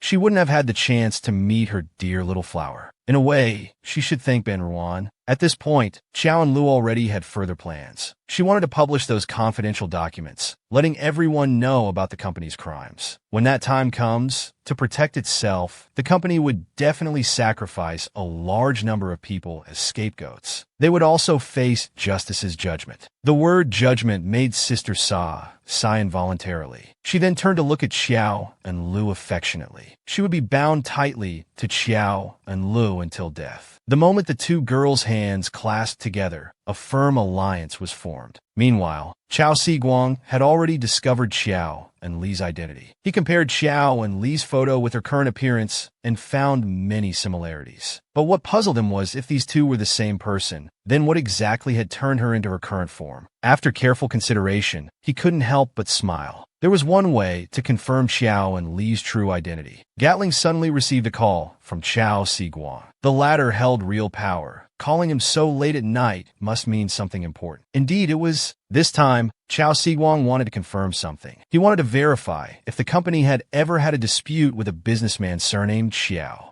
Gatling recalled that this family had long been eliminated by them. Even their daughter had her heart removed and eaten. After getting the answer, Chao Siguang had an idea. So he invited Gatling to his house tonight to discuss in detail. He wanted to tell Gatling some details about the company. But at this time, Gatling was enjoying himself and couldn't go see him. He refused, using the excuse of being too tired today. Gatling, whose power was growing, couldn't help but become arrogant. Soon, he would become the underground queen of the company. Soon, negative news about the company made headlines. Chao Siguang immediately ordered to suppress the information. He had his own plans. It was clear that the company had an insider. This would be interesting to watch. Gatling, preparing for a meeting in the office, also received this news. Chao Siguang asked Gatling to manage Kai well. He planned to let the old man live a bit longer. At this moment, Gatling was still shocked by this incident. Who had such great ability to collect so much dirt on the CEO? Even he couldn't do it, but this suited him well. Taking advantage of this opportunity, he planned to hold a meeting with Kai to discuss the promotional video. Everyone in the office was sitting up straight. Only Sister Sa and Xiao and Lu were late. Gatling felt displeased. It seemed he had been too lenient with them lately. When Sister Sa and Xiao and Lu arrived at the company entrance, they had missed the time to enter. The main gate was sealed. With no choice, Chow and Lo had to take Sister Sa through his secret passage. By chance, he had discovered this entrance to the basement. From the underground parking lot, they could reach the conference room directly. Strangely, there was no one on duty in this heavily guarded company. Suddenly, they heard a muffled shout. This voice sounded incredibly familiar to Chow and Lo. They came to a wall and found that the sound was coming from a gap above. Chow and Lo had a bad feeling. Ben Ruan hadn't answered his call. Could that person calling for help be Ben Ruan? Yes, it was Ben Ruan. At this moment, he had been brought to Mo Sangbai's side. Mo Sangbai reported to the CEO, saying they had caught the insider who stole the data. They were interrogating him. The vicious CEO directly ordered to execute all suspects. Better to kill 100 innocents than let one guilty person escape. This man was about to be killed by his love rival. At the critical moment, his vampire lover made a powerful entrance from behind. The weak and helpless Ben Ruan was brought before Mo Sangbai and violently pushed to the ground without explanation. Mo Sangbai directly took out his communication bracelet, saying he found a lot of prohibited data inside. The moment Ben Ruan saw the bracelet, his heart sank. He was really done for now. Mo Sangbai, overjoyed, pretended to say, "I didn't want to kill you so quickly, but the CEO wants you dead." He smugly said that even if He Zhe Wu came this time, he couldn't save you.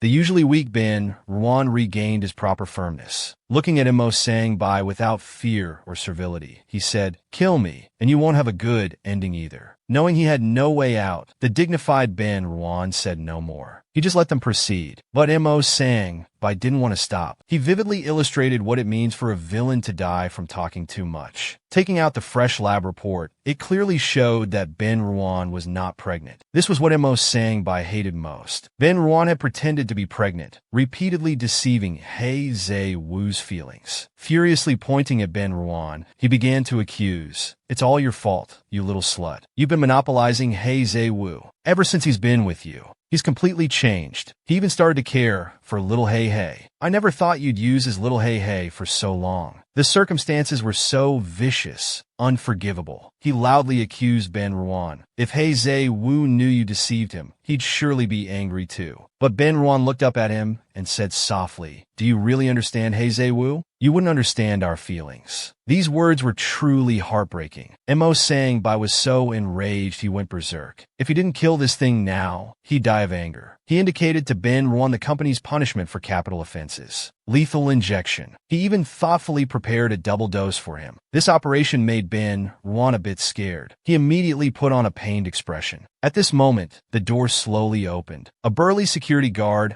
holding the injection stood at the doorway, but hesitated to approach Mo Sangbai. The fierce guard was trembling all over, his face filled with terror. The next second, his neck was directly snapped by He Zhe Wu. With a thud, he fell to the ground. Following the lemon juice, He Zhe Wu had arrived just in time. The blood marks on his face added a touch of evil charm. Angrily, he reminded Mo Sangbai word by word, "My people are not for you to kill as you please." The moment Ben Ruan saw He Zhe Wu, he was so moved that tears almost came out. At this moment, He Zhe Wu was his light. To love someone is to kill their beloved. This was Mo Sangbai's ultimate truth. Unable to stand the sight of He Zhe Wu ignoring him, Mo Sangbai directly grabbed Ben Ruan, preparing to execute him. At this moment, he pointed at Ben Ruan, shouting madly, "Your bedmate has been using your protection all along, engaging in acts of betrayal against the company. I'm going to clean house for you now." Despite Mo Sangbai's provocations, He Zhe Wu remained unmoved. Instead, he responded domineeringly, "Even if Ruan has issues, it should be for me to deal with. You have no right to touch him. Besides, pregnant people cannot be sentenced to death. Don't you know that?" Hearing He Zhe Wu's words, Mo Sangbai couldn't help but laugh out loud. Pointing at Ben Ruan, he accused, "He's not pregnant at all. He's been deceiving you all along,"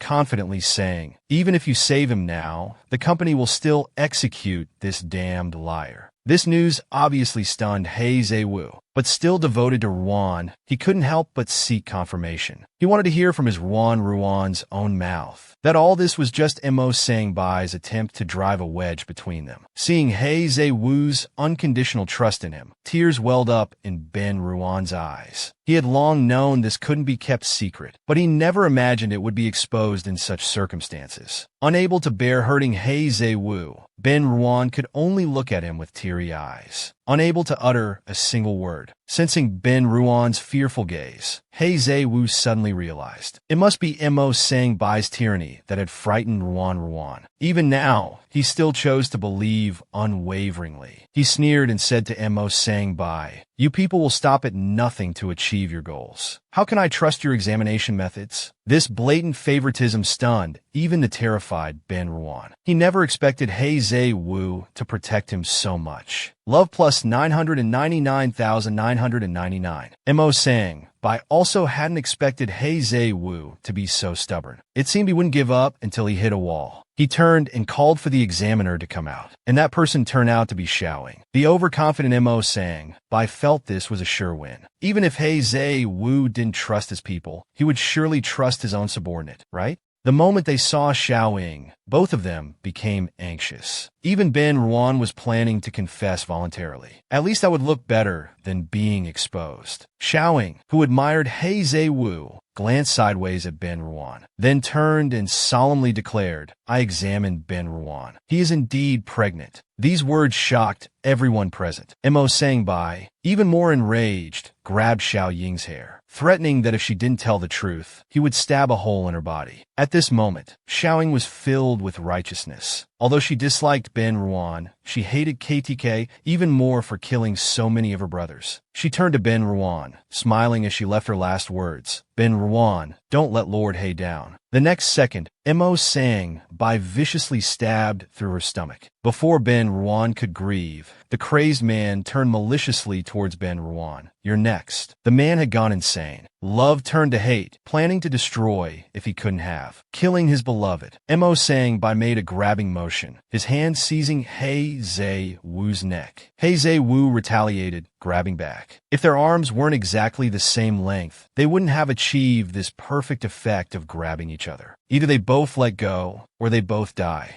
Little did they know, Ben Ruan behind them had already sneakily picked up a chair, preparing to ambush Mo Sang-bai when he wasn't looking. But the gentle Ben Ruan had never done such a thing. His hands holding the chair were shaking uncontrollably. This trembling, hesitant appearance made even He Zhe-woo break out in a cold sweat. He had even picked up the chair backwards. If you're going to hit someone, shouldn't the hard part be facing up? At this point, Mo Sang-bai had lost all reason. Tightly gripping He Zhe-woo's neck, he began to rave, "Come on, let's see who dies first. Ever since Ben Ruan bewitched you, the wildness in your eyes has disappeared. I can no longer feel your former strength." Seeing He Zhe-woo's face turning red from being choked, Ben Ruan finally mustered the courage to swing the chair down. The fierce momentum made his muscles visible. So cute and handsome. The next second, he was thrown backwards by the chair's weight and fell down. He had forgotten to consider the chair's gravity. Ben Ruan, lying on the ground, looked like a lamb waiting to be slaughtered. Mo Sang-bai smirked and pounced on him. "You think a little weakling like you can hurt me?" The panicked Ben Ruan shouted. "It's over." His struggling feet accidentally kicked the wheelchair. The unfortunate Mo Sang-bai happened to step on it. With a thud, he fell hard face first. Ben Ruan,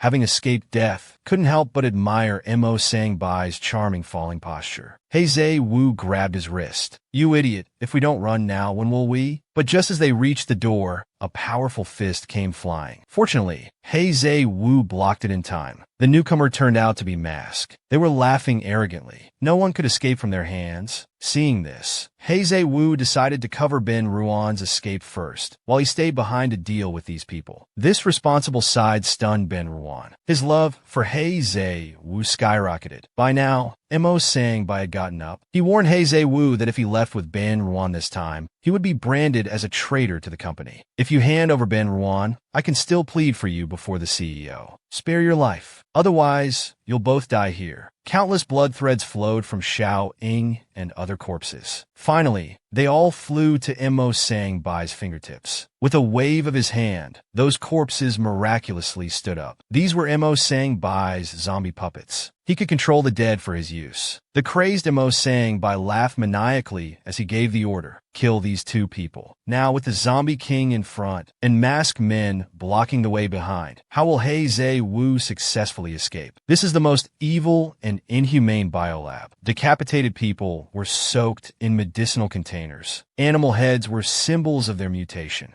Special medicine could regenerate damaged tissues. Once regenerated, they would become the company's killing weapons. The cruel scene before him made Xiao and Lu shudder. He never imagined such a sight behind the sensor door. Originally, he and Sister Sa were going to find the source of the cry for help. The empty basement had only one sensor door. The experienced Sister Sa immediately recognized how to open this door. They just needed to place their hands on 4 circular plates. This also meant at least 2 people were needed to open this door. The moment the door opened, Xiao and Lu also recognized the path. The direction ahead was KTK's territory. Sister Sa's enemy was likely hiding ahead. Moreover, the company strictly forbade anyone from entering KTK's territory. Their going meant declaring war on KTK. The caring Sister Sa held Xiao and Li's trembling hand, gently asking if he was afraid of the impending danger. Xiao and Li's determined eyes told Sister Sa that as long as they stayed together, he wasn't afraid to go anywhere. The sisters thus set off hand in hand on the path to battle. Xiao and Lu couldn't help but worry that Gatling would look for them, since they were already very late. But there was no signal here. They couldn't send messages. Suddenly, footsteps were heard from ahead. Sister Sa immediately led Xiao and Lu to hide behind a wall. The newcomer turned out to be the masked man they had viciously kicked last time. That night, Sister Sa and Xiao and Lu had kicked his face in. The extremely frustrated masked man was desperate to restore his appearance. Taking advantage of others being away fighting and the lab being empty, he finally had a chance to come steal the precious medicine. Last time, he was miserably beaten into a pig's head. His already unattractive nose became even uglier. On the verge of tears, he vowed to seek revenge if he ever saw Sister Sa and the others again. Hiding behind the wall, Xiao and Lu couldn't help but comment after hearing this. "We should have hit him harder last time." After Masked Man fiddled with the medicine for a while, he regained his handsome appearance. Excited, he couldn't help but start fantasizing about a wonderful life surrounded by beautiful women in the future. His happiness lasted no more than a second. Sister Sa's high heel accurately kicked his face again. After a wail, he flew out. It happened twice. At this moment, Sister Sa and Xiao and Lu coolly walked out, cracking their knuckles, ready to eliminate this menace to society. The masked man, with a bloody nose, was now in tears. Which bastard kicked his handsome face again? Looking up, he found it was his nemesis from last time. He truly had the worst luck in 8 lifetimes. His eyes then flashed with malice. This time it was on his home turf. He wanted to teach these 2 stinking women a good lesson. The cool silver-haired beauty fiercely taught him a lesson. The perverted man flew up with a kick straight to the man's crown. Mask wanted to sneak away to find his brothers for help, but he didn't expect Sister Sa and Xiao and Lu to directly kick him. Luckily, he was prepared this time. When Sister Sa attacked for the second time, he dodged with a quick move. "Very well, man. You've successfully angered me." Sister Sa's fingertips emitted a faint green glow. She reached out to grab Mask, but was still dodged. After all, he was Mo Sang Bai's capable subordinate. He had some skills. Just as Mask was arrogantly taunting, Xiao and Lu released vines to tightly bind him. Unable to move, he immediately put on a pained expression. The next second, 2 delicate high heels accurately kicked his face. The obedient Xiao and Lu rushed up, righteously saying to Sister Sa, "Let's kick him together." After countless flying kicks, Mask successfully turned into a pig's head again. The unsatisfied duo posed, ready to continue.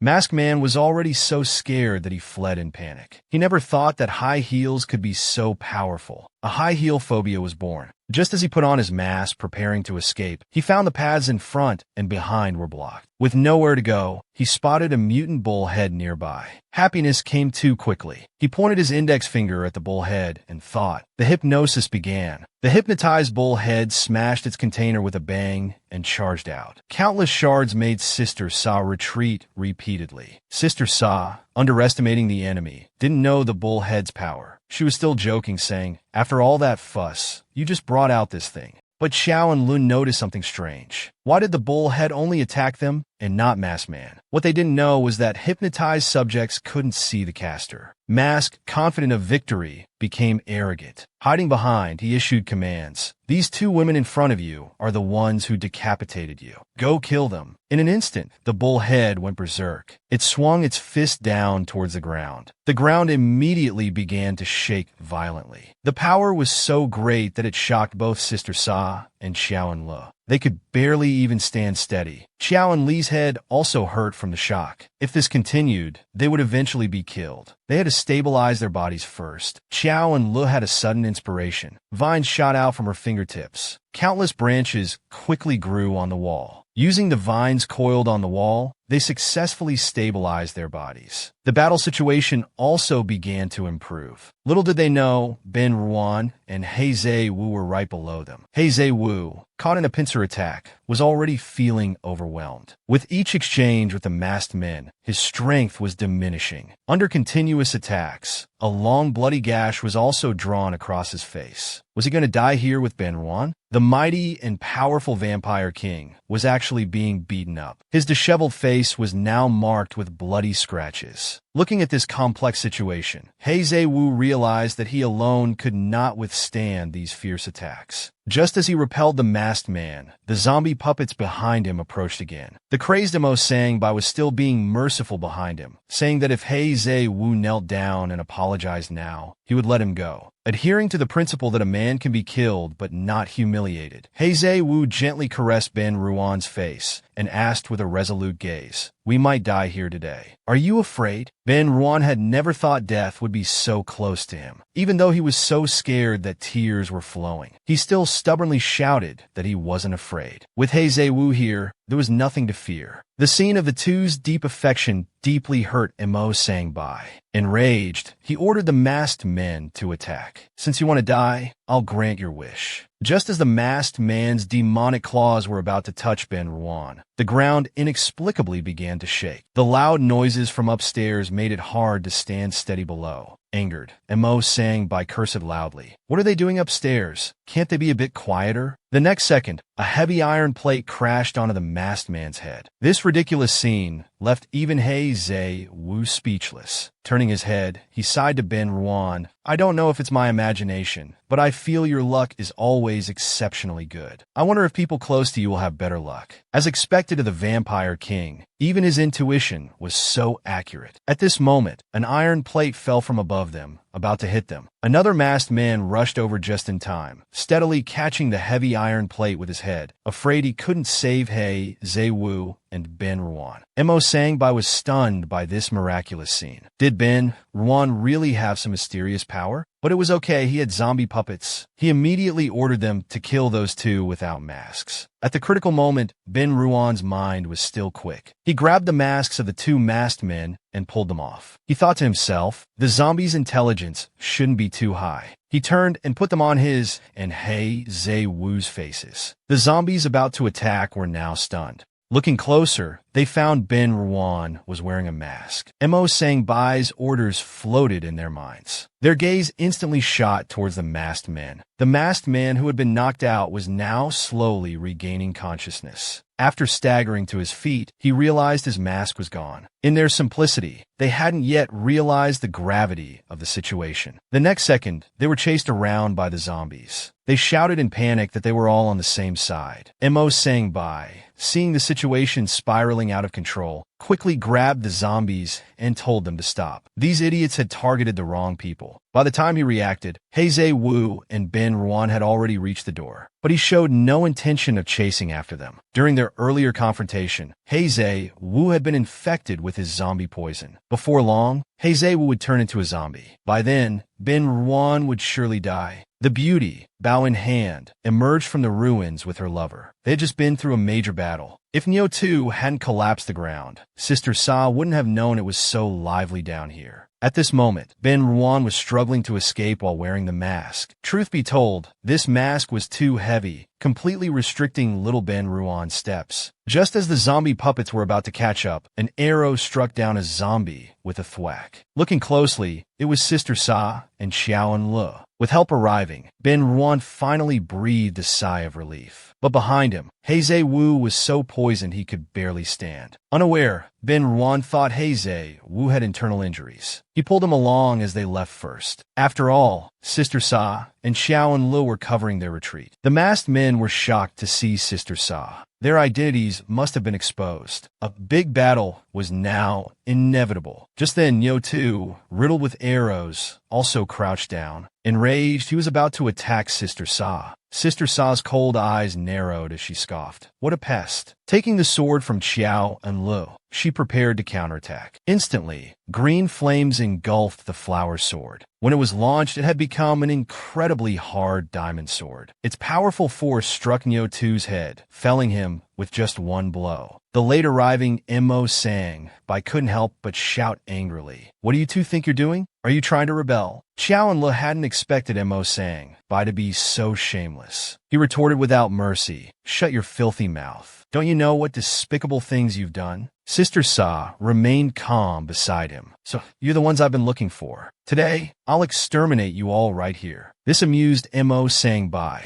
No one dares to oppose our KTK. I'll teach you the price of arrogance. He commanded the zombies to charge forward. Xiao and Lu quickly released vines to entangle the zombies. Sister Sa seized the opportunity to rush in. She directly turned a man into brilliant diamond. The brutality of her method shocked even the masked men. The rumors of Diamond Woman's cruelty were true. Now with Vine Woman helping, it seemed they faced a significant challenge. Mo Sang Bai sensed his subordinates' worry. He patted their shoulders to encourage them. They each have weaknesses. If we isolate them and defeat them one by one, we can achieve a perfect victory. The cunning Mo Sang Bai was also planning to report this to the CEO, cutting off their retreat completely. Sister Sa was also well aware of their weaknesses, so she told Xiao and Lu to stay close to her. Xiao and Lu released a large number of vines to entangle the masked men. Sister Sa seized the opportunity to ignite flames. These flames used the vines as a medium, greatly increasing the range of damage. As a result, 3 masked men were surrounded by flames. However, due to the special nature of their clothes, constant heating was needed to burn them to charcoal. This added difficulty to Sister Sa's attack. More frustratingly, the flames triggered the alarm. Suddenly, a large amount of water poured down. The masked men's opportunity had come.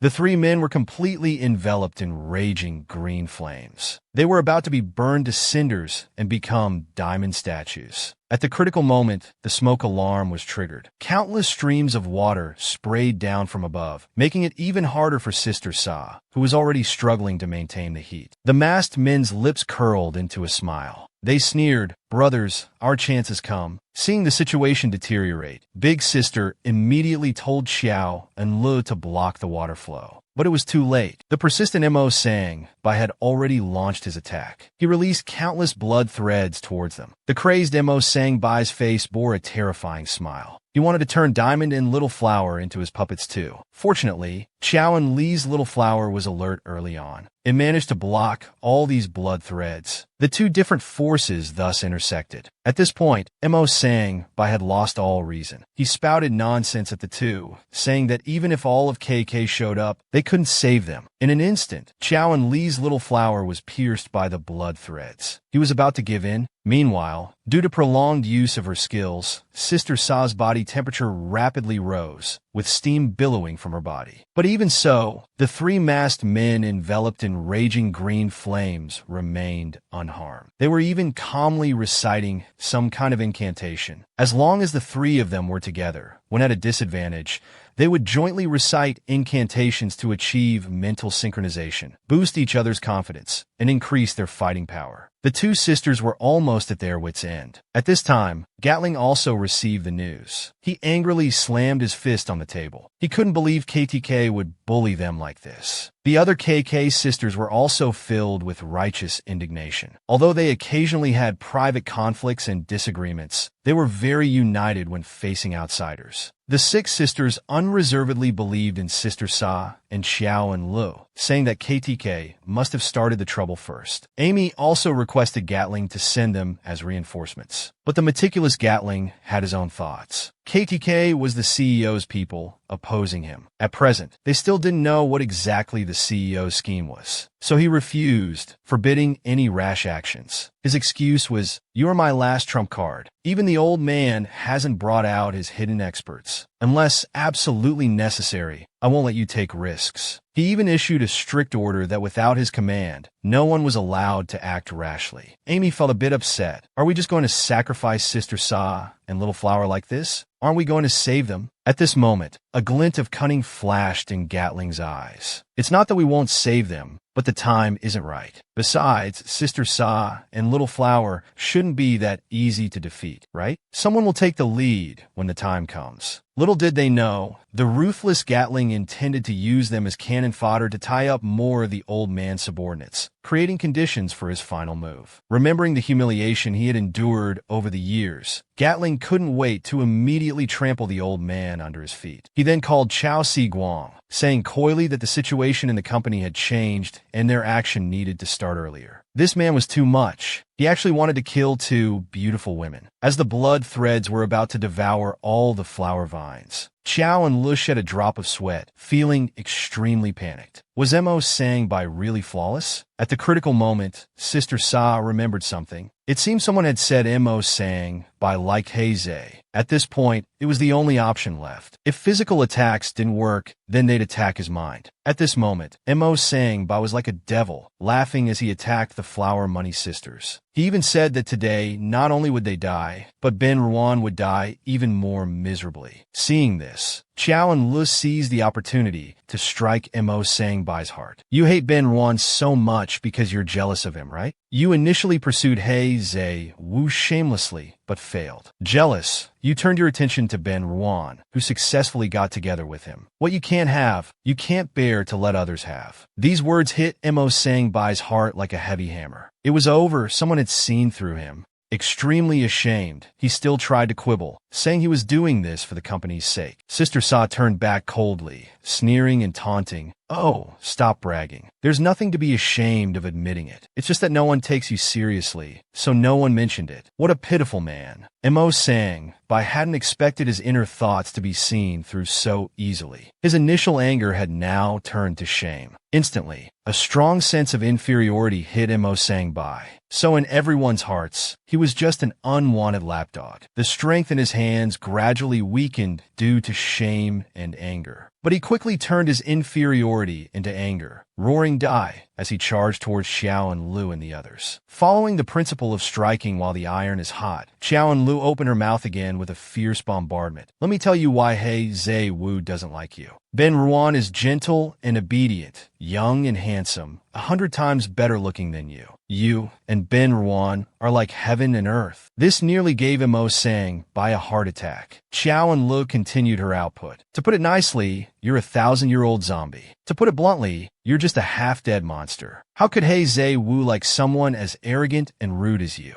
That would be seeing ghosts. Seeing Mo Sang Bai already spitting blood and barely holding on, Xiao and Lu delivered her final blow. Even if all men in the world died, Heizei Wu still wouldn't like you. Heizei Wu won't like you. This sentence was like a sharp sword, piercing Mo Sang Bai's heart. He was so angry that he spat out a mouthful of 1,000-year-old blood. He fell to the ground, losing the will to live. What a battle of words. Xiao and Lu was indeed the master of brainwashing. Having solved the big problem of Mo Sang Bai, these three masked men were simply a small case. Seeing their boss lose his fighting spirit due to the verbal attack, the masked men knew they couldn't linger in battle. They decided to take Mo Sang Bai away first. But it wasn't easy to get out of this door now. Although Sister Sa's situation had improved somewhat, things weren't looking good for Heizei Wu. Having been infected with the zombie poison, he had started to transform. There was a risk he might eat Ben Ruan at any moment. The handsome man before them was a vampire. but he had been infected with the zombie poison of a 1,000-year-old zombie. After walking for a while, Hei Wu finally couldn't support himself and sat down. The zombie poison on his neck had clearly started to spread. Foolishly, Ben Ruan was still thinking about taking him to the infirmary for disinfection. Hei Wu, struggling to maintain consciousness, told him to run quickly. "You fool, I've been infected with zombie poison. If you don't run now, you won't have a chance." The words zombie poison stunned Ben Ruan. In his mind, the image of Mo saying by grabbing Hei Wu's neck flashed. Anxiously, he pulled Hei Wu up, intending to take him to the infirmary, but was pushed away by Hei Wu. Once the zombie poison spreads, there's no cure. He feared he'd turn into a zombie before they even reached the infirmary. The poison Hei Wu displayed a bewitching handsomeness. Staring at Ben Ruan, he said word by word, "If you don't leave now, I'll eat you." This scared Ben Ruan so much that his legs trembled, and he sat down on the ground. He hadn't expected such an ending. Actually, Hei Wu had a way to detoxify, but it would sacrifice Ben Ruan. Deeply in love with Ben Ruan, he naturally wouldn't do that. So he urged Ben Ruan to run while he still had consciousness. The next second, he coughed up a mouthful of black blood. At this moment, Ben Ruan faced the wall, deeply conflicted. Their long time together had made him fall in love with Hei.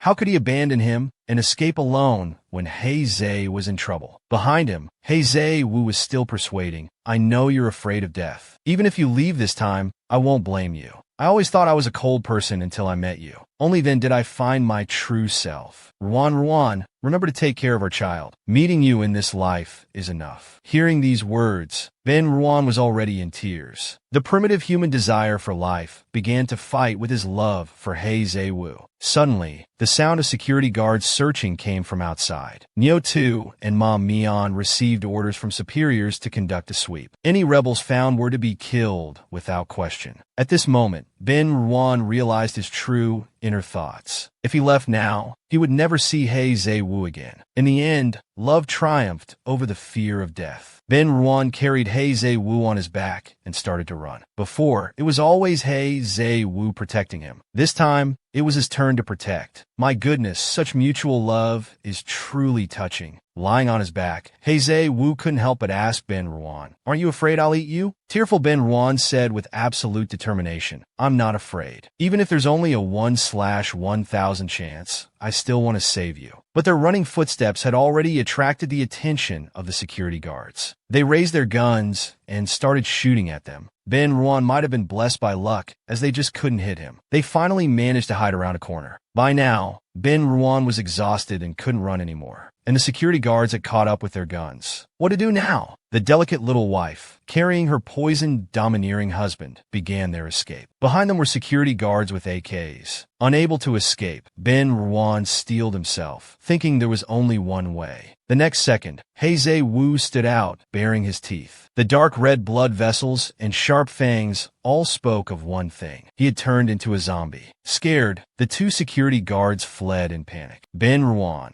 supporting Hei Wu from behind, finally breathed a sigh of relief. Carrying Hei Wu on his back again, he ran towards the laboratory. He even praised Hei Wu for his good acting just now. Arriving at the lab, Ben Ruan changed from his previous sheepish appearance. With glasses and a white coat, his confident look was stunningly handsome. Fortunately, Hei Wu still had a bit of consciousness left. Ben Ruan gently comforted him, telling him to stay awake no matter what. Then he boldly began the experiment. After administering a cardiac stimulant, Ben Ruan started purifying Hei Wu's blood. Normally, one should first analyze the virus, then research a resistant drug. But obviously, there was no time for that now. The last option was to inject an antidote serum. To Ben Ruan's surprise, the zombie poison spread so fast that even blood purification was too late. Hei Wu's pupils began to change color as his body trembled. The Ruan in front of him gradually became blurry. Even his body started to stiffen. Watching Hei Wu's body gradually mutate, Ben Ruan couldn't help but cry out again. He shouted, "You said you'd protect me for life. You can't break your promise." Unexpectedly, Hei Wu, with his eyes closed, shed a stream of tears. This scene instantly gave Ben Ruan hope, so he continued talking to keep him conscious. from once shutting He Zai-Wu out, to He Zai-Wu transforming into Xiaoying to protect him. Each incident evoked beautiful memories for He Zai-Wu. His vital signs became more and more evident. Seizing this opportunity, Ben Ruan took out the serum and prepared to inject him. But at the crucial moment, Nyo Tu and Ma Mian arrived. They had followed after learning He Zai-Wu's whereabouts from the security guards. Without a word, they started banging on the door. The nervous Ben Ruan seized the chance and injected the serum. But He Zai-Wu showed no obvious signs of improvement. It seemed the dosage wasn't enough. He needed another injection. What to do now?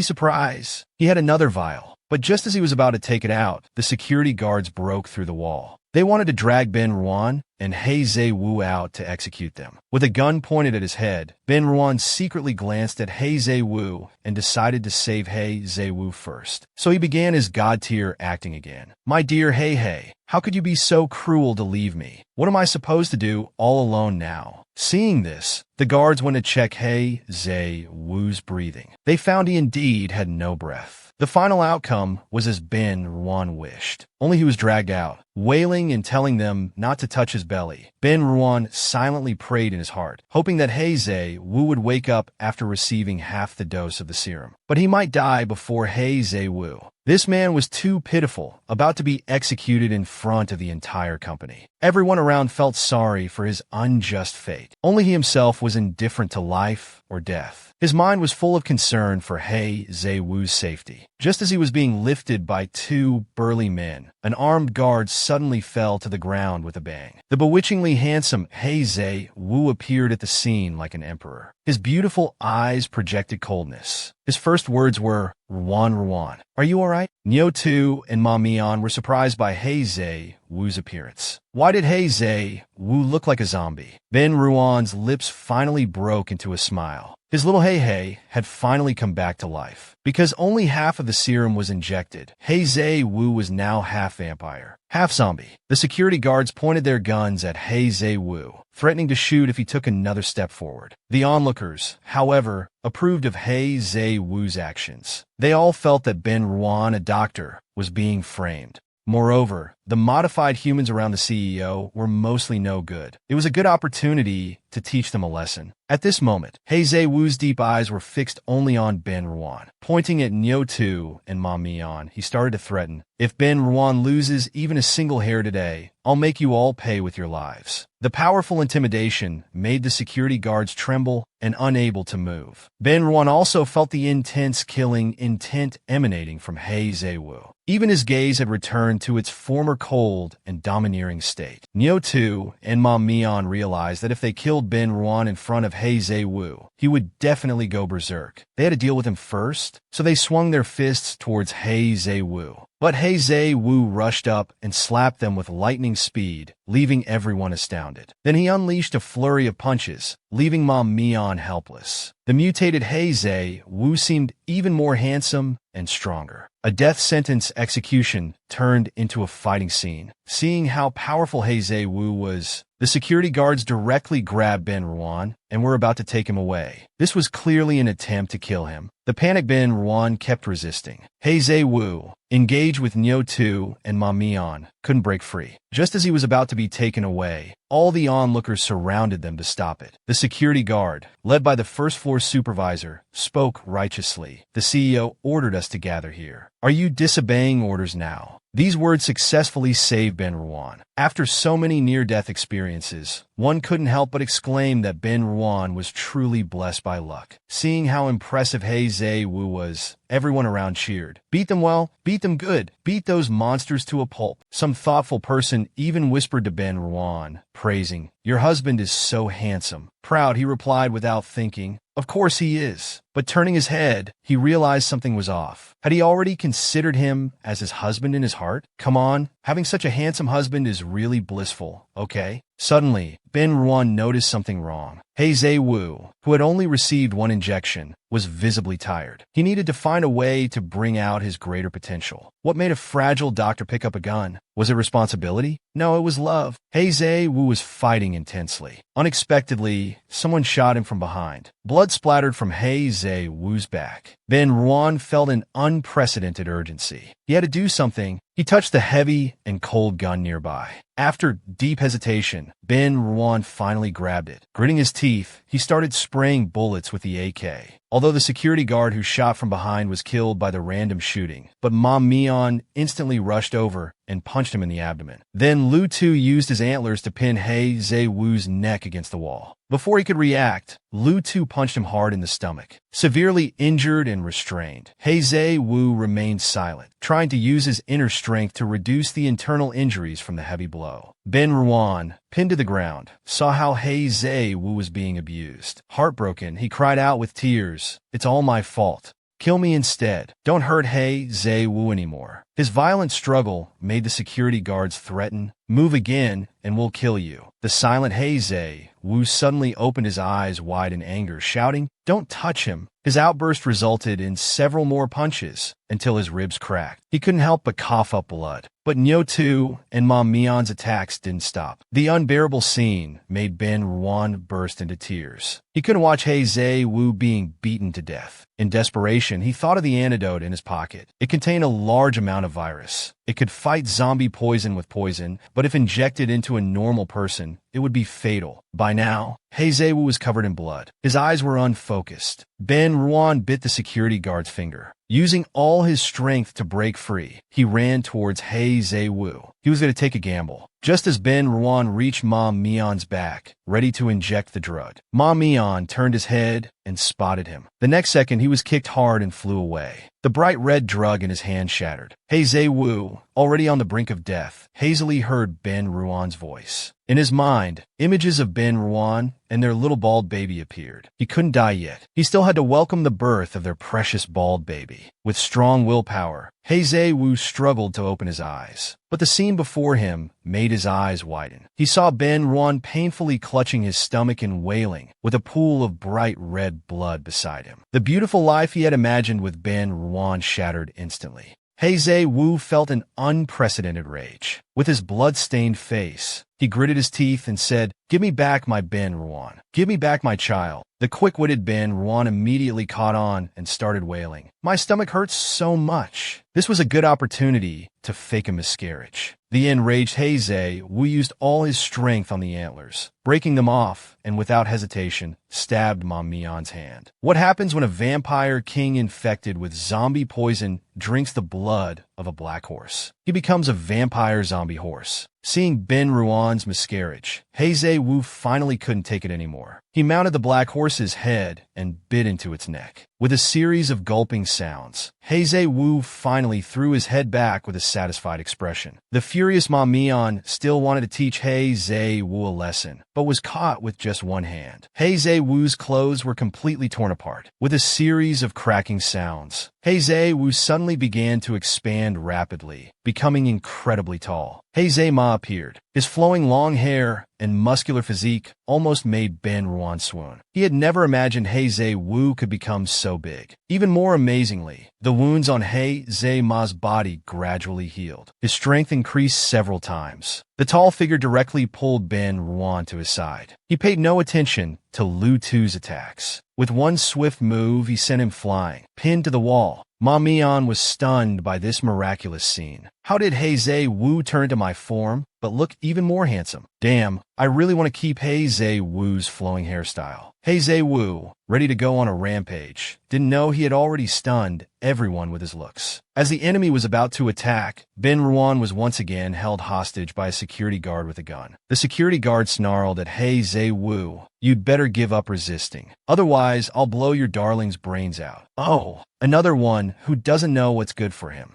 Before he could act, the security guard was dead. The previous onlookers had all joined the fight. They wanted to help He Zhe Wu eliminate these threats. The scale of the situation left Ben Ruan stunned. He never imagined he and He Zhe Wu had so many fans. Turning around, He Zhe Wu pinned Ma Mian against the wall. With a fierce look, he gave him a headshot. He wanted to avenge the little bald baby who died before it was born. The onlookers, hearing that Ben Ruan had lost the child, felt extremely regretful. They wanted Ben Ruan to give He Zhe-Wu another child. As they were strategizing, countless special forces rushed in and started firing indiscriminately. The sudden purge caught He Zhe-Wu off guard. He picked up Ben Ruan and ran towards the basement. This was all on the CEO's orders. The CEO had been in his office, monitoring the movements of He Zhe-Wu and Sister Sa. Watching He Zhe-Wu turn into He Zhe-Ma, he realized He Zhe-Wu's high prestige at the grassroots level. If not controlled, the entire company might rebel with him. So he immediately ordered Kai to eliminate Black Continent. He also dispatched a large number of soldiers to fight. At the same time, he sent someone to notify Gatling to meet him. The basement had been in chaos with Sister Sa and Xiao and Lu for a while. His big sister remained indifferent and unresponsive. Isn't this blatantly testing his bottom line? So he decided to revoke Gatling's authority to manage Kai. But what he didn't know was that Gatling had long harbored rebellious thoughts and had been preparing for this for a long time. Meanwhile, in the basement, Sister Sa and Xiao and Lu also encountered an unprecedented situation. The masked men had somehow gained a buff. They couldn't beat them anymore. Have you ever seen such ghost-like people? They were clearly floating in the air, yet untouchable and unhittable. Sister Sa thought the masked men would be easy to deal with, but she didn't expect them to chant incantations and rise into the air together. A blue aura surrounded their edges. Even more bizarrely, they became transparent like ghosts. The flower vines could easily pass through their bodies. This meant they were immune to all attacks. As long as the three of them united their minds, they could be invincible. They could also launch powerful attacks through their minds. Isn't this cheating? Still in a daze, Xiao and Lu hadn't reacted before being hit by the attack wave.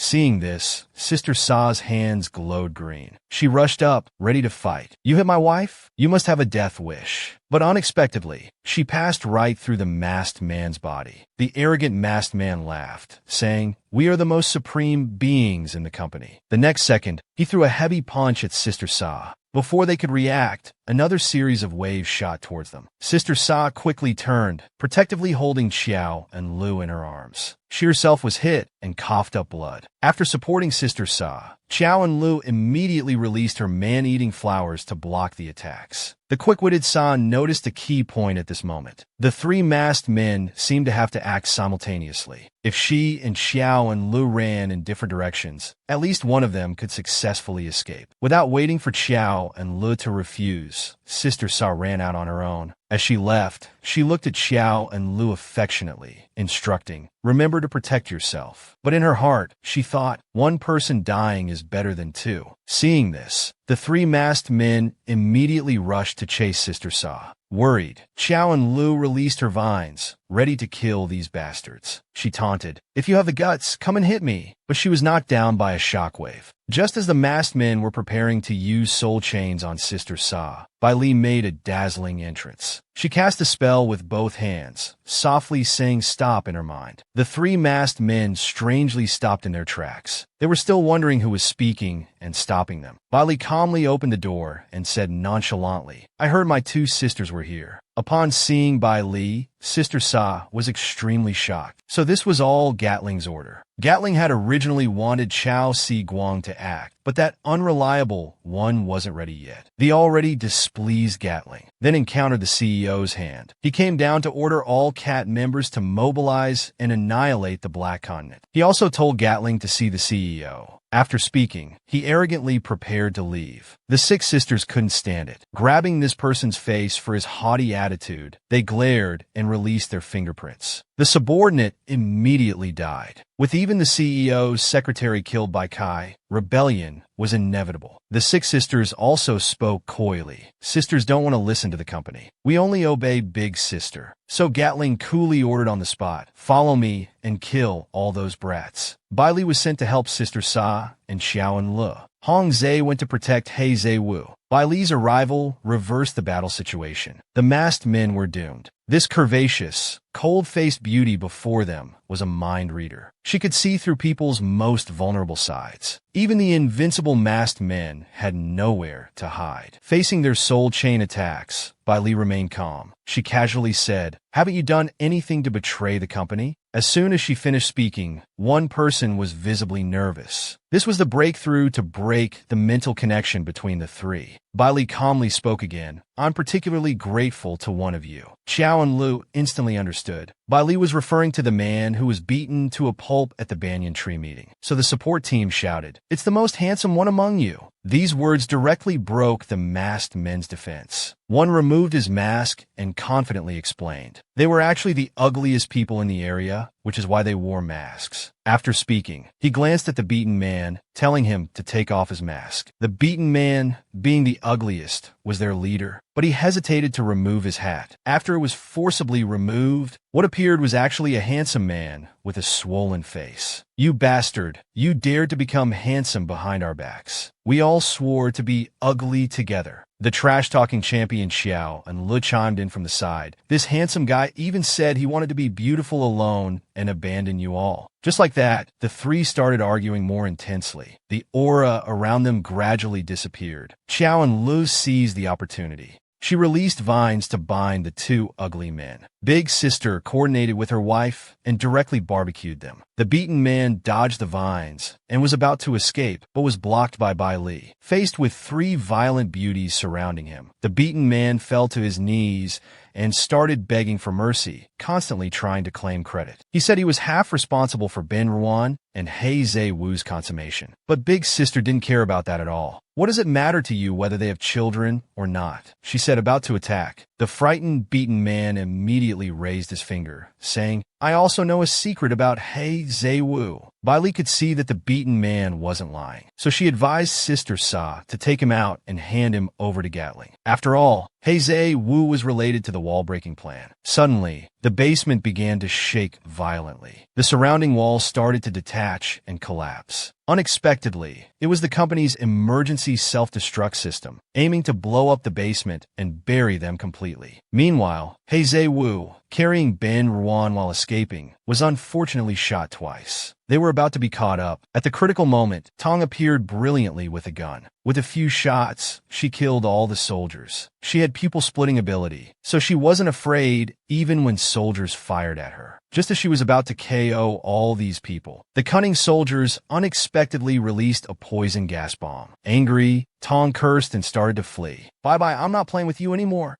But at the same time, the shot He Zhe Wu could no longer run, and there were still people chasing to kill them behind. Can you believe it? This panting black horse before you is actually a vampire king, and the man kneeling before him is the black horse's wife. He Zhe Wu couldn't run anymore due to being shot. The trail of blood told of his pain. If the bleeding didn't stop, He Zhe Wu might not make it to the exit before kicking the bucket. Forced to kneel, he grabbed Ben Ruan's hand and started apologizing. "I'm sorry, Ruan. I failed to protect our child. Little Baldy not being born is my biggest regret in this life." Seeing He Zhe Wu's painful, tearful expression, Ben Ruan felt heartbroken. He shook his head repeatedly, saying it wasn't his fault. He even wanted to comfort him by saying they could have another child in the future, but the words didn't come out. Involuntarily pressing his forehead against He Zhe Wu's, he began apologizing in his heart. "I'm sorry, hey. I shouldn't have lied to you from the beginning." Just as the two were expressing their feelings, the basement door suddenly opened. Mo sang by, that persistent fellow, had actually brought soldiers with him. It turned out that after being verbally attacked by Xiao and Lu,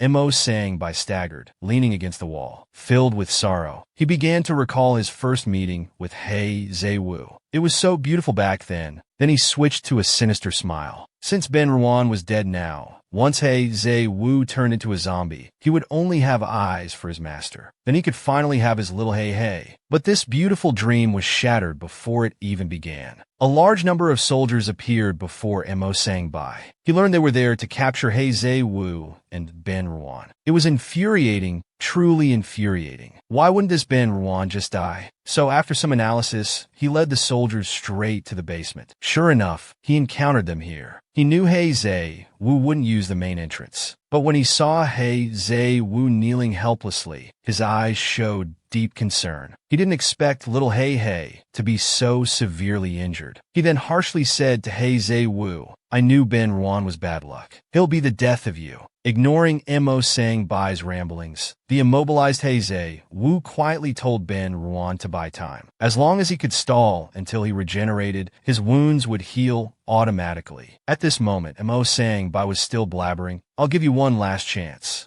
Hand over Ben Ruan, and I'll plead with the CEO for you." Unexpectedly, Ben Ruan changed from his former timidity. He stood up and said boldly, "Let Heizei Wu go. If you have any issues, come at me." He'd seen people with a death wish, but never one this eager. The soldiers obediently raised their guns, all aiming at Ben Ruan. Pretending to be calm, Ben Ruan was actually panicking. If any gun accidentally fired, he'd be done for. But still, for Heizei Wu's sake, he continued, "You think killing me will make your lives better? Heizei Wu won't let any of you off, and KK will see you as enemies too. Do you think you can escape then?" The soldiers were successfully stumped. They kept retreating. Seeing his brainwashing was working, Ben Ruan pressed on. He righteously raised his hand, about to show them a way out. At that moment, he was like the Statue of Liberty. He might have trained at the same place as Qiao and Le. His speech directly caused the soldiers to rebel, turning their guns on Mo Sang Bai. This man's husband has turned into a black horse, and he's severely injured. What's even more terrifying is that the man's love rival has caught up and wants to kill him. How can this be tolerated? The frail Dr. Ben Ruan, relying on his verbal skills, successfully confused the soldiers. He turned their guns around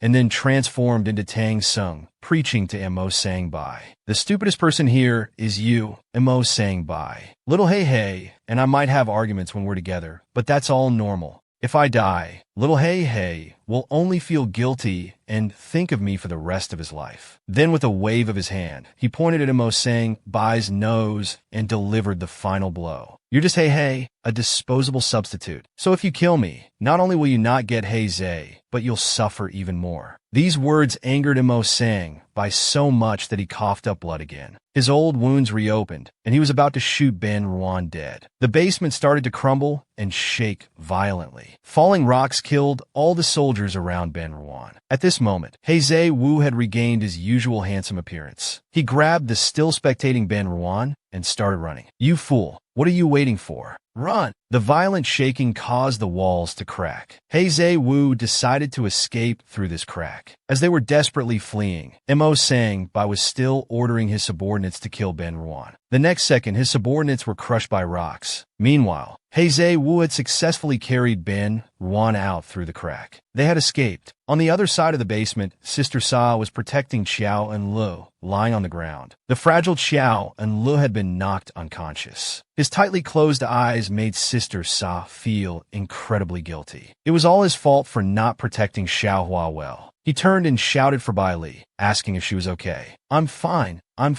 Still alive. Now the exit is blocked, and the power system has collapsed. If we don't want to be trapped here to death, we can only rely on self-rescue." Suddenly, Sister Sa noticed a breach ahead. To prevent collapse inside, Sister Sa decided to act as a vanguard to scout the way. He affectionately nuzzled Xiao and Li's face, telling him to wait for his return. Then he gently handed Qiao and Lu over to Bai Li, instructing her to take good care of Qiao and Lu. After saying this, he walked towards the breach. Soon after, Qiao and Lu slowly woke up. Tightly gripping Bai Li's hand, he said, "Sister Sa, don't go." Opening his eyes to find it was Bai Li, he immediately withdrew his hand awkwardly. It was truly embarrassing. To ease the awkwardness, Qiao and Lu began thanking Bai Li. It was thanks to her and Sister Sa that he and Sister Sa were able to survive today. But while Bai Li said, "You're welcome," she explained that she was sent by Gatling. This humble and polite demeanor made Qiao and Lu feel a bit strange. Bai Li was very different from other KK members. Before he could think further, Bai Li said something that startled him. She said she had recognized Qiao and Lu from the beginning. Lu, having lost his sight, had extremely sensitive other senses. This allowed him to recognize Qiao and Li's voice when they first met. And the killing intent that Qiao and Lu revealed when approaching Gatling further confirmed his thoughts. Qiao and Lu had come for revenge. Two hot-bodied beauties were trapped in the ruins. Bai Li, wearing a crop top, revealed Qiao and Li's true identity. The reason she didn't expose him earlier was because Sister Sa and Qiao and Lu had fallen in love. She hoped Qiao and Lu could let go of his hatred and get along well with the sisters. Although Qiao and Lu didn't want to give up on revenge, Bai Li's next words made him ponder. If he were to take revenge on Gatling, what about Sister Sa? Sister Sa could overthrow the company for him, even kill He Zhe-Wu, but she couldn't point a knife at Gatling. If Qiao and Lu killed Gatling, Sister Sa would be plunged into endless pain. After a struggle, Qiao and Lu made a decision. He wouldn't spare any of his enemies. Seeing that Qiao and Lu had made up his mind, Bai Li didn't stop him. She began to sadly pour out her own thoughts. It turned out she didn't want to kill either. Bai Li had long known that her eyes were blinded by the company, yet she still killed for them. Only because if she left the company, she would be doomed. Knowing the secret, she would certainly be killed by the company.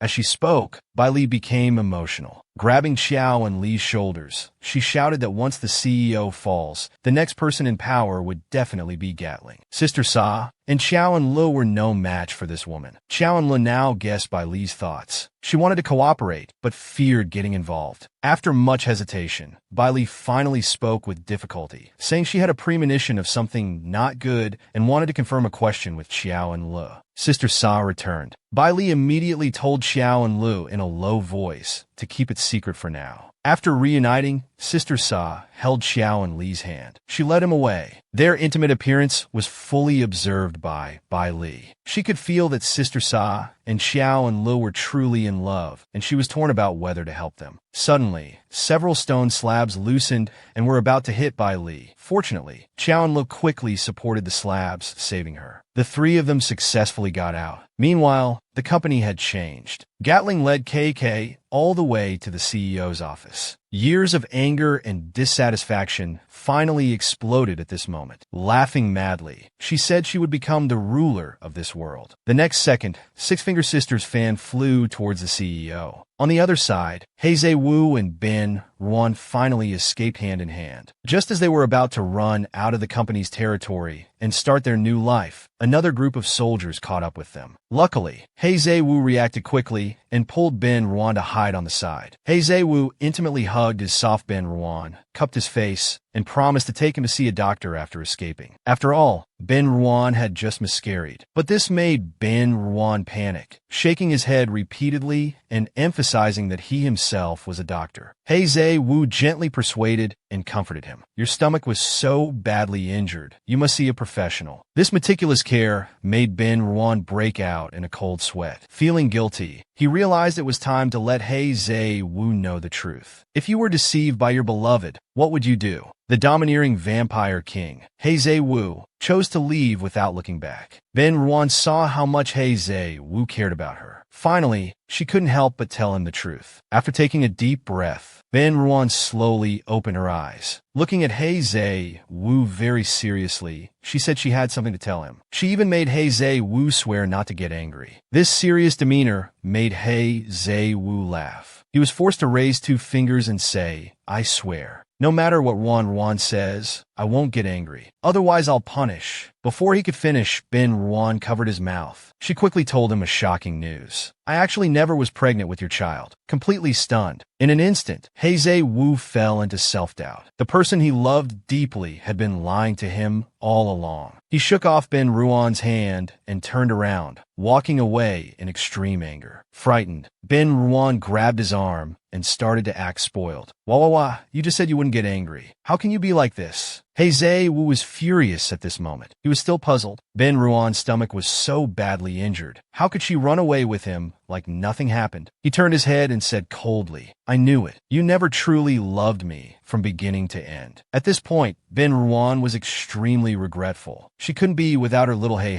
Seeing He Zhe-Wu about to leave, Ben Ruan hugged him tightly and started pouring out her true feelings. My love, I was wrong. Our happiness has just begun. As long as you forgive me, I will definitely give you children in the future. I'll give you a bunch of children. The phrase a bunch made He Zhe-Wu pause. It seemed not impossible. Afraid that He Zhe-Wu would get angry, Ben Ruan tightly hugged his abs and explained, Before, I approached you with a purpose. But now I've truly fallen in love with you. Please, don't go. She turned and touched his chest muscles, leaning on his back. I promise I'll treat you even better in the future. People often say I'm lucky, but you are my true lucky guardian. Without you, my world would collapse. These words of love successfully softened He Zhe-Wu's heart. He couldn't help but raise his head, sniffling and crying. My Ruan, you've deceived me so cruelly. I gave you all my trust and tenderness. What am I supposed to do now? Before he could finish speaking, the sound of incoming shells was heard. The agile He Zhe Wu pushed Ben Ruan away in one move. Oh,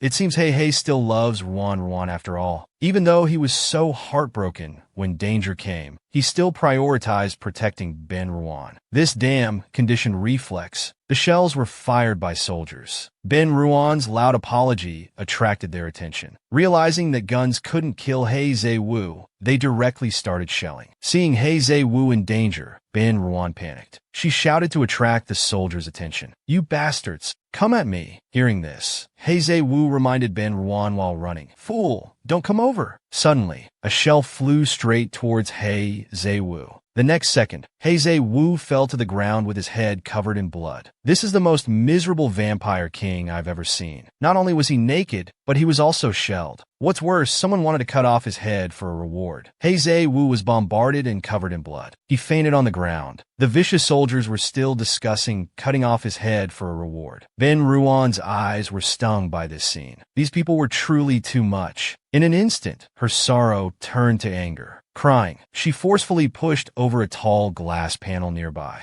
He finally actively killed the bad guys with his own strength. Ben Ruan, feeling sorry for He, picked him up and prepared to run. But the sound of many soldiers' footsteps came from behind. These people were also unreasonable and overbearing. They immediately wanted to bomb them to death with cannons. Just when Ben Ruan thought they were doomed this time, another group of people shot and killed all these soldiers. Looking up, it turned out to be Chao Si Guang's people. He came to the company to collect heads. The moment he saw Ben Ruan, he immediately put a gun to her forehead. Ben Ruan, who had always been afraid of death, had gone through so many life and death situations. She had already transformed and stared at Chao Si Guang without fear, saying, "I'm not afraid of death, but I want to know why I'm dying." Her tough and brave demeanor interested Chao Si Guang, so he ordered to bring her back to the company. But they couldn't bring He Zhe Wu along. That's not okay. Absolutely not okay. Ben Ruan hugged He Zhe Wu tightly and started saying she couldn't live without him. The result was that both of them were eventually taken back. On the other side, Chao and Lu finally returned home and started to take a bath. She was very conflicted about whether to tell Sister Sa about her conflict with Gatling. After all, she had no evidence of Gatling harming Sister Sa. Just as she was thinking, Sister Sa caressed Xiao and Li's shoulders from behind and officially began her confession. "Little flower, I'm really afraid of you getting hurt. Since I met you, I became a complete person. After the events of these past few days, I feel that if this continues, you will leave me." Then she excitedly grabbed Xiao and Li's shoulders and started planning. "Let's leave the company and start a new life. Let's run and jump, do beautiful inverted hooks. I don't care about masked men or grudges anymore. I only care about you." Without waiting for Xiao and Lu to react, she hugged her tightly. "Flower, I won't let you get into danger again in the future. You have become the most important person in my life. I like you so much." Xiao and Lu, being tightly hugged by her lover, felt mixed emotions. She also wanted to live a peaceful life with Sister Sa. But how could she leave when her great revenge was not yet fulfilled? So while passionately responding to Sister Sa, she was planning to quickly uncover Gatling's evil deeds. What she didn't know was that Big Sister had already prepared to ask Gatling to leave the company. Indeed, without a couple appearing, the company would lose 2 employees. But how could Gatling easily let them go? She even started a new project for them. This short-haired beauty had a viper's heart. Under her lover's instructions, she was actually going to execute all of the former CEO's subordinates, while Chao Si Guang euphemistically called it establishing her authority. Now the company had become Gatling's domain. That old man had also been arrested by Chao Si Guang. It turned out that when Gatling went to rebel that day, what she faced was only a preset virtual image. The CEO had already run away with his adopted son, but they didn't escape and were arrested by Chao Si Guang for crimes against humanity. The two were being intimate in the car when a subordinate came to report and interrupted them. After moving to the office, Sister Sa very unfortunately knocked on the door. Sister Sa felt extremely embarrassed seeing clothes scattered on the floor. Gatling, however, carelessly picked up and threw them away. Men were nothing more than a spice of life to her. Even the powerful Chao Si Guang was no exception. Sister Sa's purpose for coming this time was to resign from Gatling. She wanted to take Xiao and Lu far away and start a new life. These words shocked and angered Sister Sa. "Hasn't the company always treated you well?" Then she changed to a caring and friendly tone. I'm considering how to compensate you, and Little Flower. Gatling realized that Sister Sa and Xiao and Lu had an unbreakable love. She couldn't possibly let go of the person she had personally trained. So she started brainwashing Sister Sa. You're worried that Little Flower might be in danger while carrying out missions for the company. But have you thought about what would happen if you left the company? A large group of enemies would come after you. Without the company's protection, do you think your life would be easy? She even said warmly, I was planning to arrange a wedding for you too, but it wasn't approved by the higher-ups. These words successfully made Sister Sa fall into deep thought. Gatling seized the opportunity to introduce her plan. She not only wanted to break societal taboos by allowing men to have children together, but also wanted to make technological breakthroughs for women. That was the gene coexistence experiment. This technology would bind the experimental subjects tightly together, both mentally and physically. If one party was harmed, the other would have enough ability to heal them. It could be called a love potion. This was tailor-made for Sister Sa and Xiao and Le. But what Gatling didn't know was that this decision would become her biggest regret in the future. On the other side, Xiao and Lu appeared at the company in a slit dress. Sister Sa had already agreed to the experiment. Now they just needed Xiao and Li's consent. But as fate would have it, she ran into Chao Si Guang again while entering the elevator. They confirmed with a glance, you are my enemy. The two shared an elevator, but the atmosphere was tense. Xiao and Lu felt that the man beside her had ill intentions. Chao Si Guang also found Xiao and Lu increasingly familiar. As Xiao and Lu was about to leave the elevator, Chao Si Guang suddenly called out to her. He asked, your hair color is very beautiful. Is it dyed? Extremely nervous, Xiao and Lu glanced at him and said softly, it's natural.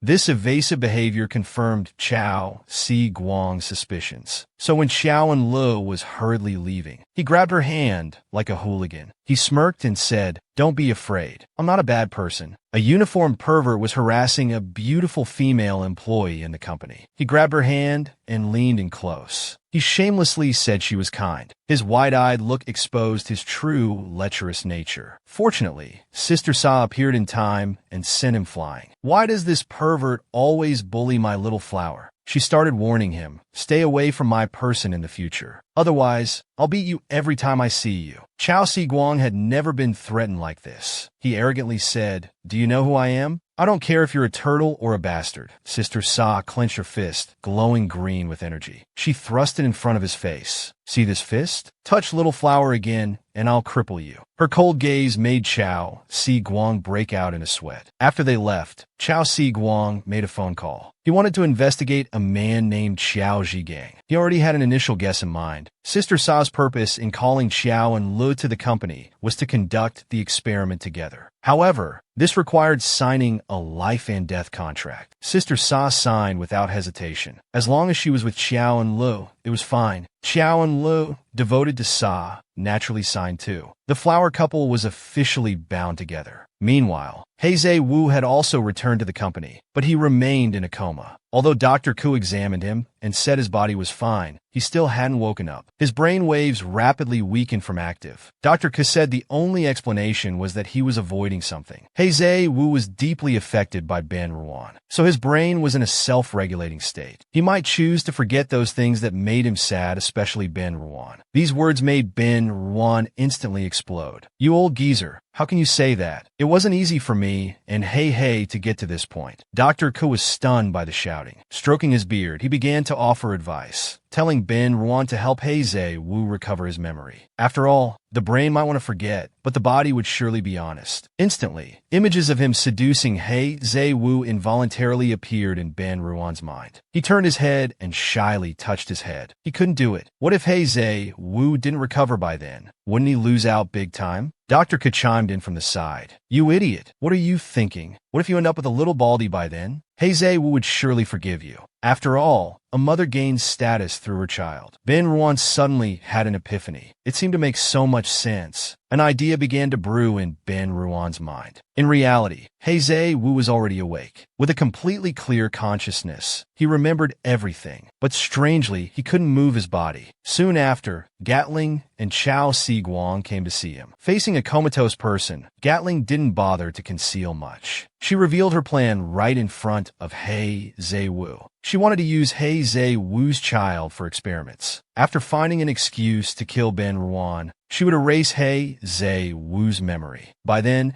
she would have both an experimental subject and He Zhe Wu continuing to work for her. It was killing two birds with one stone. Little did she know that He Zhe Wu heard every word. His immobile hand unconsciously clenched. He was about to turn dark. This pair of scumbags was too despicable. They actually used the Vampire King to bear children for them, and they wanted to use the child for experiments. He Zhe Wu was about to explode with anger hearing these words. But unable to move, he could only tremble slightly. Outside the ward, Ben Ruan was still happy about his promotion. It turned out that Gatling had met Ben Ruan when leaving the ward, so she promoted him to management. Little did he know this was just Gatling's plot. Ben Ruan, with no management experience, would surely make mistakes at work. Then she could justifiably kill him in the future. The excited Ben Ruan, seeing He Zhe Wu's furrowed brow, instantly became worried again. What was He mumbling about? Luckily, the ward was equipped with a device to peek into people's minds. As the saying goes, fortunes change. Ben Ruan put on the device without a second thought. He wanted to see what He was thinking about. In an instant, Ben Ruan entered He Zhe Wu's brain. The cards inside displayed his memories. But strangely, there wasn't a single card with Ben Ruan's shadow. A wave of sadness suddenly washed over Ben Ruan. Had little He really forgotten him? Unable to accept this, Ben Ruan started to break down and cry in someone else's brain. He Zhe Wu, you heartless man, have you really forgotten me?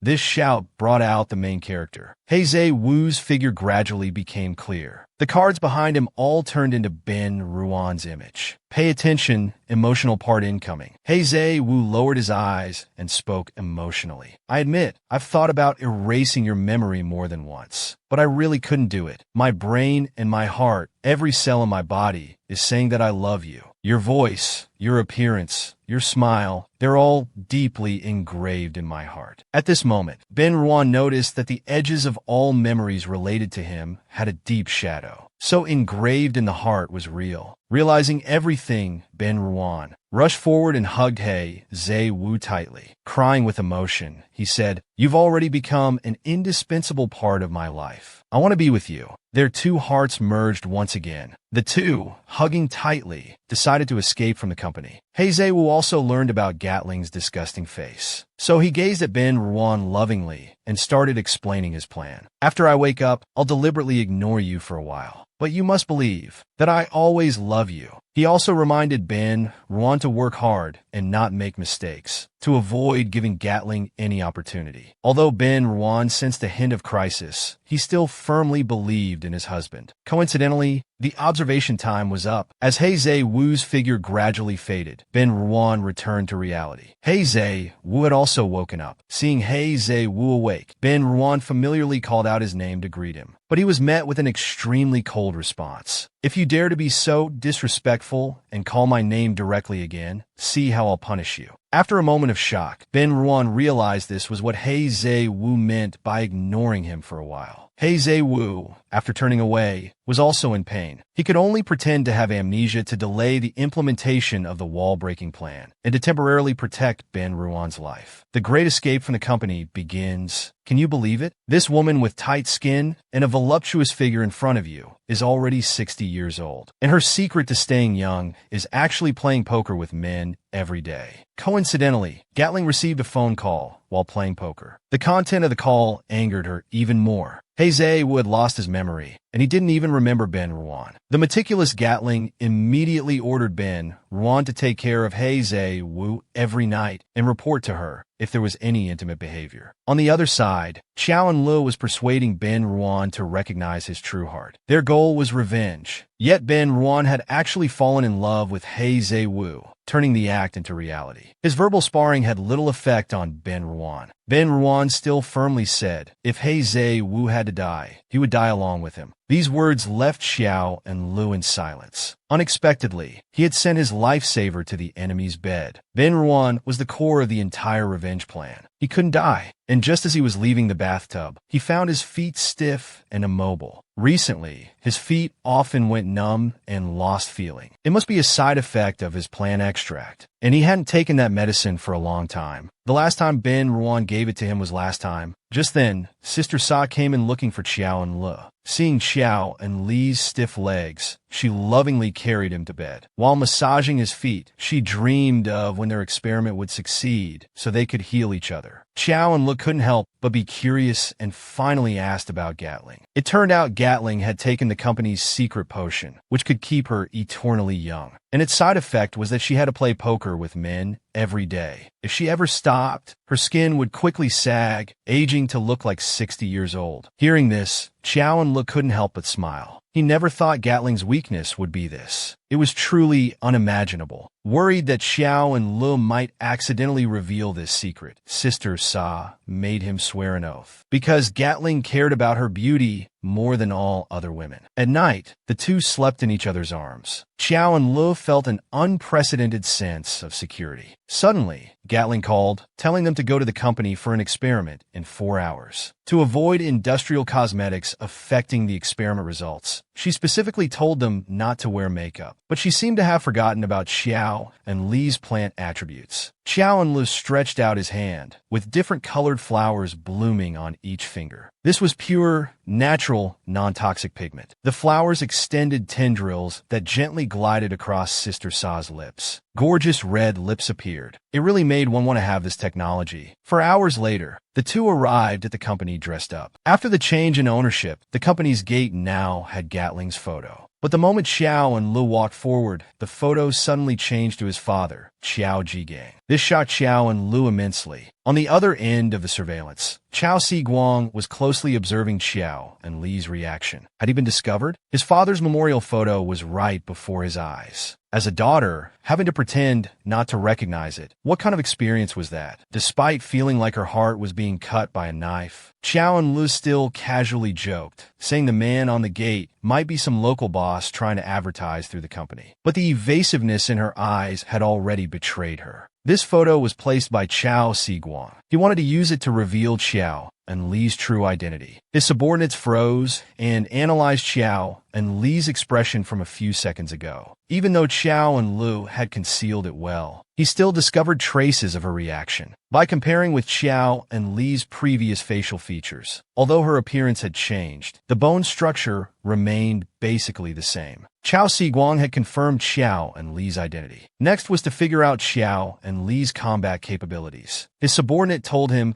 that Xiao and Lu easily defeated Mo Sangbai. This shocked Chao Siguang. He never thought this woman could even beat a zombie. Suddenly, the pressure was immense. Little did he know that Xiao and Lu won by verbal sparring. Meanwhile, Sister Sa and Xiao and Lu had already arrived at the lab. By now, they had changed into different outfits. From head to toe, they were adorned with diamonds and flowers representing themselves. As their hands touched the energy ball, the promises in their hearts were recorded at this moment. They thought this was the beginning of an invincible journey. But they didn't know this experiment had a side effect. If one gets hurt, the other would be affected too. Xiao and Lu and Sister Sa both vowed in their hearts to be loyal to each other for life, to cherish each other. The energy within them kept increasing, almost exceeding the experiment's expectations. But Gatling showed no intention of stopping. He even asked to turn the energy level to maximum. He wanted to control all his subordinates. Sister Sa and Xiao and Lu started to suffer due to the enormous energy. With a strong flash of light, they finally finished the experiment. Hand in hand, they clung tightly together, feeling each other's heartbeats and breaths. From now on, the two would never be apart. Gatling ordered them to be sent to the observation room to rest well. Strangely, though the experiment's success was a good thing, Gatling still sniffled sadly.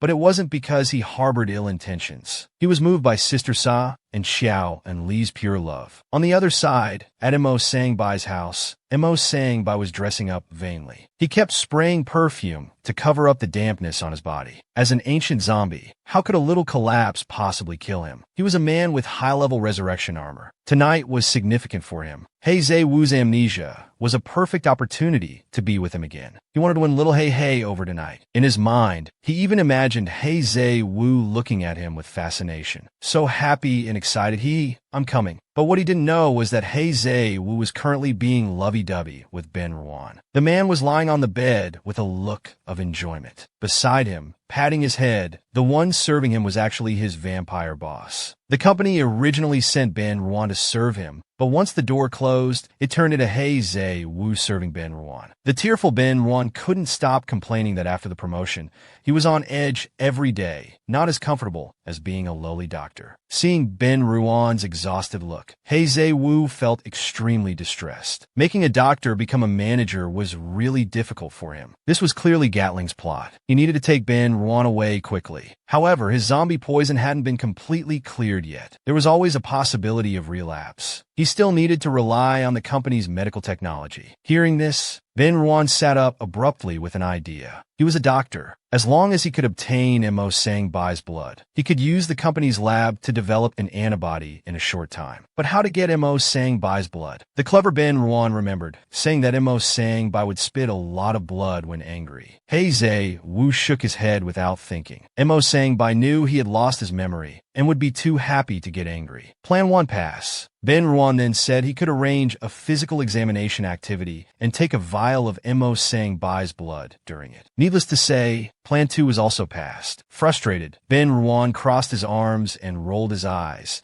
saying they could only pray for Mo Sang-bai to get hemorrhoids. What a great plan, young hero. As the two were sweetly discussing, suddenly a crisp doorbell sound came from outside. The visitor was Mo Sang-bai. In an instant, the two looked at him like wolves seeing a sheep, their eyes gleaming. Just as they were wondering how to scheme against you, you've delivered yourself to the door. So Zae-woo gently caressed Ben Ruan's little face, telling him to find a place to hide first. After all, Mo Sang-bai didn't know Ben Ruan was in his house. He then turned to open the door. Mo Sang-bai outside the door was full of confidence at this moment. The perfume he sprayed tonight was almost suffocating him. It would surely cover up that zombie smell on his body. He even bit his finger with a flushed face, thinking that little Hey must be alone at home tonight. I will definitely win little Hey over. So after exchanging pleasantries with Zae-woo at the door, he shamelessly walked into the house. Zae-woo looked at the empty room, still thinking about how good Ben Ruan was. He didn't hear Mo Sang-bai's attempts at small talk at all. To prevent Ben Ruan from being exposed, Zae-woo suggested going out to buy something to eat first. But Mo Sang-bai came prepared. He said smugly, "I knew you wouldn't eat on time." Then he clapped his hands, and 2 subordinates came in pushing food carts. Such a meticulously prepared scene made Zae-woo's mouth twitch. "You're really thoughtful, aren't you?" The two sat facing each other, having a romantic candlelit dinner. The main course was actually a chicken. Mo Sang-bai prepared all of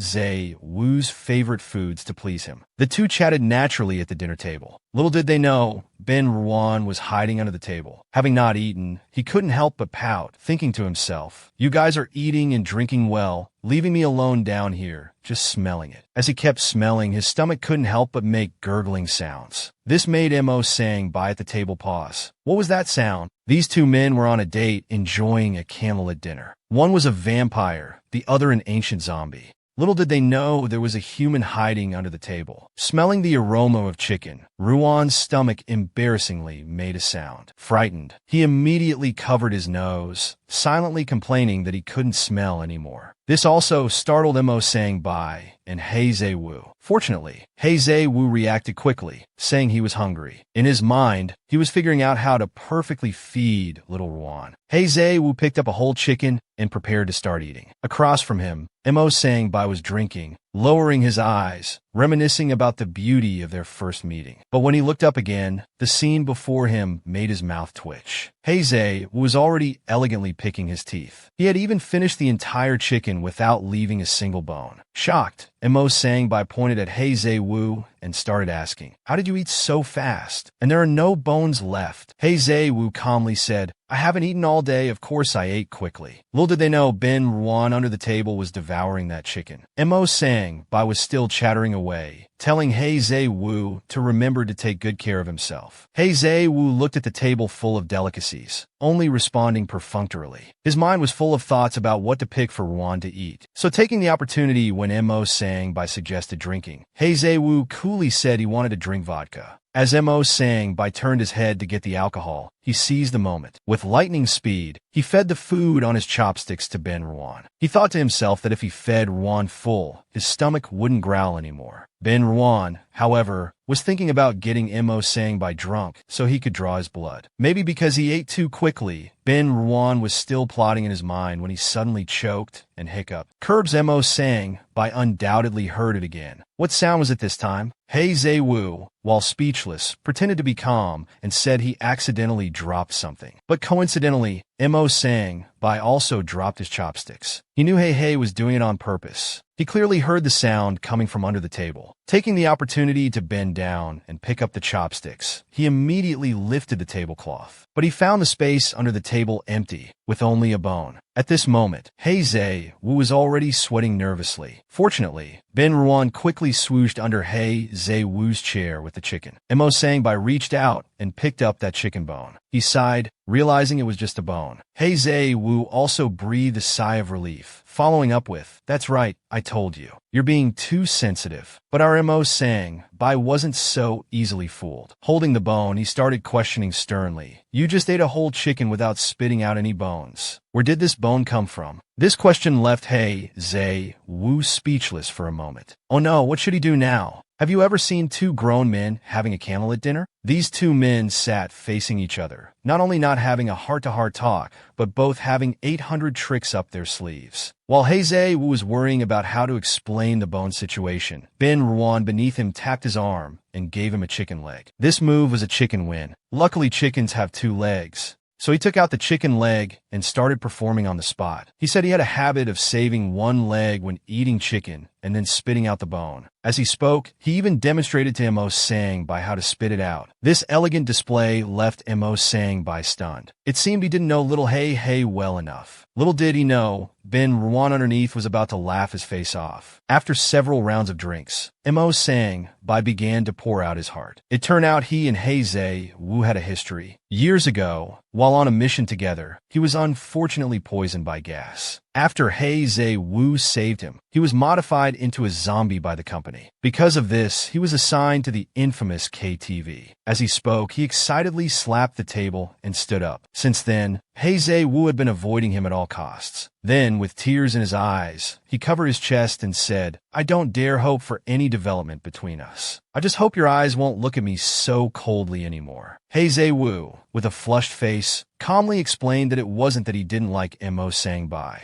He just didn't like zombies. The zombie smell on Mo Sang Bai made him want to vomit. This was determined by his physiological reaction. Seeing hope, Mo Sang Bai excitedly shouted, "I have many perfumes at home. Whatever scent you want, I have it." But he understood that He Zai Wu couldn't possibly accept him. Suddenly, he noticed that one of He Zai Wu's eyes was still a zombie eye. It seemed his zombie toxin hadn't been completely cleared. Since He Zai Wu was now unemployed, he could take this opportunity to secretly inject him with more zombie toxin. Tonight, wouldn't He Zai Wu be his for the taking? A blood vessel extended from his fingertip. It reached towards He Zai Wu under the table. He Zai Wu had been drinking, so he probably wouldn't feel such a subtle pain. Meanwhile, Ben Ruan was thinking about what to use to extract blood. He Zai Wu's home had neither syringes nor tools. Suddenly, he saw a terrifying blood vessel reaching towards him. He instantly realized, Mo Sang Bai, that guy wasn't playing fair. Frightened, he put on a pained expression and kept retreating. If stung by this thing, he'd probably become a zombie. As he watched the blood vessel getting closer and closer, Ben Ruan immediately handed over the chicken. All the blood was injected into the chicken's body. Mo Sang Bai, not understanding, was still secretly rejoicing that he had succeeded. Little did he know this made Ben Ruan extremely happy. It was truly effortless. Suddenly, a subordinate reported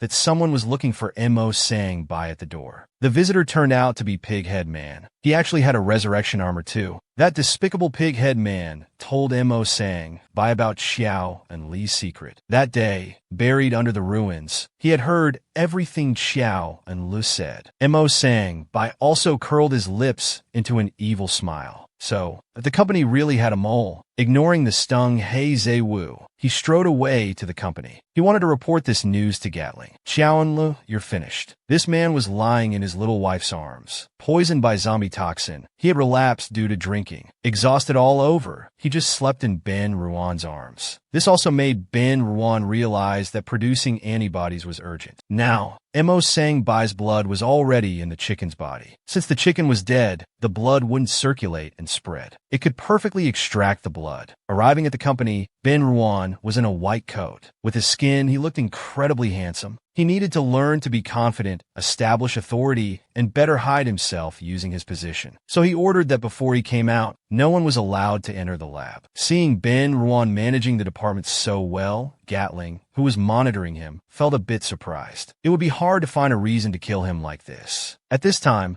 Mo Sang-bai brought Pighead Man over. He told Gatling everything about Xiao and Le. This made Gatling's face contort with anger. She slammed the table directly. She never thought she'd be fooled by a little girl. She wanted to tear Xiao and Le to pieces. Chao Si-guang reminded her that this matter needed to be handled discreetly. After all, Gatling had just taken office. But now Sister Sa and Xiao and Le had just finished the experiment. If they resisted and their potential was triggered, it would be difficult to handle. The scheming Chao Si-guang directly suggested a plan. Generally, after an experiment, they would give the subjects a nutrient injection to replenish their bodies. Whether it was nutrients or poison was entirely up to Gatling to decide. As for Sister Sa, since they had signed a life-and-death contract, they might as well die together. At this time, Sister Sa and Xiao and Le were slowly waking up in the observation room. Not sleeping with Sister Sa, Xiao and Le felt a bit cold, so she broke company rules and crawled into Sister Sa's blanket. She only felt safe when hugging her. Now, plant markings had appeared on Sister Sa's body. Xiao and Lee's nails had also turned into diamond nails. Seeing the two gradually taking on each other's characteristics, Sister Sa couldn't help but start fantasizing. She also hoped to have a love child like He Zhe-woo and Ben Ruan. Xiao and Le leaned close to Sister Sa's ear and whispered softly. She had heard from Ben Ruan before that people with plant attributes could conceive using the plants in their bodies. Plants could also attract each other and fall in love. This made Sister Sa's eyes light up, feeling hopeful, but they'd have to ask Ben Ruan about the specifics. At this time, Ben Ruan was working on antibodies with Dr. Ke. He told Xiao and Le, by fighting to enhance each other's skill attributes, they could reach maturity faster. This made Xiao and Le frown. There would be plenty of battles in the future. Sister Sa was still dreaming of a beautiful future with Xiao and Le. Little did she know that a crisis was about to come. A woman covered in diamonds and a woman covered in flowers were in a container. They had just undergone the most advanced scientific experiment. From now on, you are in me, and I am in you. But Xiao and Lee's happiness didn't last long. She received shocking news. Ben Ruan called to tell her that she had been exposed. Gatling planned to kill them, but the poison to be used had been switched by him. It turned out that just now, Ben Ruan had just made the antibody for He Zhe-woo. A group of rough men burst into the lab. They immediately asked Ben Ruan for the medicine. That medicine was extremely effective in destroying plants and could even cause human organs to wither. Without a doubt, this was meant to be used against Xiao and Le. Fortunately, Ben Ruan was in charge of the lab. He easily switched the drugs. Then he called Xiao and Le while quickly escaping. He was really in big trouble now. He Zhe-woo's zombie toxin was still relapsing. He needed to get back to him quickly. Receiving this news, Xiao and Le frowned. It seemed she had to tell Sister Sa the truth. So she told Sister Sa seriously that she was the girl whose heart was once taken out by the company. Ben Ruan saved her and transformed her into her current form. Before Sister Sa could recover from the shock, Xiao and Le told her another bombshell. She had once stolen the company's secret chip. She learned that those masked men who tried to kill her back then were instructed by Gatling. This made Sister Sa's eyes widen. She had always seen Gatling as her benefactor and big sister. She never thought this was all an act by Gatling. Angry, she took a long stride, wanting to confront Gatling. But Xiao and Le grabbed her from behind, shouting heartbrokenly that she would surely die if she went. I can't live without you. And now Gatling has sent people to kill me. We must find a way to stay alive. Sister Sa couldn't believe Gatling would kill her too, so she still had some doubts. Seeing the disbelief in Sister Sa's eyes, Xiao and Le decided to put on an act with Sister Sa to uncover the truth. Just then, the doctor came with enhancement injections. After exchanging glances, the two prepared for the injection. When Gatling arrived at the observation room with Chao Si-guang, Sister Sa,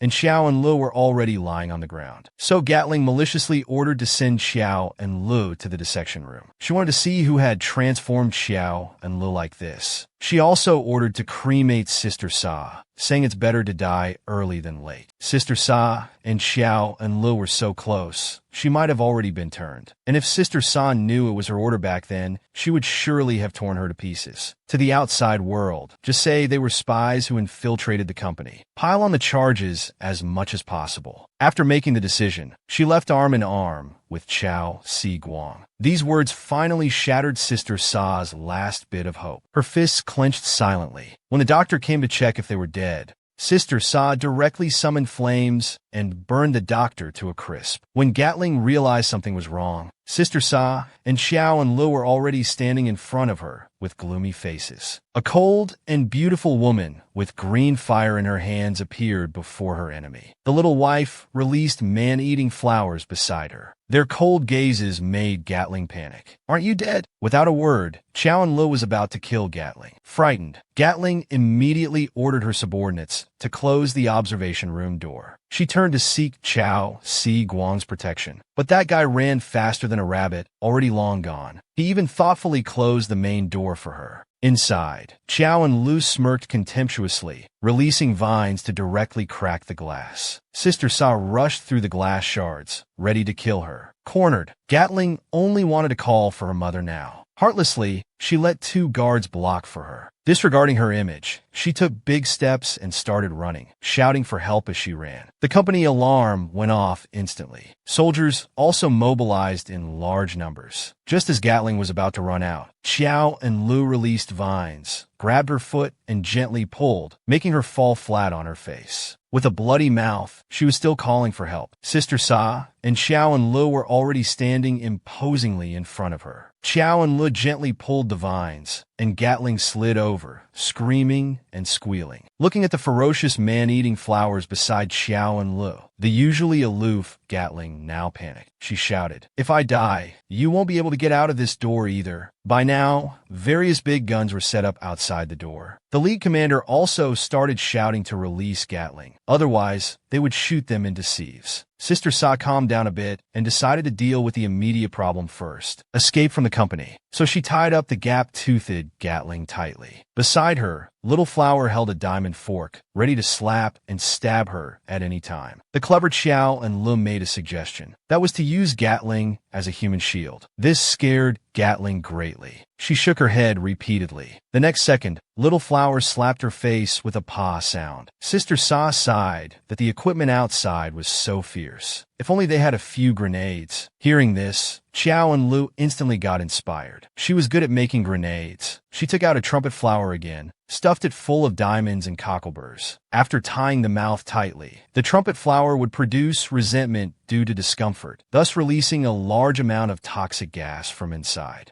Then find a lighter from the dead soldier just now, light it up, and it's okay. Seeing that Sister Sa and the others still wouldn't surrender, the people outside were preparing for a heavy artillery attack. A round, plump flower rolled out from the door crack. The soldier nearby said it looked like a grenade. The commander, however, confidently picked up the flower and examined it closely. "In my life, I've seen all kinds of weapons. How could this thing possibly be a grenade?" Before he could finish speaking, the flower grenade's bottom was ignited and instantly exploded. All the soldiers were stunned and knocked to the ground. Meanwhile, more flower grenades were continuously thrown out from inside the door. Taking advantage of this moment, Sister Sa told Xiao and Lu to run quickly. She would cover her. So Xiao and Lu pushed Gatling and ran out. But unexpectedly, these people didn't care about Gatling's life at all and directly ordered to open fire on her. This made Xiao and Lu inwardly exclaim, "Not good." This teary-eyed, tightly bound woman was the company's CEO. But she was no good person.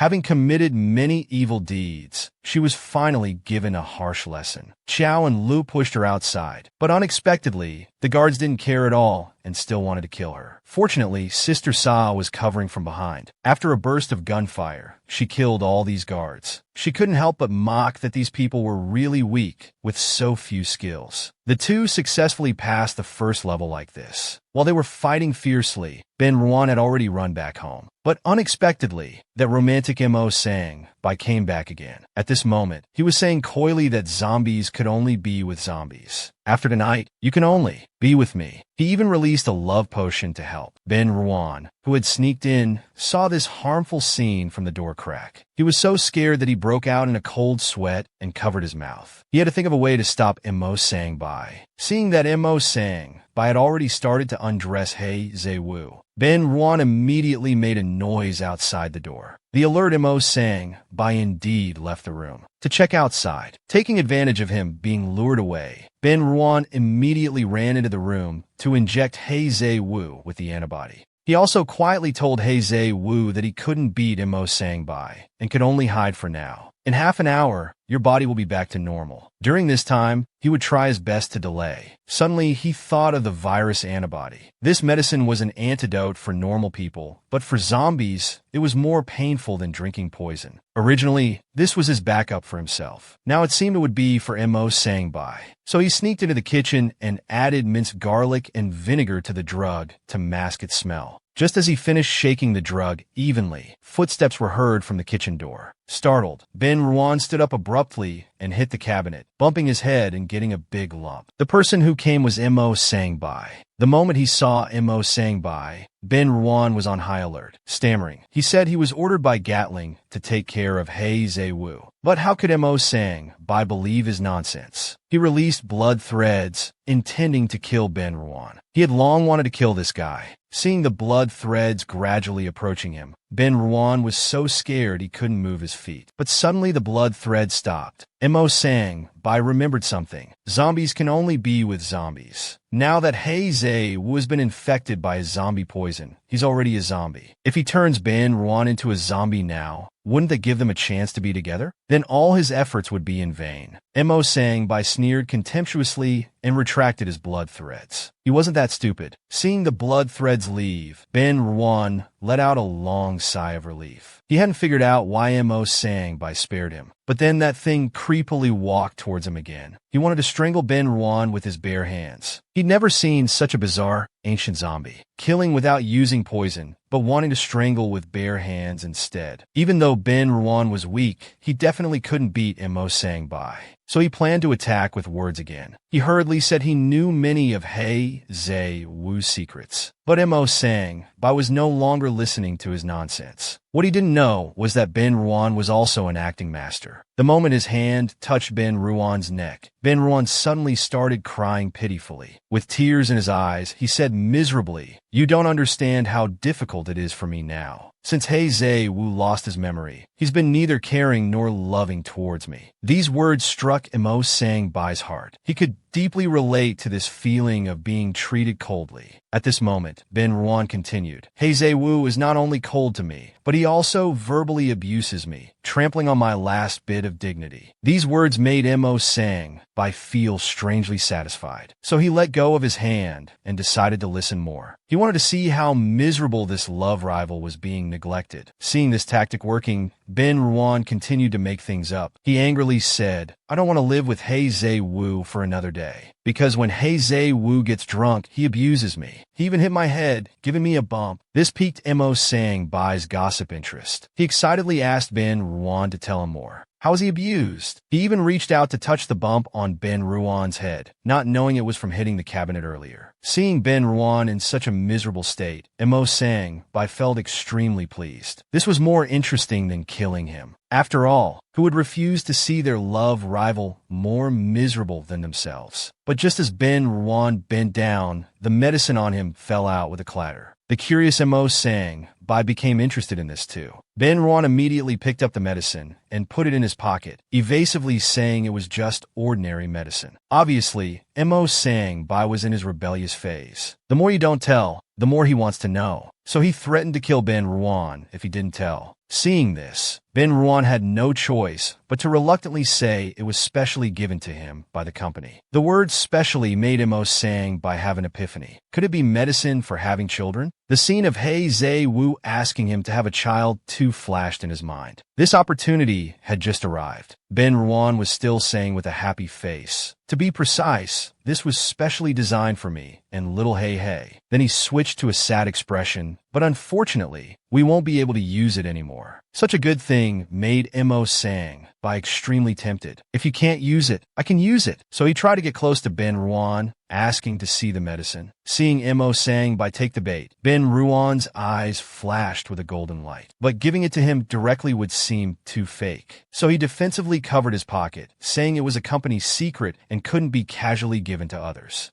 Seeing this, Mo Sang Bai had to pull Ben Ruan's sleeve and start acting coy. "I won't break it. Just let me take a look, please." Seeing that the time was ripe, Ben Ruan carefully took out the medicine. But Mo Sang Bai quickly snatched it away with a wave of his hand. Holding it, he examined it carefully. So this is what baby-making water looks like. But what puzzled him was that the medicine smelled like vinegar. This man actually wanted to have children with a vampire. Looking at this tempting baby-making potion, Mo Sang Bai felt strange. Why was it sour? Ben Ruan chimed in perfectly. "Sour for a boy, spicy for a girl. You're so good. He wants to have a son?" But suddenly remembering that childbirth is painful, he hesitated again. Ben Ruan very timely added another provocation. "Don't drink it. Giving birth is very painful." This tactic worked really well on the rebellious Mo Sang Bai. He immediately drank the potion in one gulp. Before he could even feel happy, his pupils dilated and he started coughing painfully. Meanwhile, Ben Ruan regained his confident look. He taunted Mo Sang Bai by beckoning with his finger. "Didn't you want to kill me? Come on, I'm so punchable, I love it." Feeling tricked, Mo Sang Bai staggered, wanting to kill Ben Ruan, but found he couldn't release his poison. Instead, it was like he drank dish soap, constantly blowing bubbles from his mouth. It turned out that when he tried to use his power, it neutralized with the toxin in his body, causing a chemical reaction. The result was just gurgling. Without his offensive ability, Mo Sang Bai helplessly fell to his knees. He couldn't even grab Ben Ruan. The clever Ben Ruan adjusted his glasses and said confidently, "Fighting with me? You're still too green." Just then, He Zhe Wu also woke up. The moment he saw He Zhe Wu, Ben Ruan completely changed from his previous vicious demeanor. He turned and shouted, "Hey, hey, he wanted to kill me." With a scared face, he threw himself into He Zhe Wu's arms. His skillful act even made Mo Sang Bai curse out loud. Only then did he realize He Zhe Wu hadn't lost his memory. He had been so cruelly deceived. He felt a sharp pain in his chest and coughed up another mouthful of blood. Considering their years of working together, He Zhe Wu decided to let Mo Sang Bai go. No matter how unwilling he was, he had to accept reality now. Wiping the blood from the corner of his mouth, he said softly, "I now know Ben Ruan's methods, but he won't live long either." Then he laughed maniacally. His group of accomplices has already been exposed. They're being hunted down by Gatling now. Ben Ruan will be next. He Zhe Wu didn't ask about Ben Ruan's situation. He just put his arm around Ben Ruan and turned to leave. Since they had decided to be together, they would face dangers together. For a responsible man like He, it's really hard to resist. The two held hands and left the house. Little did they know, Tong was closely monitoring them from above. It turned out that 3 days ago, Gatling had ordered Tong to monitor He Zhe Wu and Ben Ruan 24 hours a day. At this moment, Ben Ruan was driving, planning to find a place to observe the company, hoping to meet up with Xiao and Le. While Ben Ruan was talking excitedly, He Zhe Wu in the passenger seat was flushed, sweating all over. Mo Sang Bai's love potion was starting to take effect, but they were still on the run. How could he approach Ben Ruan at a time like this? Enduring the heat in his body, He Zhe Wu was about to go crazy. The man was sweating all over and extremely uncomfortable. Yes, he had been drugged. He Zhe Wu, drenched in sweat, was trying hard to control himself. Ben Ruan thought he was sick. He turned the car into a small alley.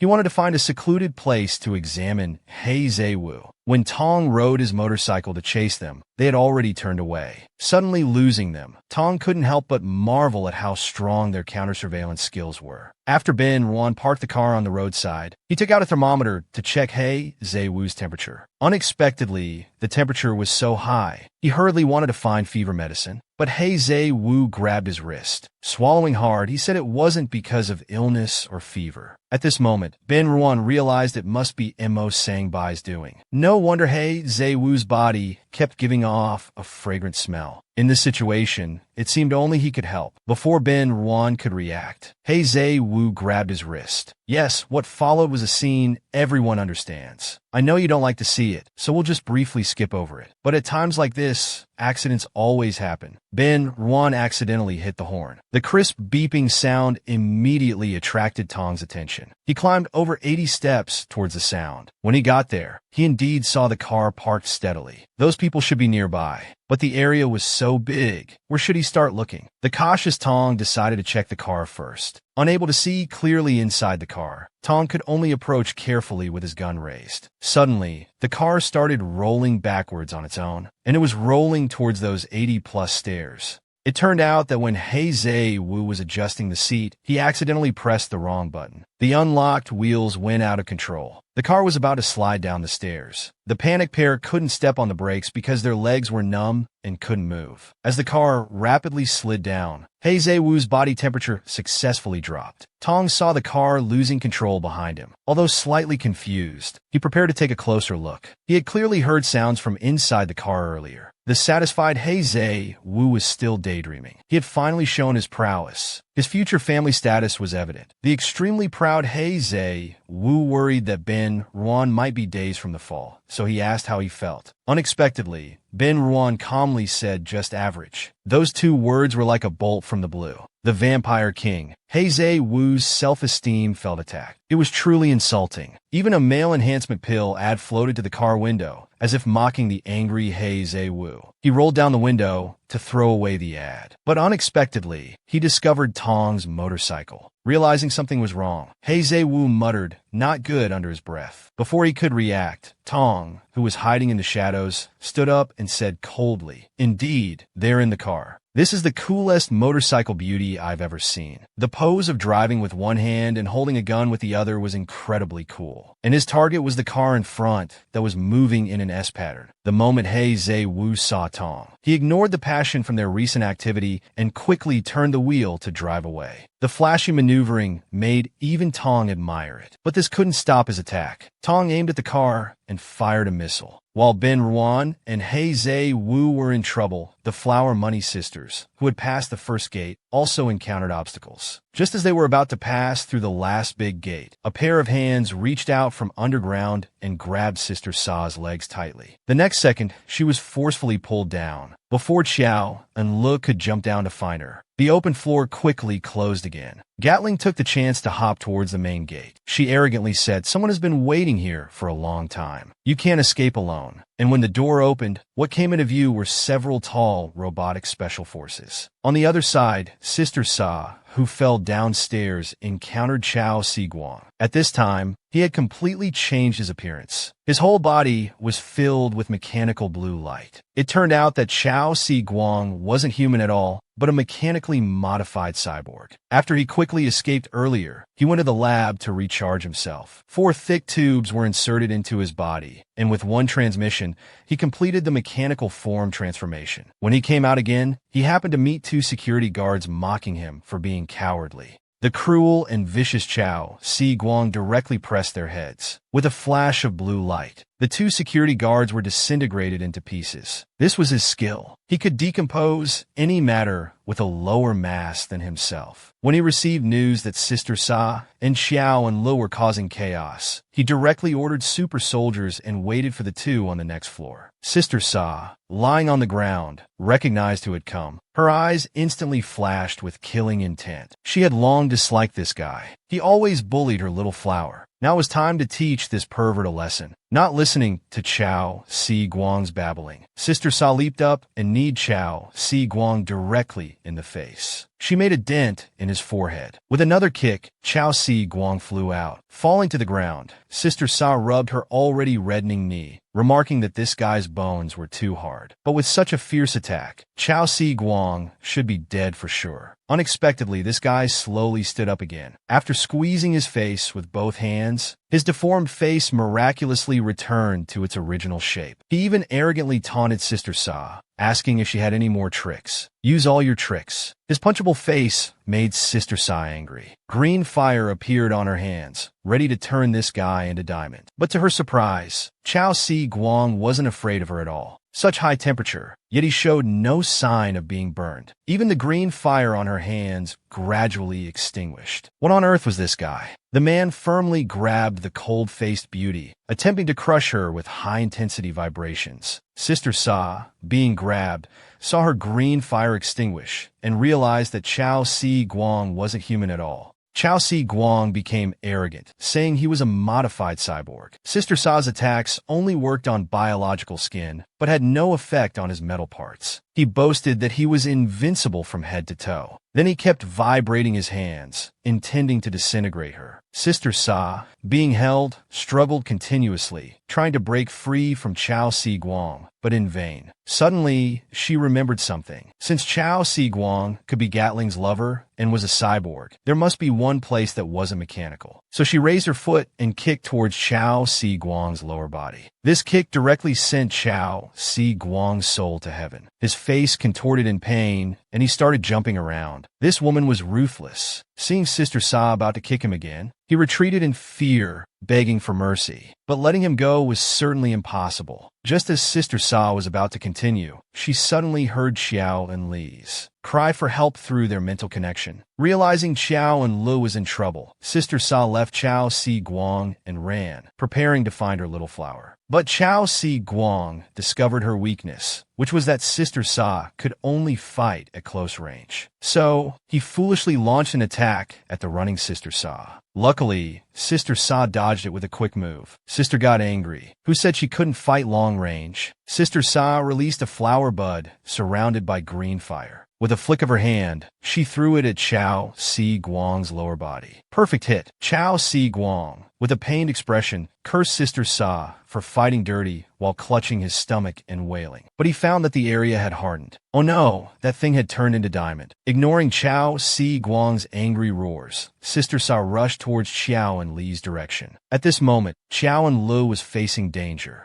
Confronted by 3 giant mechanical special forces, Xiao and Lu calmly analyzed the situation. She released diamond vines to wrap around Gatling's neck. She pulled hard, intending to use her as a human shield. Unexpectedly, the special forces directly cut the vines. They even grabbed the vines and threw Xiao and Lu against the wall. Their strength was too much for Xiao and Lu to resist. Before she could react, the special forces took out a Gatling gun and fired at her. In desperation, Xiao and Lu could only create a diamond shield to block. But this could only hold for a moment. Xiao and Lu, about to collapse, couldn't help but call out to Saji in her heart. But she was eventually knocked down. A long bloody gash appeared on her chest. Sister Sa, who was running, suddenly felt a pain in her chest. The excruciating pain made her fall to her knees with a thud. This was a side effect of their experiment. When one is injured, the other bears 50% of the damage. This was also a backup plan Gatling had left. If one traitor was caught, the other wouldn't survive either. Seeing Xiao and Lu fall, Gatling was overjoyed and ordered the special forces to capture her. She wanted to torture her in the most vicious way. What's the most painful thing in the world? The mechanical special forces, who had killed countless, answered that it's childbirth. They said the pain of childbirth can reach level 12. This answer infuriated Gatling. She asked about the most painful torture for Xiao and Lu, but this broken machine suggested making Xiao and Lu give birth. They even said, since Sister Sa and Xiao and Lu can share each other's pain, Xiao and Li's childbirth pain would be halved. How wonderful. This conversation nearly drove Gatling mad, so she ordered them to capture Xiao and Lu.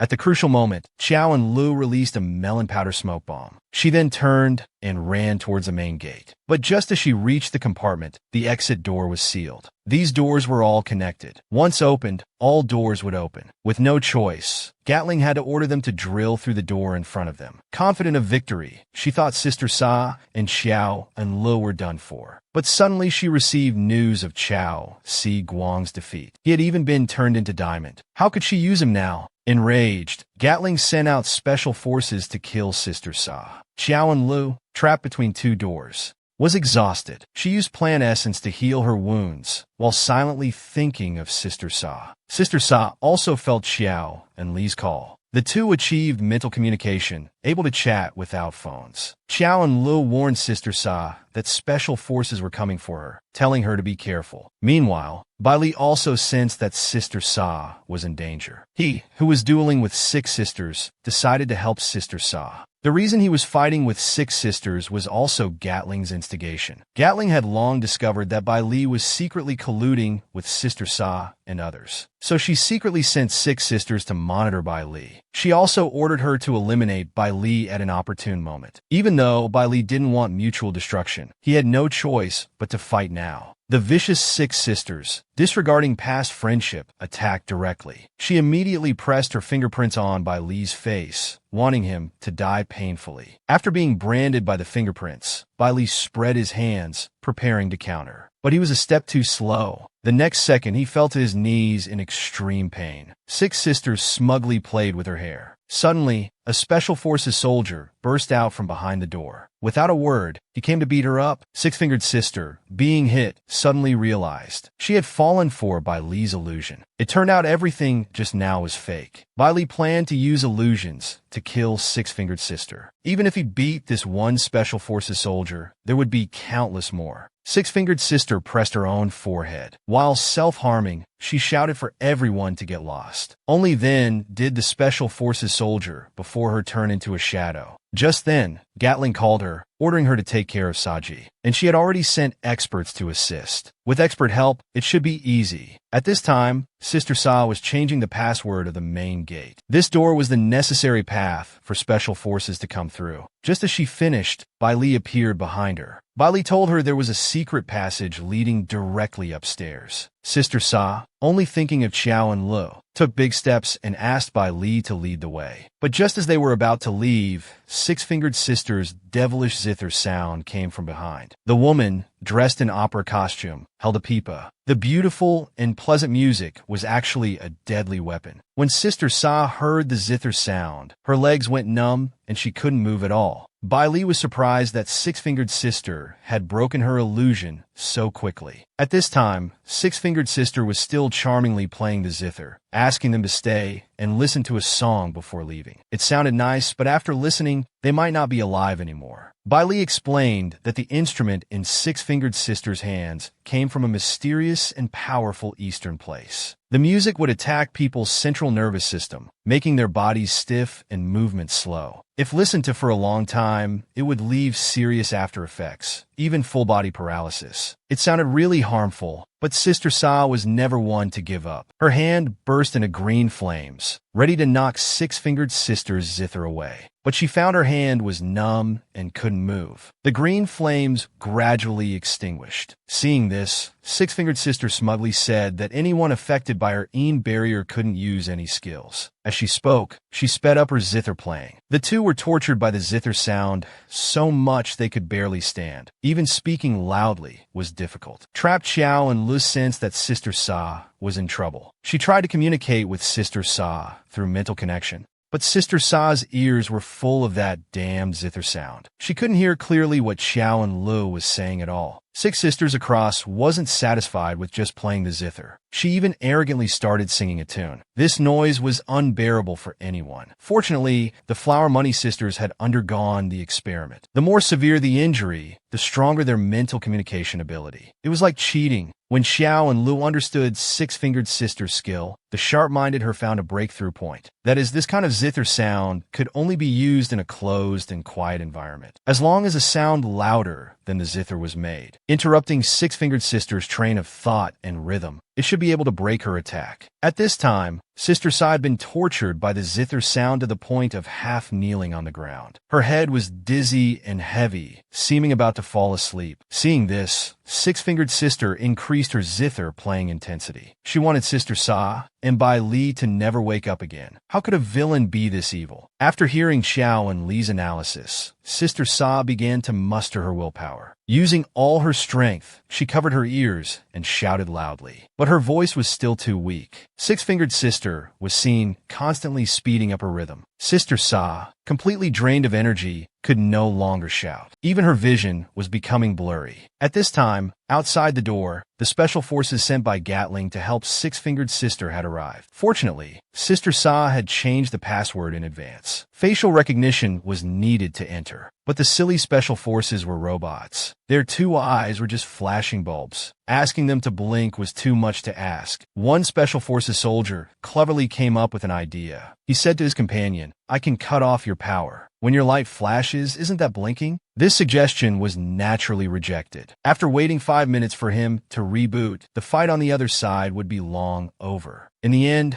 the two decided to use the most primitive method to break down the door. That is, to drill it open with a drill. Instantly, a huge booming sound came. The extremely high decibels disrupted Six-Fingered Sister's thoughts. She cursed loudly. "Which bastard is making that noise? Are they renovating?" The woman was actually trying to kill her sister she had lived with for years. The ruthless Six-Fingered Sister kept playing her zither, attempting to make Sister Sa and the others sleep forever. But suddenly, a huge booming sound came from behind her. The decibels were so high, they overpowered her zither sound. This made Six-Fingered Sister break out in a cold sweat. She complained, "Damn it, which idiot is renovating?" Unexpectedly, the big door behind her was suddenly kicked open. The Special Forces soldiers excitedly shouted, "Six-Fingered Sister, we're here to help you." The sudden shout made Six-Fingered Sister lose focus. She abruptly snapped a string. Angered, her face twisted. She wanted to kill this stupid machine. Had Gatling sent her 2 nemesis? The gradually recovering Sister Sa also seized the opportunity. She threw a green fire flying towards Six-Fingered Sister. She and Bai Li took this chance to slip away. She needed to find Xiao and Lu quickly. At this time, the Special Forces had already broken through Xiao and Li's door. Gatling immediately ordered them to dismember Xiao and Lu.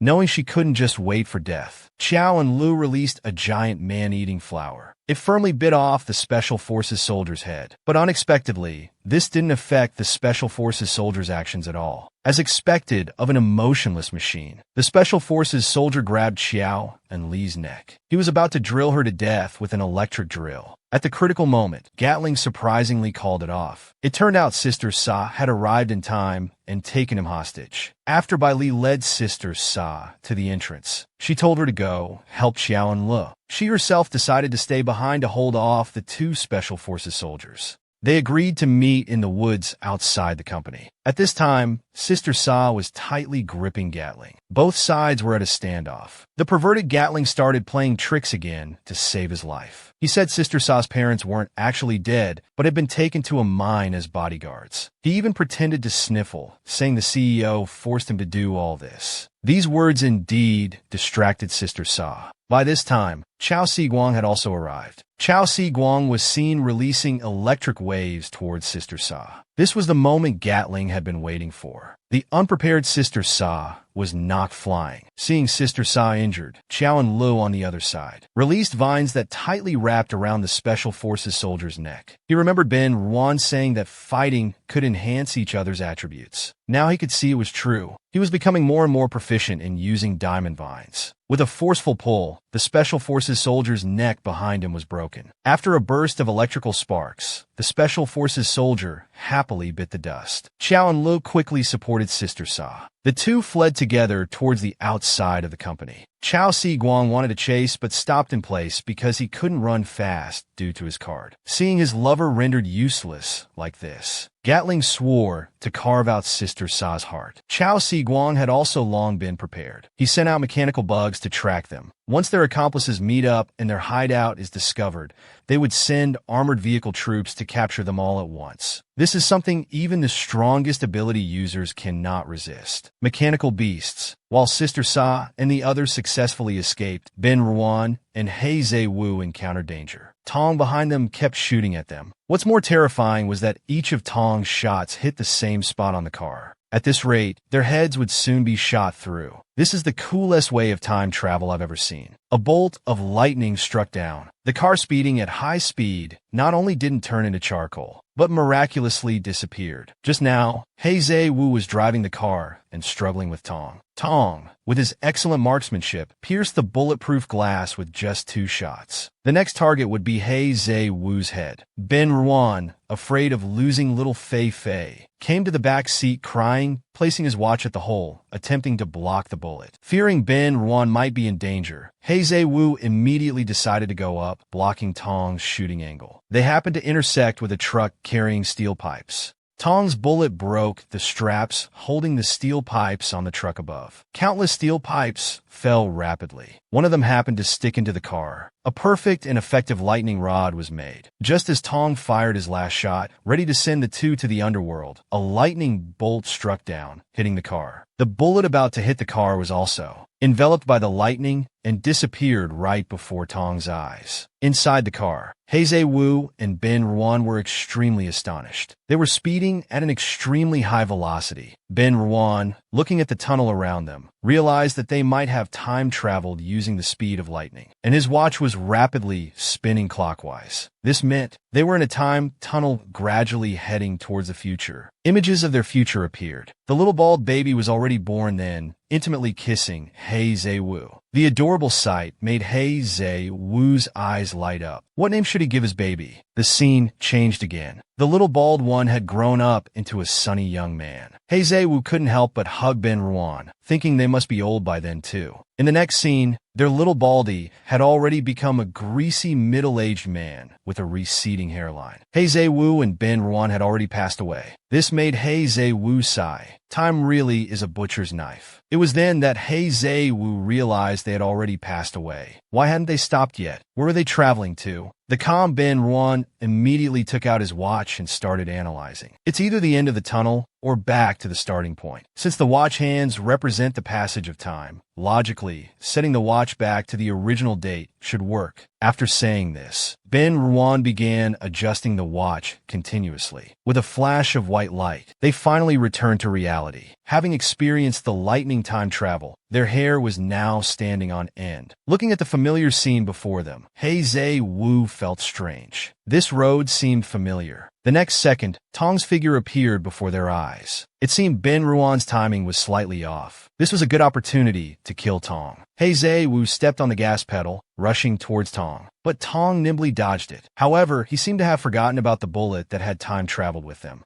As soon as it landed, the bullet he had fired steadily hit himself. But this couldn't make Hei Wu happy. Ben Ruan's car was almost out of gas, not enough to escape Tong's pursuit. Meanwhile, Ami also rushed over. Have you ever seen a man get pregnant just an hour after having sex? The man before them had just finished having sex not long ago and was already showing signs of morning sickness. Moreover, he felt a small life kicking him in the stomach. Seeing Ben Ruan's retching, Hei Wu thought he had a stomachache. So, he planned to find a bathroom for him at the gas station ahead. Only Ben Ruan knew it wasn't a stomachache. The feeling of movement in his belly was so real. But this was too fast. When Hei Wu arrived at the gas station, he immediately asked Ben Ruan what was wrong. He certainly couldn't imagine it was pregnancy. Eating and using the toilet don't happen this fast. He thought it was due to Ben Ruan's recent nervousness. Hugging Ben Ruan's head, touching noses, he promised, Ruan, I will definitely protect you well. He really wanted to soul swap into Ben Ruan's body. He loved this charming man so much. After Hei Wu got out of the car, Ben Ruan began to think. The feeling just now definitely didn't seem like a stomachache, but he couldn't tell Hei Wu his true feelings yet, because they were still on the run. Suddenly, Ben Ruan noticed that his own nails had grown longer. Even his hair had grown a lot. It seemed like 2 months had passed. Perhaps it was because of that time tunnel. The pregnant Ben Ruan felt a mysterious energy in his belly. His hearing became more acute. His eyes could also see clearly in dark places. Ben Ruan realized that perhaps this was the reaction of a normal person and an ability user's crystallization. No wonder Gatling was so insistent on starting the experiment back then. It seems there will be more changes in the future. Meanwhile, Bai Li, who had sent Sister Sa away, encountered trouble. He predicted victory in fighting the special forces. The answer he got was surprisingly 0. His skills were useless against the robot special forces. The helpless Bai Li couldn't help but start praying. He didn't want to die yet. Just as the special forces were about to find him, Six-Finger's sister came over angrily. She immediately gave the special forces a slap, cursing loudly for them to get lost. If it weren't for these 2 stupid things, she would have dealt with Sister Sa and the others long ago. Hearing the noise outside, Bai Li quietly retreated. He wished he could be like Sister Sa, with agile movements. That way he could easily jump up and escape. With no choice, Bai Li could only sneak away. but he was still discovered by Six-Finger Sister. So she immediately ordered the special forces to guard the exit. She wanted to have a good fight with Bai Li. Lacking exercise, his running wasn't even as fast as Sister Sa's walking. He was out of breath after just a few steps. When he reached the exit, the special forces were already standing at the door. Before he could think of a solution, Six-Finger Sister appeared behind him like a ghost. He Wu quietly eloped with Ben Ruan. But halfway through, suddenly, a huge Black Panther pounced towards He Wu. It turned out that just moments ago, He Wu had stopped the car at a gas station to refuel. The unpleasant smell of gasoline made him pinch his nose, but this also made him ignore the danger lurking in the darkness. A panther with glowing green eyes stared at him fiercely, seeming to want to tear him to pieces. Meanwhile, Ben Ruan in the car, enhanced by pregnancy, had his alertness skill maxed out. He keenly sensed this murderous aura, but couldn't detect the panther's position at all. It seems this Black Panther was very good at hiding, and as Ben Ruan pondered for a moment, the danger gradually approached. Nearby, He Wu suddenly sneezed due to the gasoline fumes. At the same time, the panther opened its fangs and was about to pounce on him. Ben Ruan, who had been focusing his attention on He Wu, immediately warned him of the danger behind. Hearing his lover's words, He Wu instantly turned around alertly.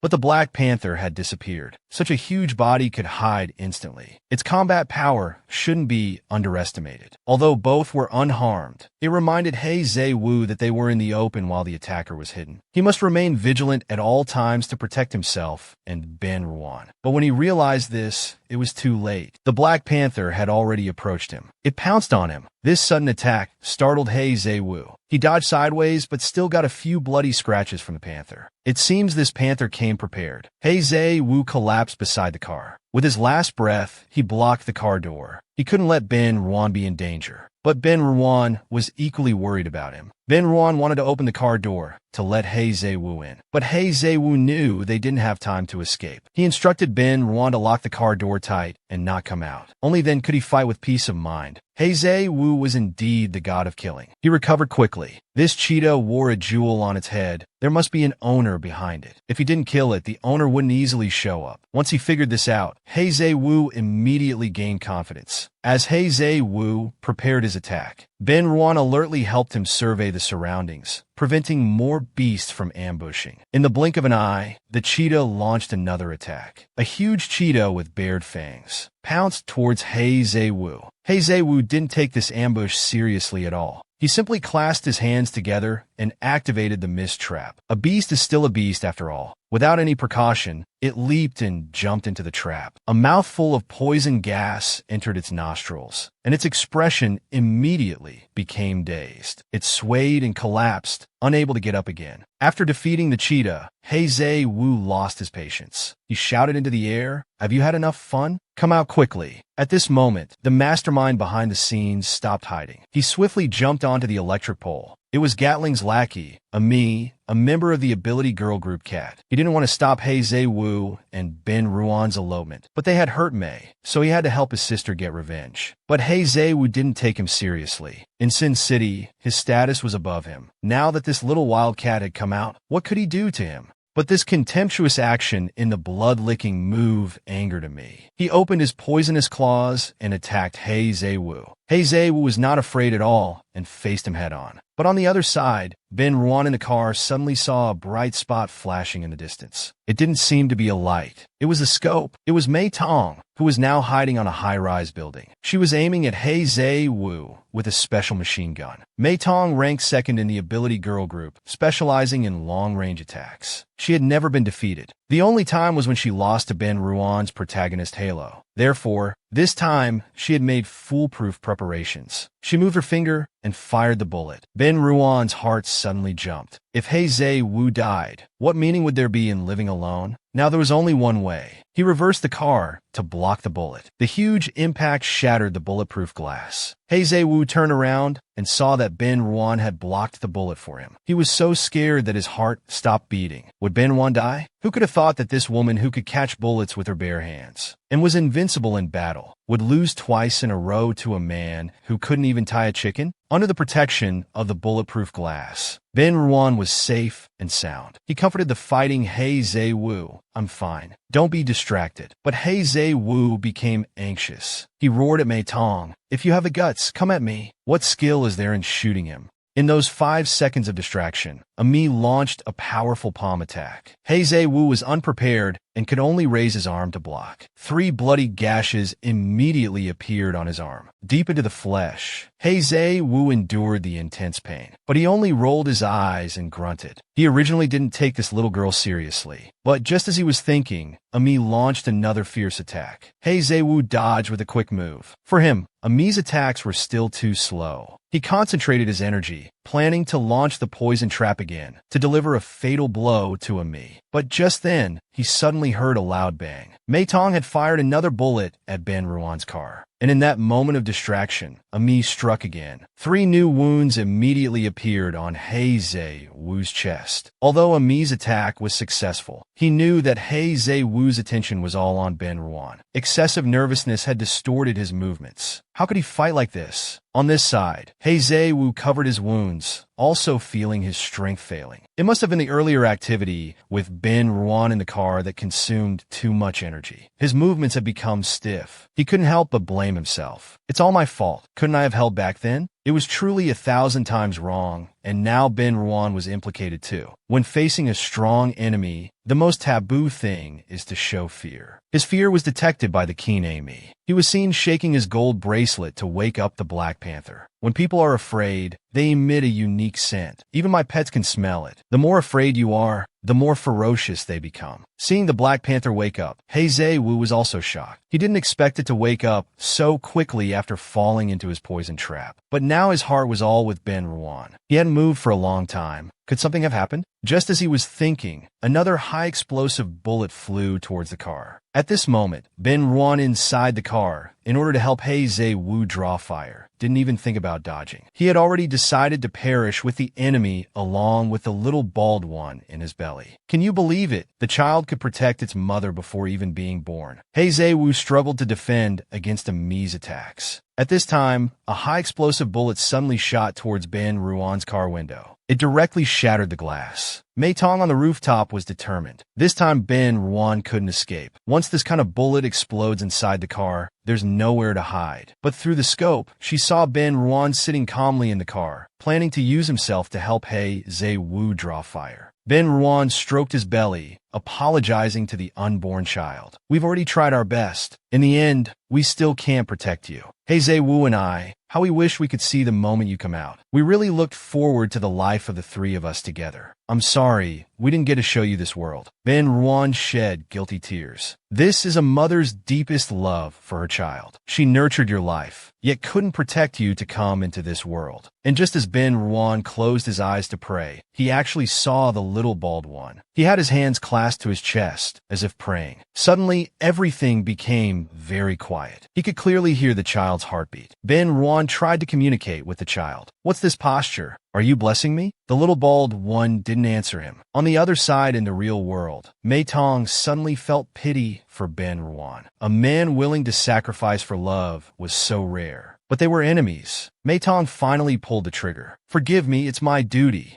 I'm sorry." In an instant, a high-explosive bullet flew towards Ben Ruan at a speed of 800 meters per second. The little bald one suddenly became conscious. He was seen spreading his hands, creating a protective shield. "Protect Mom." A golden protective shield immediately rose around Ben Ruan's body. It blocked the high-explosive bullet flying at high speed. The high-explosive bullet that could destroy a castle. At this moment, it turned into a piece of scrap metal, dropping onto the seat with a thud. This was a miracle of love. But Tong was going crazy. What kind of skill was this? Were they mocking her? All of his skills perfectly countered hers. She thought she focused on her career. Doesn't that deserve a mother's love? Ben Ruan woke up weakly. Even he couldn't believe he was unharmed. He remembered hearing from the company before that children of people with special abilities have a self-protection mechanism in their early stages of growth, until the child is born safely. It seems all of this was true. Ben Ruan was gratified. The little bald one could protect him at such a young age. He and He Zhe-Wu would have someone to rely on in the future. Ben Ruan couldn't help but fantasize about their elderly life. Decades later, he and Hei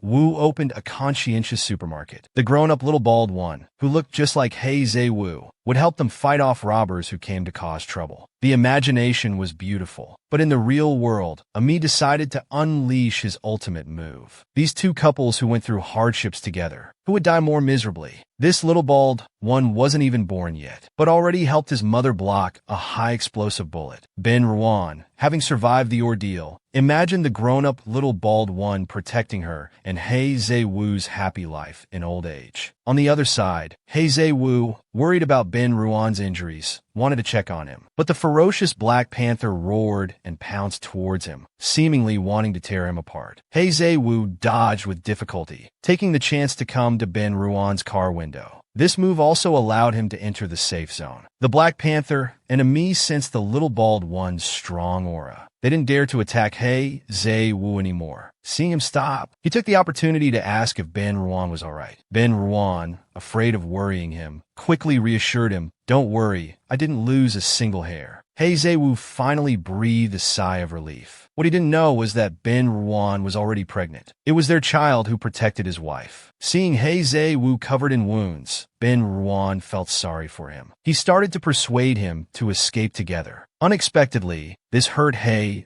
Wu's pride. He stubbornly argued with his wife. "You think I can't beat him? Come on, I was just going easy on him earlier. Just watch the show." Seeing that his wife was fine, Hei Wu was now fully focused. He threw himself into the fight, planning to end it quickly and take his wife away to enjoy life. Ami, seeing how Hei Wu's aura became so strong after exchanging a few words with Ben Ruan, couldn't help but admire Ben Ruan. The power of love indeed shouldn't be underestimated. Just as he hesitated, Hei Wu had already used his poison mist trap. Thanks to his mask, he didn't pass out. At this moment, Ami received a message from Tong. Tong, while running down from the high-rise, advised Ami to retreat first. These two people were much stronger than they had imagined, but Ami refused to believe it. He still had one ultimate move he hadn't used. He was seen jumping onto a high platform in a flash. While shaking his gold bracelet, he made strange noises. This was his ultimate skill, Cat Whisperer. Legend has it that the Cat Whisperer can summon various factions of feline animals, forming an alliance. Sure enough, stray cats from the east and west districts heard the call. They quickly formed an alliance, surrounding Hei Wu and the others. In an instant, two people without any weapons were surrounded by layers of dark stray cats. Meanwhile, in the company's infirmary, Dr. Ko was contemplating finishing the script before running away. He wanted to add more sweet scenes for the protagonists. But just then, Xiaobai cornered him at the door, demanding the antidote to restore his previous skills. Dr. Cook couldn't withstand his intimidation and had to tell him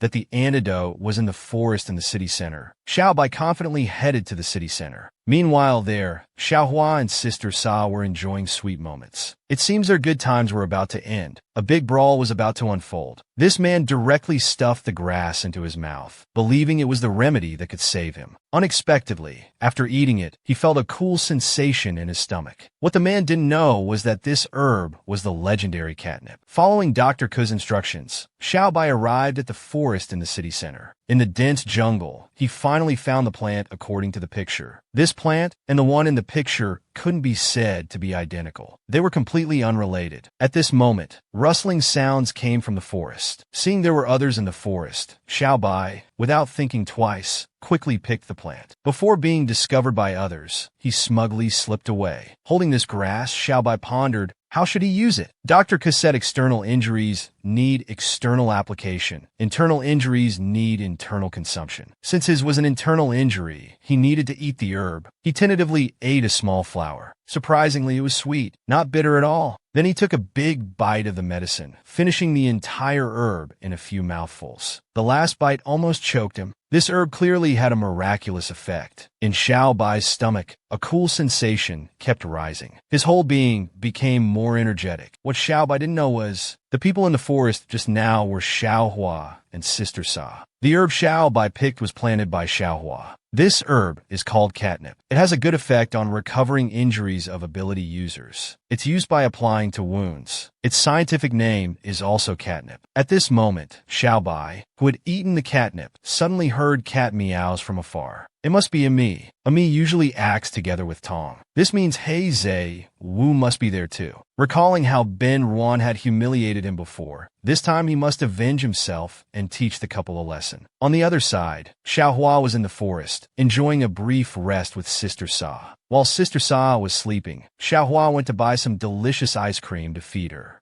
Sister Sa told Xiaohua that this was her first time tasting ice cream. Her family was very poor when she was young. She had to work on a farm from a very young age. After joining the company, Gatling was very strict about their diet. Let alone eating, they didn't even dare to think about it. Xiaohua looked at Sister Sa's dejected face, feeling very sorry for her. He comforted her that she had already left the company now. Sister Sa could eat whatever she wanted now. He recommended all the delicious food he had eaten before to her. The two kept imagining if they could rebuild sunshine here in the future, they could grow more plants and various fruits. Sister Sa looked at Xiao Hua's face full of longing and enviously said his childhood must have been very happy. Xiao Hua recalled his family. His father was always very busy, and his mother passed away when he was very young. To compensate, his father used money to satisfy all his demands. Although Xiao Hua and Sister Sa had different family backgrounds, neither felt the warmth of their parents. Fortunately, they still had each other. As they grew closer, Sister Sa suddenly grew a blue rose. She excitedly told Xiaohua. Xiaohua also grew a red rose to match hers. The roses were seeking their other half. Xiaohua and Sister Sa were also unconsciously getting closer. The fruit of love between Sister Sa and Xiaohua was finally born. Their plant-based abilities condensed into red and blue roses.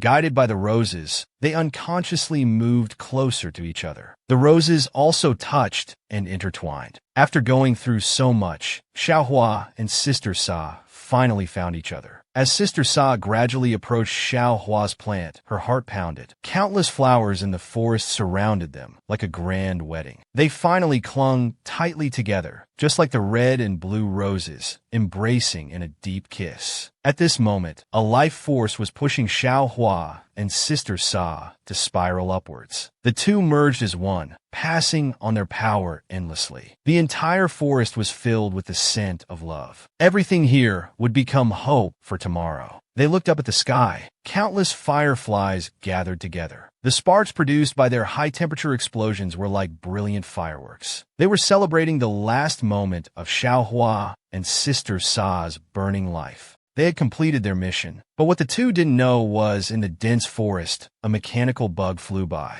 Gatling had found their location. He was about to arrive with his army. Numerous armored vehicles were heading towards the forest. Looking at the photos sent back by the mechanical bug, Gatling realized that the plants inside Xiaohua and Sister Sa had matured. Guided by the plants in their bodies, they combined through flowers. After long-term gestation, they would produce the next generation of superpowers. The next generation would inherit the advantages of both parents and would only be stronger than them. Gatling gritted his teeth, a cold feeling rising in his heart. If he didn't deal with Xiaohua and Sister Sa quickly, it would be even harder to kill them once they fully matured. The initial research on cultivating the next generation was to increase the birth rate of high-quality population and bring huge profits to the company. But unexpectedly, Xiaohua and Sister Sa chose the only forest in the city as a habitat. In Gatling's view, the forest had already seriously affected the process of urban modernization development. He ordered his subordinates to immediately concentrate all firepower and raze the forest to the ground. All armored vehicles immediately obeyed, aiming their cannons at the forest. Xiaohua and Sister Sa were in imminent danger. Sister Sa and Xiaohua were cuddling in the forest, the love born from them. Xiaohua's vines intertwined, standing tall and growing strong in the forest. Xiaohua always worried that the power of the two was too small to protect this only hope. But Sister Sa firmly believed that more people would join them to protect the city's last forest together. He hoped that when the world changed, he could become an ordinary person. He wanted diamonds to bloom all over this land. Everyone who yearned for a beautiful life could wear shining diamonds. Sister Sa and Xiaohua poured out their hearts to each other. There was not a sound in the beautiful forest. Sister Sa felt a bit uneasy. It had been so long, and Bailey still hadn't come to find them.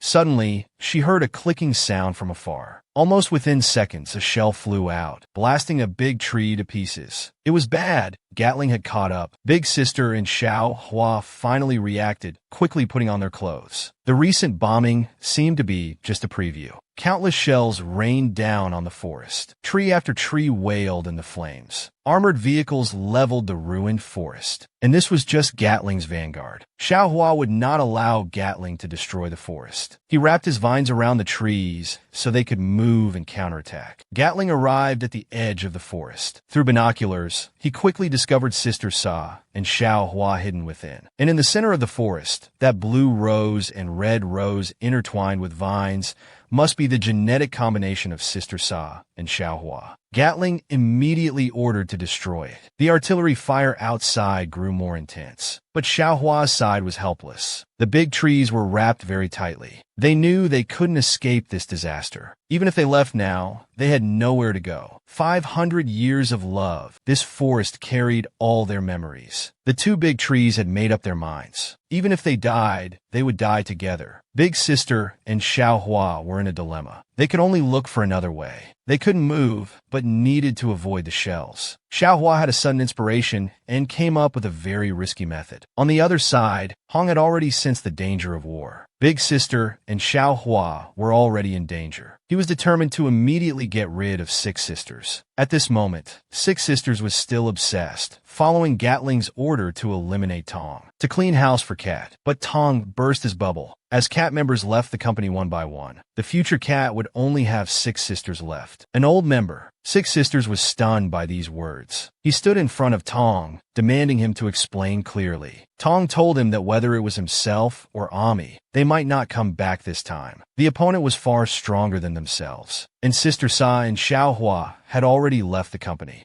Cat would only have Six Sisters left. The company always used new members to eliminate old ones. If new members came, Six Sisters would not only be marginalized by newcomers, but also be replaced. A one from before was an example. No one cared about his death, even now. Six Sisters heard Tong's cutting words and couldn't help but hesitate. Even when injured, you still cuddle with your wife in the car. That's so you. He Zhe Wu said this. He saw Bai Gu again. Bai Gu, hiding on the rooftop, saw his dream lover He Zhe Wu injured outside, while Ben Ruan was still hiding alone in the car. He immediately cursed jealously. On the other side, Ami summoned countless cats, meowing chaotically at the car. He Zhe Wu had a splitting headache from the noise. Ben Ruan in the car wasn't doing much better. Two cats took advantage of He Zhe Wu's distraction, preparing to attack Ben Ruan in the car directly. At this moment, the strongest mama's boy, Little Baldy, appeared again. This time with a super invincible spiral sphere, he scared the cats into becoming phone emojis. The two cats ran away muttering, "Oh my god, what kind of kid is this powerful?" Ami heard the news and gave up on He Zhe Wu and Ben Ruan, these two sneaky ones. It was supposed to be 2 versus 2. How did they get an extra person? Soon all the cats were scared away by Little Baldy. Finally free from the cat's torment, He Zhe Wu sat in the car, still wondering why the cats suddenly stopped meowing. His little wife Ben Ruan immediately leaned over, asking how her husband was doing. He Zhe Wu turned around with a confident, charming smile. "Don't worry, Softe.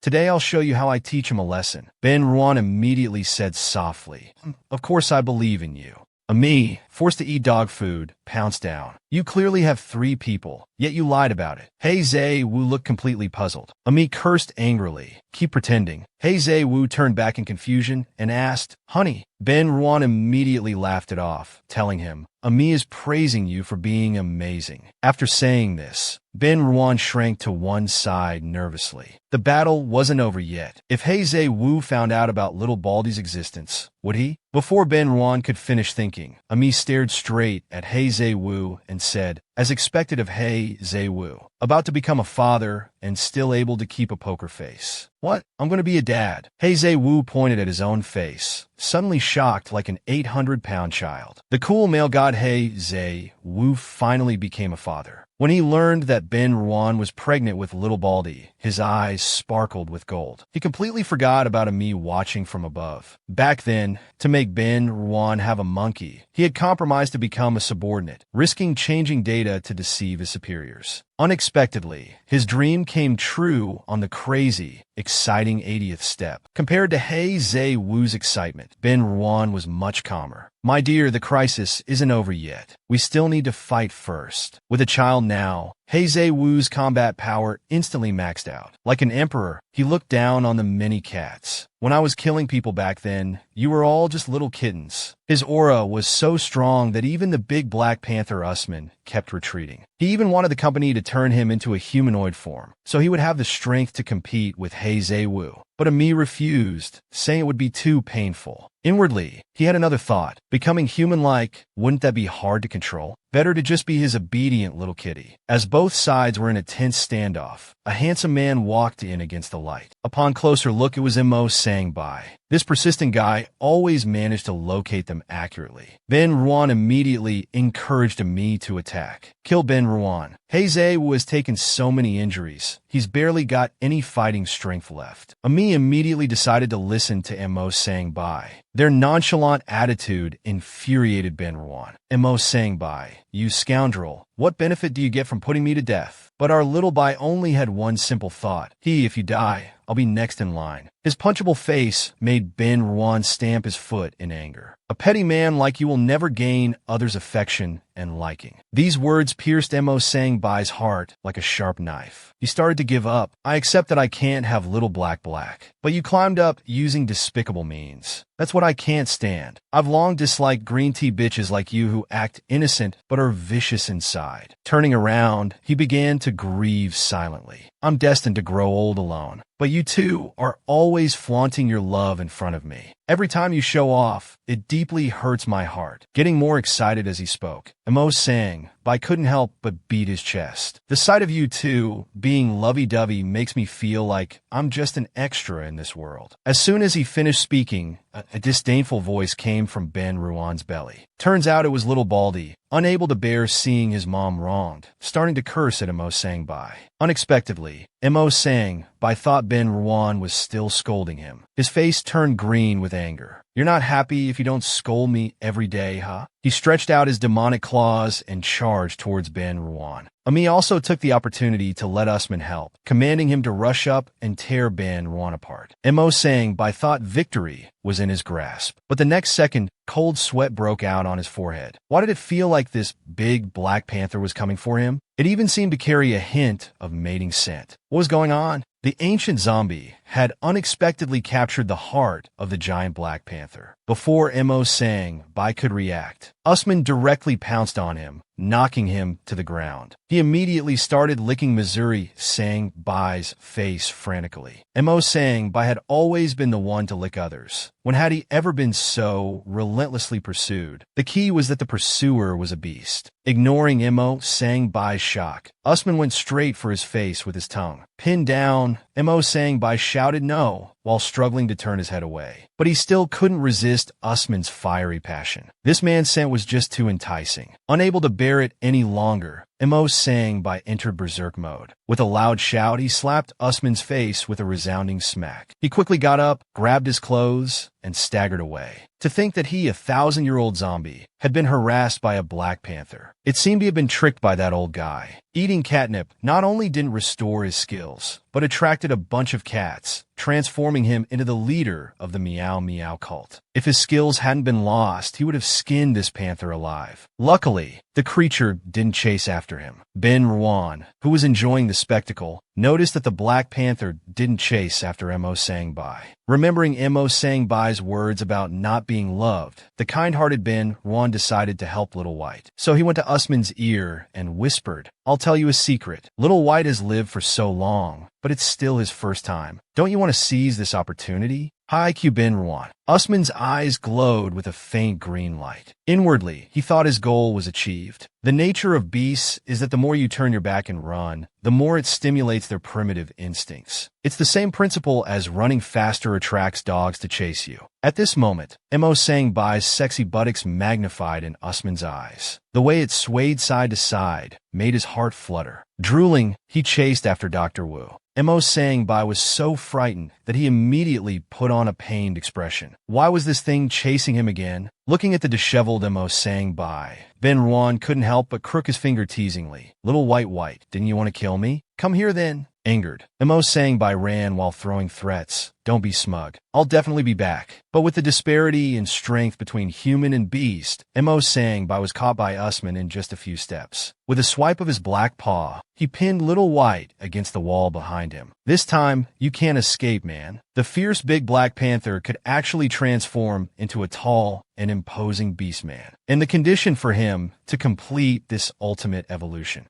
was to do some indescribable things with a person with special abilities. Usman had finally found a man he liked. Despite Ami's shouts to stop, he chased after Little White. Watching the silhouettes of the man and the panther gradually disappear, Heizewu couldn't help but put his arm around Ben Ruan's shoulder, sighing. Mo saying bye's starting point in life is really high. Huh? He's already hooked up with a beast. Dealing with the remaining Ami will be a piece of cake. At this moment, Ami was still in shock that Usman had been lured away. This was really bad. If Usman and Mo saying bye united, he would directly transform into his ultimate form. This was absolutely not allowed by the company. As the master, he would naturally be chased away too. Looking at the cats on the ground in utter bliss, Ami couldn't help but complain about all the strange things happening today. At this moment, Heizewu's voice sounded behind him. Ami, at this point, do you still not admit defeat? Your big cat has already been lured away. Ami, worried about being punished, now had no mind to think about anything else. His mind was filled with thoughts of killing Heizewu and Ben Ruan, then running back to atone for his sins. Ben Ruan, afraid of affecting the fetus, held his belly and prepared to get in the car to deal with Ami. Heizewu alone was enough. Heizewu, a new father, didn't forget to carefully help Ben Ruan into the car. He also pressed on his belly, gently closed the door, and then rushed towards Ami. The two fought fiercely outside the car, exchanging punches and kicks. Inside the car, Ben Ruan calmly stroked his belly. Don't worry, little Baldy. Dad is so powerful. He will definitely win. What troubled him now was Mo saying bye.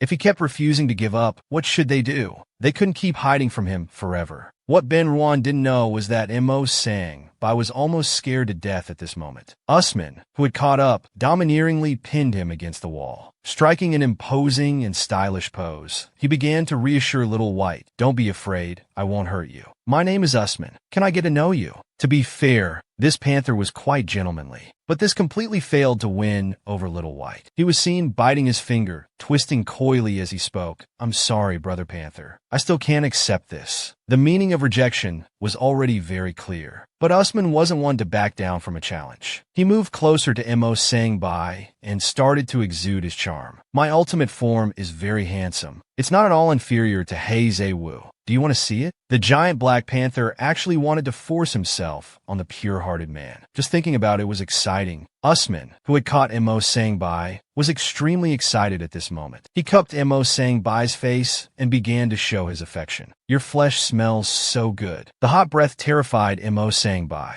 Brother Panther, I don't think we're suitable for each other. But struggling was useless. Usman's large tongue was already roaming Mo saying bye's face. Mo saying bye was so scared he was about to cry. This panther doesn't want to do that on the street, does he? My lifelong reputation. Just as Mo saying bye was pinned against the wall by Usman, two security guards approached, pointing laser guns at Mo saying bye. Don't move! With a gun pointed at his forehead, Mo saying bye now looked like a big victim. Brother, what crime did I commit? The lead security guard sneered. Have you forgotten everything that just happened? It turned out that just 5 minutes ago, when Usman was chasing Mo saying bye, in a moment of excitement, he directly pulled down his pants. Mo saying bye, wearing purple underwear, fell face first onto the ground. At that moment, a vehicle transporting drugs sped by. They had received orders from Gatling to transport a batch of drugs to the forest. Before that, they had to unload other drugs of the company first. This was a good opportunity for evolution and transformation. So Usman seized the opportunity. He opened his big mouth and pounced on the drug vehicle. The drug transport vehicle crashed into the wall, and Usman managed to intercept some kind of potion. Now Usman was already in his second-level beast form. A confused Mo saying Bai finally realized why he was being held at gunpoint. So he shouted to exonerate himself. I don't even know this panther. But their current position made it hard for anyone to believe him. You've even taken off your pants and are hugging the Black Panther so tightly. Who would believe you're not related? The guards were really shameless. Now it was truly impossible to clear his name. His little wife was being bullied. The big Black Panther Usman couldn't stand it. He turned with a gloomy face and said, I hate it most when people point guns at me. The guards didn't expect the panther to speak and found it quite novel. At this moment, Usman's eyes were cold. He spoke calmly. Let me show you the power of the second-level form. The next second, the guards became souls under Usman's paws. Mo Sangbai was gloating at this moment. Haha, you killed them. Now you're in big trouble. Just then a voice came from the sky. Mo Sangbai, we saw everything. We order you to lie on the ground immediately. It's all over. The 1,000-year-old zombie king had become the little wife of a giant Black Panther, and now he was being mercilessly pursued. Kill. Mo Sangbai's gloating smile hadn't even faded yet. Another helicopter appeared in the sky, ready to capture him. Even though Mo Sangbai kept explaining that he had no relationship with Usman, the guards obviously wouldn't believe it. No relationship, but kissing and hugging? I don't believe you. In an instant, countless shells were fired at Mo Sangbai.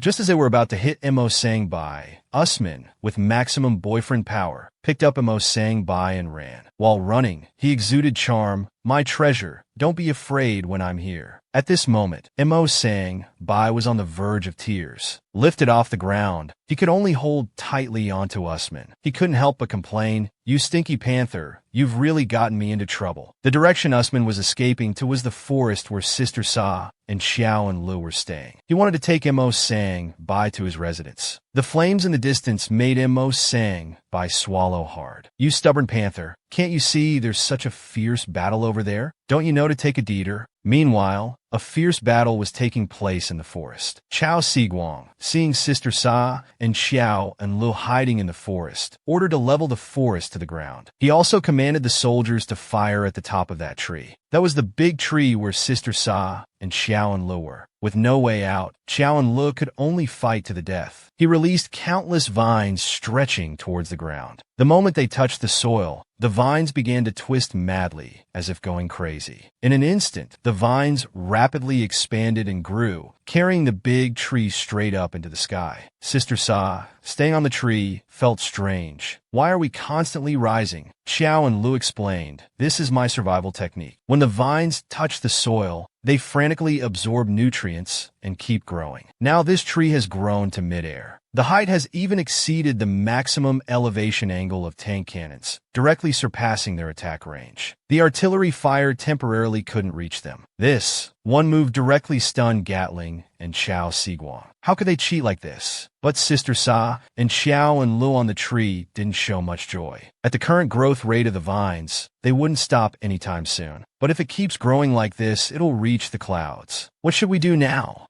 After the White Phoenix and Wuji won combination, Tong and Ami also joined the sugar-sprinkling queue. The usually proud Tong, for the sake of his beloved Mimi, actually started begging people. He-Eyes Wu, empowered by the becoming a father buff, attacked fiercely. Each punch sent Ami retreating continuously. He-Eyes Wu's relentless attacks made Ami feel panic. How did this guy suddenly become so powerful? Is this the power of becoming a father? Now that Usman had been lured away by Mo Sangbai, Ami, left alone, naturally couldn't withstand He-Eyes Wu's fierce attacks. After a roar from He-Eyes Wu, Ami was sent flying into the wall behind. He-Eyes Wu, enjoying the thrill of defeating Ami, curved his lips into a wicked smile. It had been a long time since he had such an exhilarating battle. Ami, with aching internal organs, couldn't help but frown. It's really over now. Goodbye, Mom. I'm setting sail tonight. Just as He-Eyes Wu's fist was about to land on Ami's face, a familiar voice came from behind. Lord Hey, please show mercy. Tong, like a mouse, darted over from the side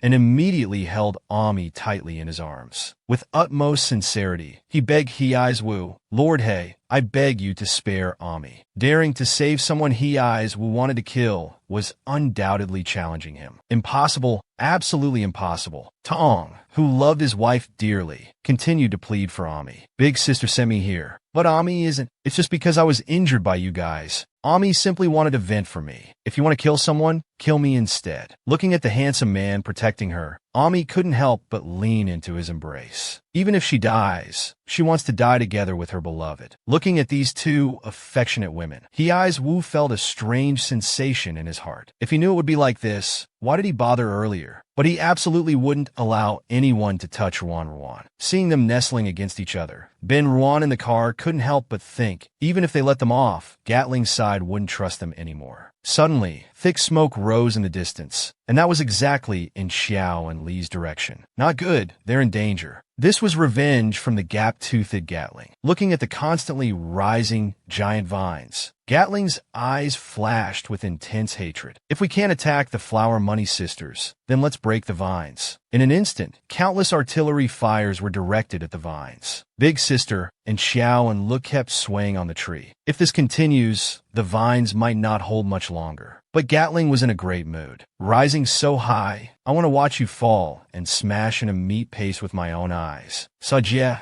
now level with tall buildings, calmed down. He wanted to create some new combination weapons with Xiaohua. After all, they had won many battles in the past by relying on skill combinations. Xiao and Lu also remembered at this moment. Ruan said he would bring Hei's Wu to help. If they could hold on until then, the battle situation could be reversed. But they didn't know that Hei's Wu didn't want to get involved in that war at all. When Ruan saw the rolling thick smoke, he hurriedly told Hei's Wu to stop first. They had more important things to do. Hei's Wu then turned to warn Tong and Ami. Go back and tell Gatling, if he dares to touch my people again, I'll drain his blood. He turned and drifted towards the forest with Ruan. Ami, now out of danger, couldn't help but confide in Tong. I'm really useless. Not only did I fail to help you complete the mission, but I also lost Usman. Usman is currently in heat. Who knows what trouble he might cause out there? Gatling definitely won't let him off then. Looking at the lovely Tong in his arms, he felt heartbroken. Stroking her face, he started comforting her. Baby, don't be afraid. If we really have to be punished, I'll be with you. Don't cry. Who would have thought that the usually cold Tong had such a gentle side? On the other side, seeing they were getting further from the forest, Ruan finally noticed something was wrong. Why did Hei's Wu insist on taking a detour instead of going straight in? At this moment, Hei's Wu explained his thoughts. Sister Sa and Xiao and Lu were surrounded by the company. If they went to help, a fierce battle would be inevitable. What if Ruan and the little bald head got hurt by accident? So that's what he was worried about. Persuading Hei's Wu was Ruan's specialty. She had never lost from the beginning until now. Ruan spoke dejectedly. That's the last forest in our city. I don't want the little bald head to be born into a cold world. No matter what happened before, you want to set a good example for the little bald head, right, Dad? Remembering his past killings,